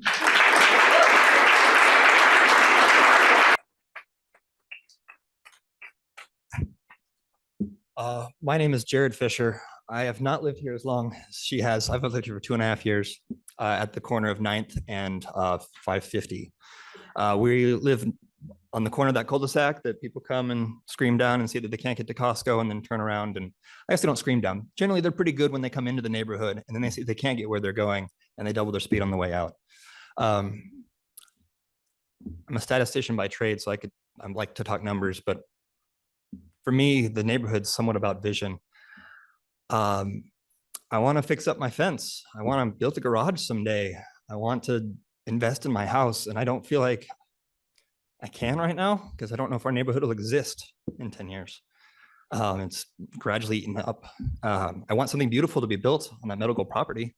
Be great. But I also want my 4 kids to be safe, and I want to know that I can live in my neighborhood a long time. Thank you.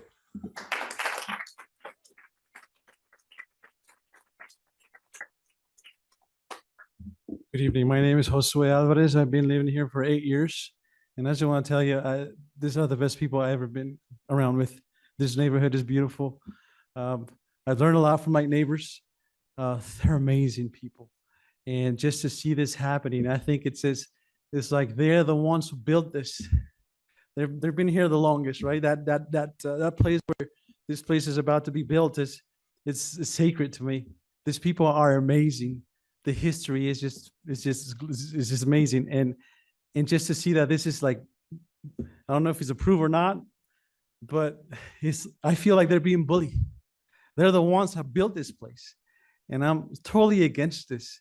I hope that you guys can have a heart and feel the love that the people in the neighborhood have for the city, and it feels to me in my heart that it's like a big bully here, right? And the heroes are being bullied. And if the heroes want this place not to be built because it's going to bring all this negative stuff, why not hear them, right?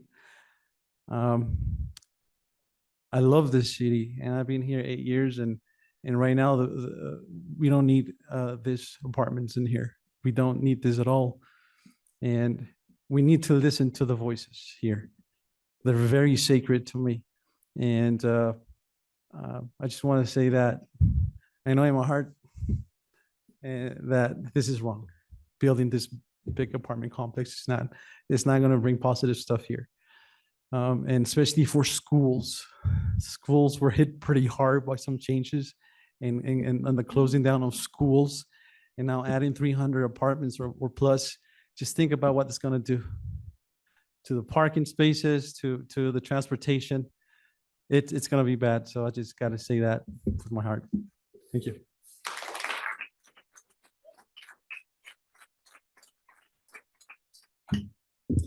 Good evening. My name is Mark Gessel. I just moved into the neighborhood a year ago, last December. A great little neighborhood. Love your city of Orem. I moved from the state of Washington. I love Orem. I love the rec center. I love the fact that you got those family dressing rooms or whatever.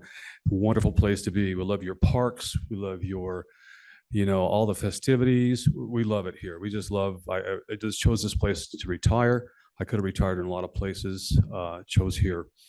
And we love it here. But this, seems like a major disaster. One key thing that I like to make sure that we understand and maybe go in more depth discussion is on the traffic study. As I look at this development, this 600 car development, there's 3 entrances in the development, 2 of which go across State Street. In other words, if you're heading southbound on State Street and you decide not to turn left at 800 South, which is the only light, you can come further south and you can turn into this complex, but you have to wait for all the northbound traffic, or you can go to 9th South, and then once again, you have to wait for all the northbound traffic.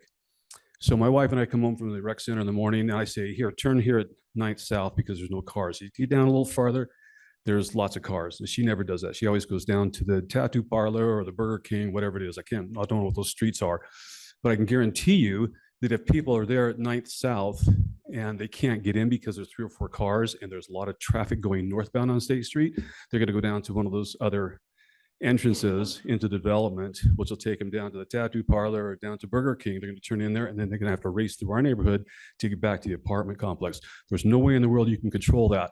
Unfortunately, there's only 3 entrances to this place, and only one of them has a light, and that light is at 8 South. And that means that people go to 8 South, they coming southbound on State Street, they go to 8 South, they take a left, and that's going to back up. So the city of Orem is going to have to deal with the traffic. I'll call bogus on the traffic study. I don't know what the traffic study says, but I'd like to take an in-depth look at it because I think it's bogus. And the city of Orem is going to have to deal with that. People turning left on 8 South, heading southbound on State Street, and the traffic backing up at that light. So you're going to have to time that light a lot differently.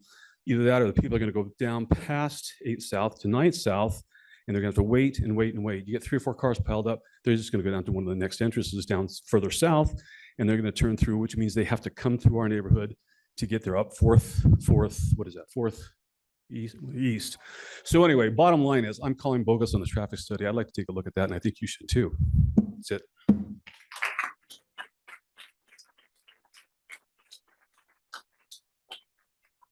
My name is Linda Sheldon. I live kitty corner to this development.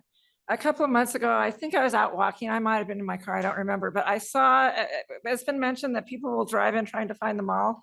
And there's a stop sign coming in on 900 South. They whizzed through the stop sign going over the speed limit all the way down to the wall that goes in the mall and came back way over the speed limit, and it scared me half to death. Another thing, something that people haven't brought up yet is we've got a car dealership there on 900 South. We have people test driving cars that come in and out of our neighborhood, people that we don't know, don't always obeying the speed limit or the speed dip.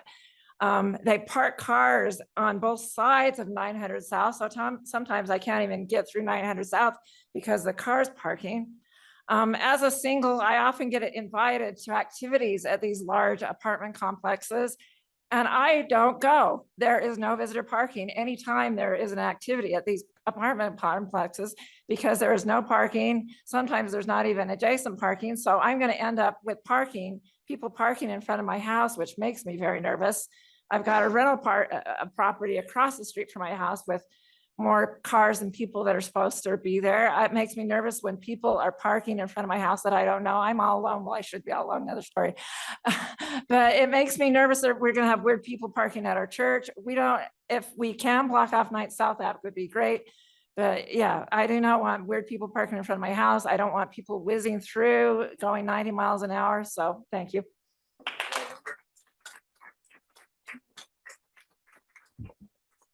My name's Annette Olson, and I respectfully request that you vote against the settlement. I agree with all of the other things that have been said. I think it will be a problem for Orem City because the traffic is already backed up so badly on State Street and on 8th South. You add 600 more cars trying to get in and out of there, and it is going to be a much worse bottleneck than it already is. Thank you.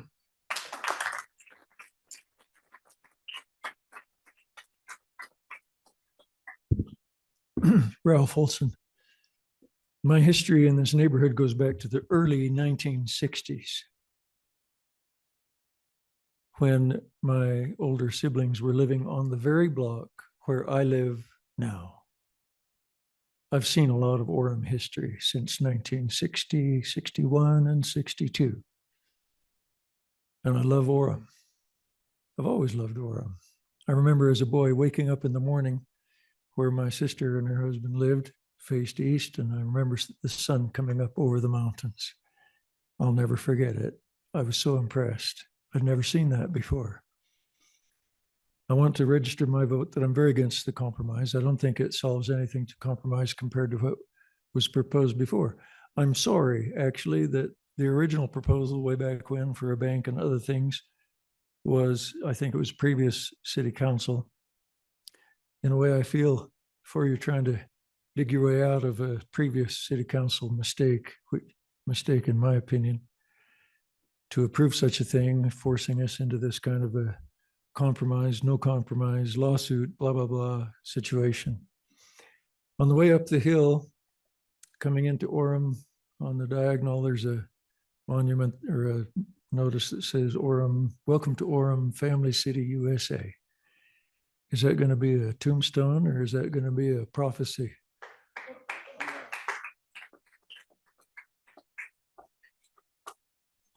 I hope it's a prophecy. And even though it's a difficult decision to proceed with a lawsuit, send me the bill. Send me my part of the bill. I'll be happy to put my money on the lawsuit and declare unequivocally that we've had way, way too much high-density housing, and it's not family-oriented. This kind of high-density housing, 12 units that have enough bedrooms to actually have a little family, that's not Family City, USA. 2/3 of the units either have no bedroom or one bedroom. Either you pull a bed down out of the wall, or you might have one bedroom. That's enough maybe for 2 people, but not what I would call a family. Let's get our values straight and correct the mistakes as best we can that have been made in the past, move forward the best we can, but this compromise is not the way to do it. Thank you.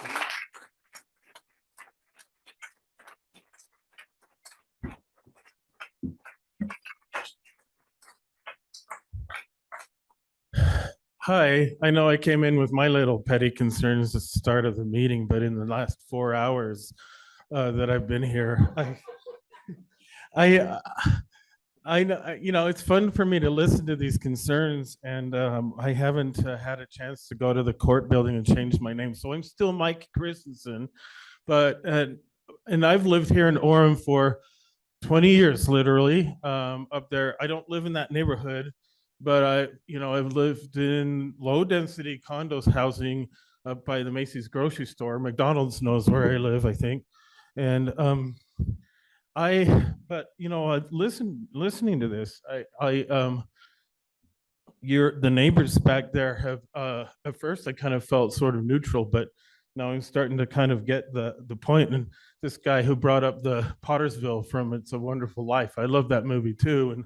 And I don't want to see this become like a Pottersville. And if I had, I don't know how feasible this would be, but I don't know like what our tax monies would allow. But if we had the ability to put our taxes towards buying that property from these guys, turning it into another park, because that lady was talking about they didn't have a park over there.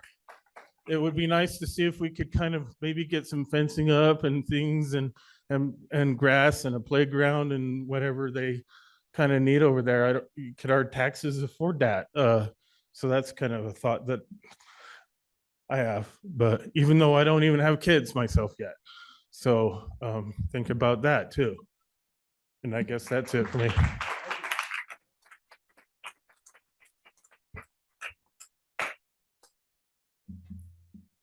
Good evening. My name is Bruce Palmer. We own one of the 2 properties across the street on 4th East from this proposed development. Someone mentioned earlier in a prior part of the council not being able to see the sunset again. That would be us. We didn't have the afternoon sun. There are concerns. but I've heard nothing tonight about solutions except the last speaker, possibly. What would be the alternative? To buy them out? Can I afford that? No. Is the zoning going to like that? No. Is the zoning probable to be put into a park? Not likely. If the Orem has deep pockets, those are all possibilities. I have one proposal that may be considered. I checked with the city and it is zoned for medical. If the Wrights wanted to put 2 floors of medical, all of us have doctors. I'd find it much more agreeable if we could walk across the street to our doctor, if we have to go where we go now. There wouldn't be that much change in the blueprint. They'd be able to run oxygen lines or other things to make it work. But that would be more agreeable if they're willing to do something besides just suck it in. I don't know what the options are. If the lawsuit goes forward, I don't see any winning for the neighborhood either. If the city were to win, they still have the rights. There's going to be a settlement somewhere. I can't afford that. I don't want my taxes to go up, but I do want a good neighborhood. My roots go back there past 1947. I've lived there as a child and grew up. My wife and I owned a place on 8th South, and when the city wanted to enlarge the traffic for Costco, they came to us and said, guess what? We're buying your home. They gave us 10% about what their appraisal was, and trying to be good citizens, since we'd already moved out of that home, we complied. And we put the money towards this home, which we've had. After the last tenant, we spent thousands of dollars on upgrading this home with the hope that one day we could move back into it, back into the place we love. I want you to know that I love Orem City. I always have. I think I always will. But I want you to consider this. If you did make that kind of change, they could even name it the Wright Medical Art Community, whatever they wanted to do. But I hope it would be considered. Thank you.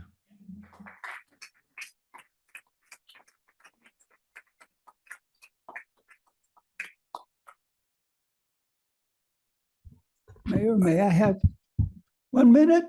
To make Okay. up for the minute I lost getting Well, up there. We do need to bring this to a close. I just want to thank the, So I'll go ahead and go, but then, yeah, we need to move forward. So go ahead. I just want to thank the city council for what you have accomplished in the last 2 years. I appreciate it greatly. You've turned things around. We need to keep it there. Thank you, thank you, thank you.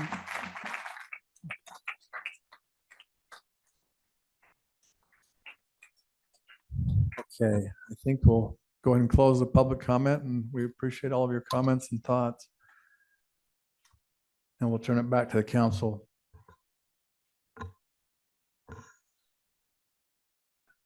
Is there anybody who wants to go first? I'm not raising my hand, but I do have a question. Is it Spencer Wright? So quite a few of the citizens spoke about it may be a different project. And I know you're well into this project quite a bit, but is that something that you might be willing to look at, or To look at a different project? maybe a medical, I don't know. I know you're well into this over 2 or 3 years, but I don't know, it was a good question by the citizens. Yeah, it's a reasonable question. I think the answer is no, not at this time. Okay.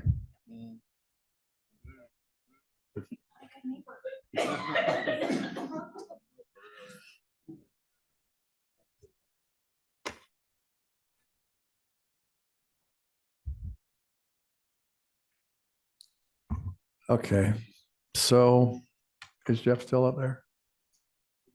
Okay. Nobody wants to talk.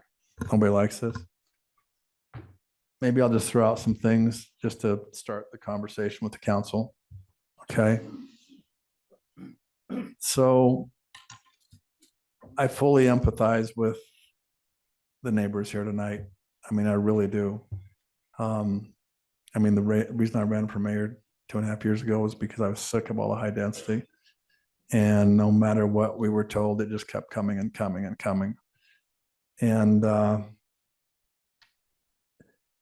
I feel like I'm up here with like one hand behind my back tonight because I can't tell you the full story of what's going on here. There's more of the story. At some point we can tell you the rest of the story, but right now we can't. We've been in meetings with attorneys at least, I don't know, 4 or 5 different times over the last couple of years. And our attorneys have advised us that from a risk standpoint, a significant risk standpoint, we're much better off to settle this. Now, we don't want to. It makes us sick, but that's what we're being advised legally. And where we are tonight, I mean, to put it straight, where the blame lies is because of previous city leadership. From 2012 to through 2021, city leadership approved 3,336 apartments. They regularly promised to slow the growth of the apartments, but they never did. August 9th, 2021, I'm sure that's a date you remember. This all came to a head in the city council meeting when the council adopted a moratorium against future high density until the city could put in place a new plan regarding high density. And that came on the heels of so many citizens being so sick of just being this steamroller that kept adding high density. And I would encourage you to, to get a context of what we're dealing with tonight. I'd encourage you to go back and watch that council meeting during the Wright development portion, and you'll understand why we're in this situation tonight.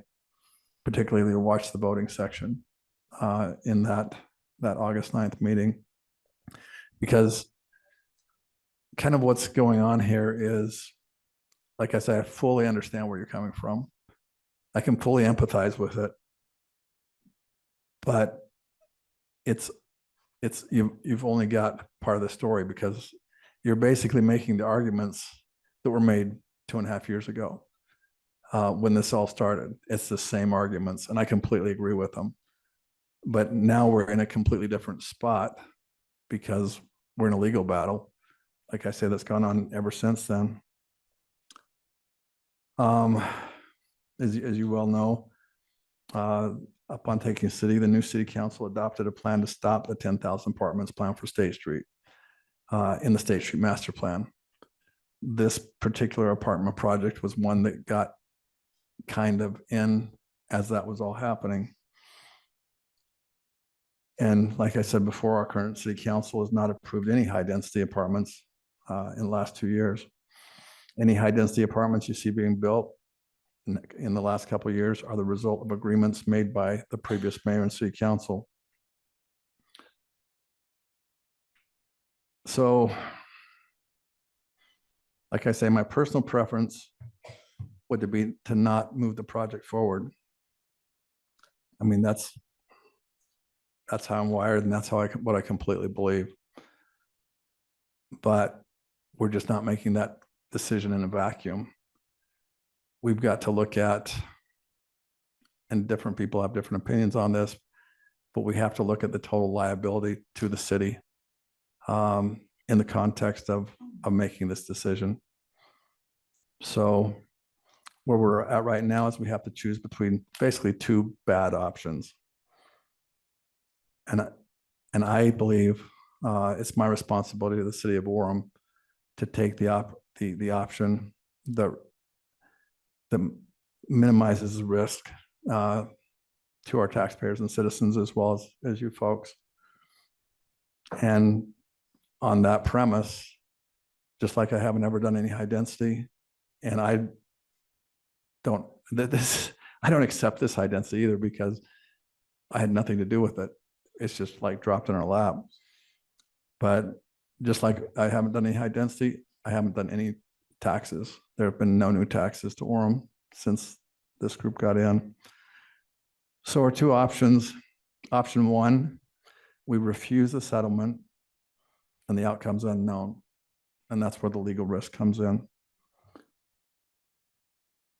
And then you go into, if we win the continuing lawsuit and the development is stopped, they still own the property and we still have to go down a different path with them.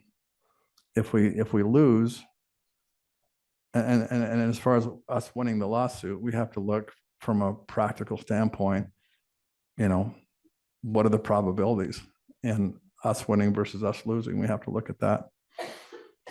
But if we do lose, then the city will pay the damages from that decision and the development goes in anyway. So we basically lose twice. We lose the lawsuit and we lose the control, the size, impact and look of the project. Now, option two, we accept the settlement agreement and the outcome is known. The building height goes from 78 and 7 stories to 52 feet and 4 stories. And we don't impose any unknown additional costs on our citizens and taxpayers. So like I say, I feel like we're kind of fighting two different arguments.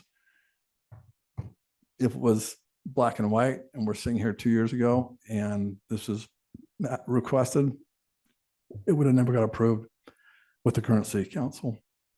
So anyway, those are my thoughts. Everybody's going to have their own opinion.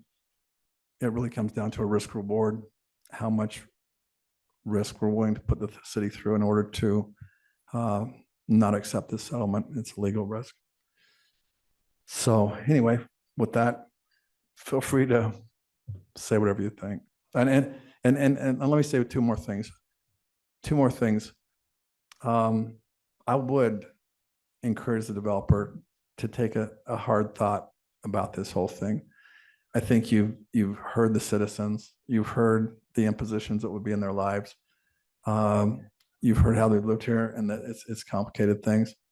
But from, you know, just dig deep and think, is that what you want your legacy to be?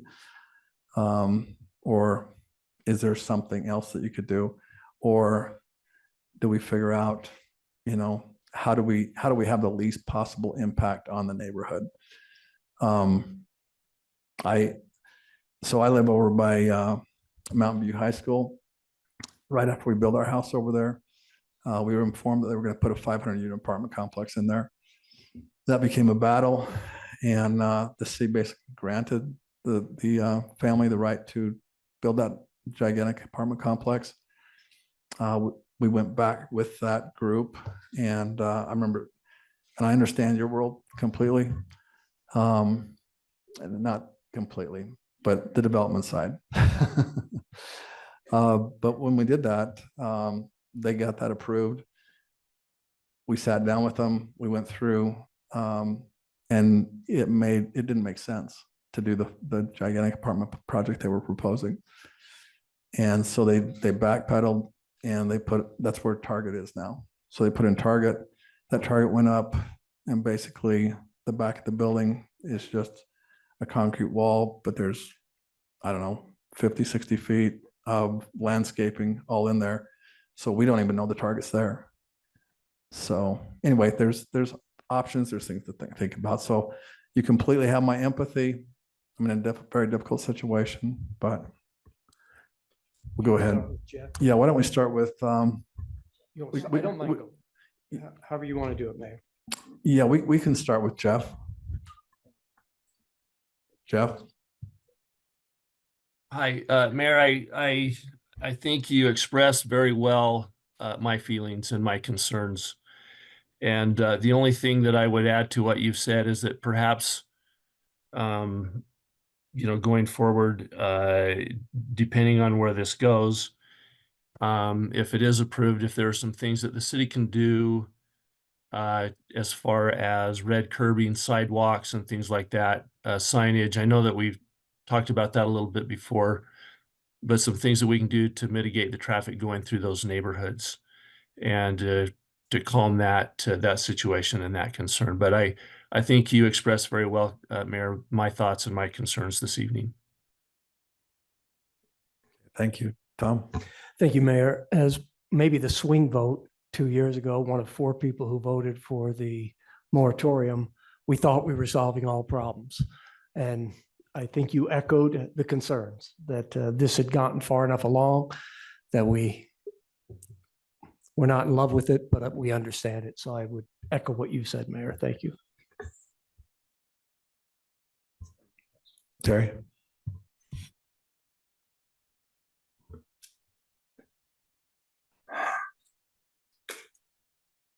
I'm not pausing because I don't know what to say. I'm pausing because I'm so darn angry that I'm trying to keep my composure. To me, it's about quality of life, and it's about being respectful to the citizens in the city. And it's not about caving into a high-density developer. So, Mr. Wright, I feel sorry for your situation. I feel sorry for my understanding that at one time you wanted to do commercial, and the current city council didn't support that. Shame on them. So, I mean, I've got all sorts of random thoughts. Heather, I represent you and your 3 kids. Is that Heather right there? I represent Chad Brown and your 3 children. I represent the 50 children that live in that area. I represent Debbie Lamb and her 6 children. I have an 8, it's either 6 or 8. I couldn't read my writing. Anyway, I also grew up playing in the Sierra. I scraped the gum off the floor of the Sierra. So I understand walking down to this. I lived up by the Orem High School and walked down 4th East.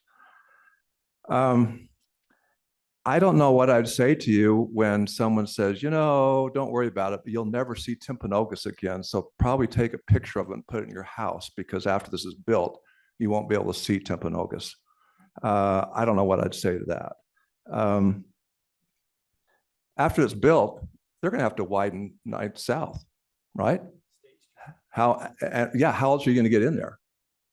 4th East? And please show me a high density development in the city where there's adequate parking. Just show me one. Oh, let's go over to Ashton Apartments and see what that looks like at the mall where they're parked in Costco. Let's just drive around and see where we can find one.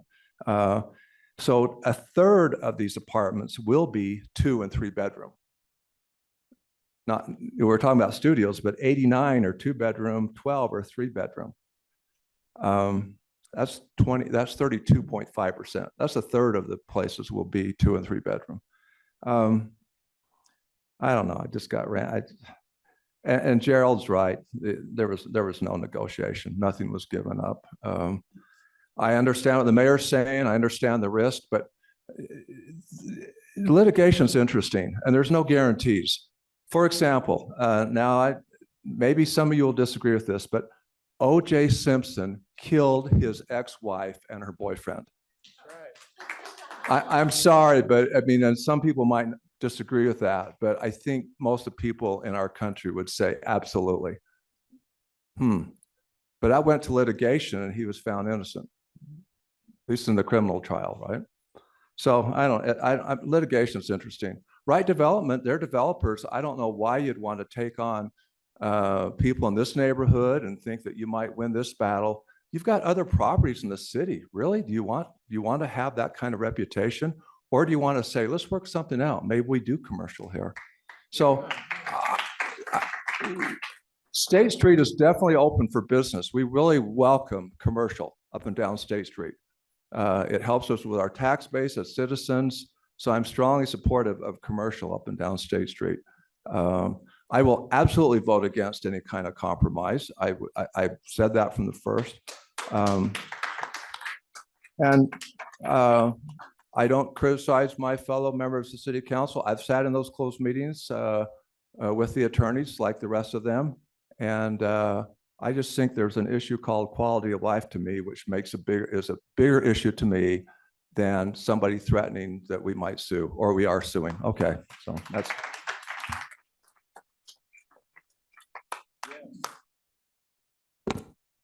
Okay, I was part of the council when we did do the State Street Master Plan. And I have to tell you, the main premise of that was to protect neighborhoods from development and to move any development to State Street. I honestly promise you that was the thinking. We made it so that the most you could have, I think it was a PRD, which was seven homes to the acre. Correct me, Jason, is it 7? PRD, yeah.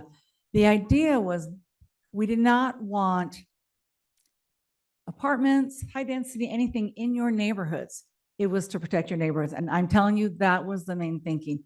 So to move things onto State Street was where the thinking was put it there, protect the neighborhoods. Okay, I'm just telling you that's what was the thought. I am sensitive to the neighborhoods, and I would certainly encourage the developer to work. Seriously, if you want to change the plan, I think we'd be amenable to that. I am not willing, though, to risk more money on this particular lawsuit. I have weighed this. I've been into many meetings. I've thought a lot about it. So I will be voting to settle this. So thank you. That's fine. You can boo me. I have thought about it a lot. Thank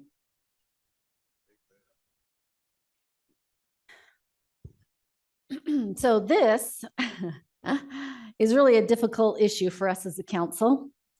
And for me in particular, when I first moved to Orem over 30 years ago, I lived in this neighborhood. It has wonderful historic homes. And the one thing that I have heard mentioned before, but I didn't hear it tonight, is in our quest and our emphasis and our constant chatter and talk and push from the governor and everybody else about affordable housing, this neighborhood has owner-occupied affordable housing. It is providing that for our city. So to create a neighborhood that has such a great quality of life to go along with that affordable housing is just amazing that we have that here in Orem. Having lived there, I understand the situation and the safety concerns that a high-density project would cause for this neighborhood. One of the reasons that I ran for city council was to protect the Orem neighborhoods against high-density housing. High-density apartments is what I'm going to call them because they're really not affordable housing at all. This proposed development is the definition of high-density apartments encroaching on a neighborhood. While the front of the development is on State Street, the 2 exits that will be most utilized are on the back of the development and pour directly into 2 separate neighborhood streets. This access is invasive and dangerous. On the State Street side is the danger too. Other apartments on State Street that we have here in Orem don't have access to the neighborhoods behind them. Traffic from high-density housing should not empty into neighborhoods.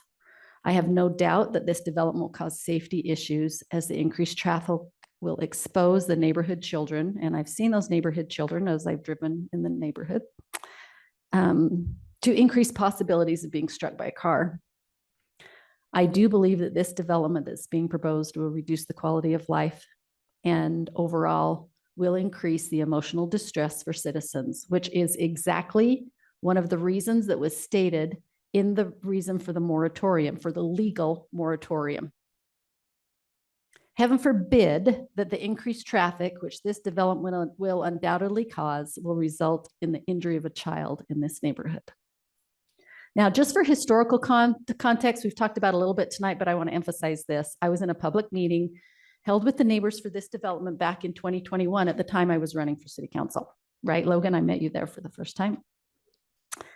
At that meeting, the developers' representatives said that this was not even the development that they wanted to do, but was forced on them by the old State Street Master Plan. I wish the State Street Master Plan had never been voted into law by the previous city councils. Then this wonderful developer, I think they have good intentions, but this developer could have built the bank that they wanted. And Wright Development, I just want to clarify, when they purchased this property, it was zoned commercial. They knew it was zoned commercial. They wanted to build commercial. I'm going to say this, but they should be a good neighbor and build commercial.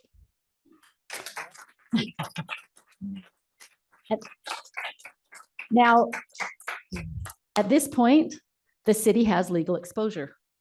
The proposed agreement is an attempt to settle a lawsuit as the outcome is uncertain and could result in a worse outcome for the city and for the residents. I certainly feel a duty to protect the city and to safeguard the taxpayers' money. This is a no-win vote. Let's be perfectly clear. The reason we are faced with this difficult decision tonight is the failed State Street Master Plan and those previous city council members who supported it. And some of them are still out in the community supporting it. I wish they were here in this meeting to face you. For almost 5 years, the State Street Master Plan stifled redevelopment on State Street by limiting remodels, which was an unintended consequence that didn't respect the property rights of business owners. We talk property rights, let's look at that too. I was opposed to the State Street Master Plan when it passed in 2018. And as a resident in 2021, I helped to bring awareness to these unintended consequences of unlimited height. I could go on, I won't go in and relitigate that, but I joined the council in January of 2022. My first month on the council, we made the needed tough decisions, which we took a lot of heat for, to set in motion the repeal of the State Street Master Plan before the moratorium expired. And once again, unfortunately, because of prior city council's decision to implement the State Street Master Plan, I am forced to vote on this issue tonight. And it is truly a no-win. And that's all I have to say right now. Thank you, Lene, for that short speech.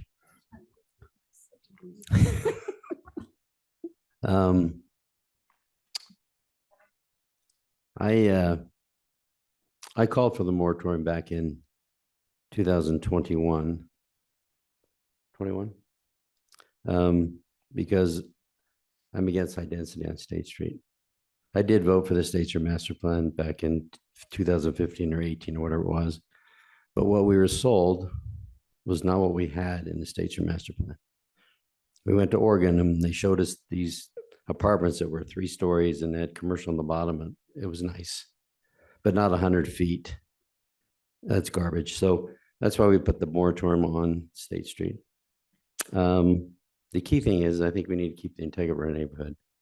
And I would hope that Wright Development would in good faith go and meet with the neighbors and maybe come to a solution and take their ideas and maybe you can implement that instead of, no, this is the way it is. We were 351, now we're 11, and maybe in good faith do that. And I think that would speak volumes for the citizens of Orem and also the city council and the city. So my advice would be maybe you need to regroup and meet with the neighbors in good faith and then go from there and then see what you can come up with. And maybe it is a development, but maybe there's a wall or something, as the mayor said. But I do not like high density on State Street. I never will. And it's been said that if you're not growing, you're dying, which I don't believe that. I think Orem is built out and I think we're thriving. And people want to come to Orem and businesses want to come to Orem. Why? Because we're Family City USA and we listen to the citizens. Thank you.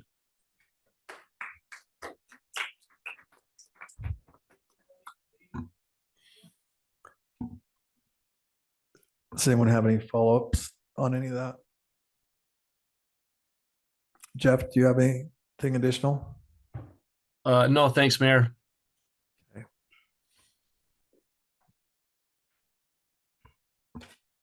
Would someone like to make a motion to move forward?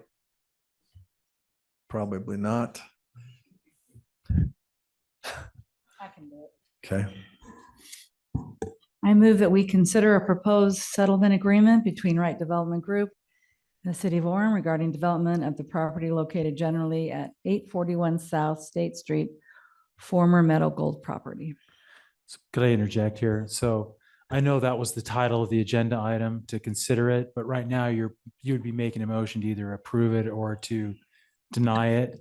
And then if the motion is to approve it, could you possibly add and authorize the mayor to sign on behalf of the city? Okay. I move that we approve the proposed settlement agreement between Wright Development Group and the city of Orem regarding development of the property located generally at 841 South State Street, formerly Meadow Gold property, and authorize the mayor to sign, what am I saying? To sign the proposed settlement. to sign the proposed settlement. Second.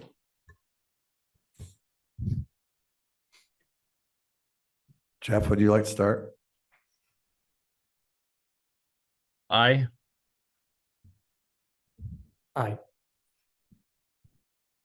This is really one sad day for Orem City. No.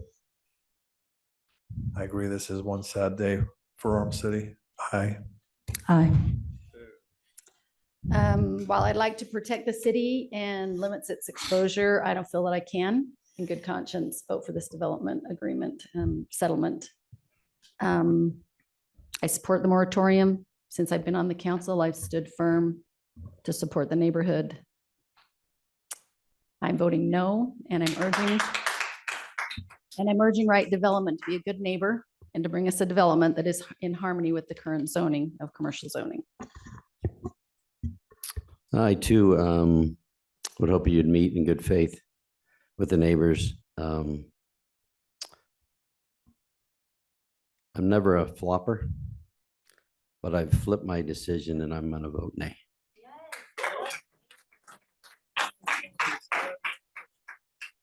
Okay.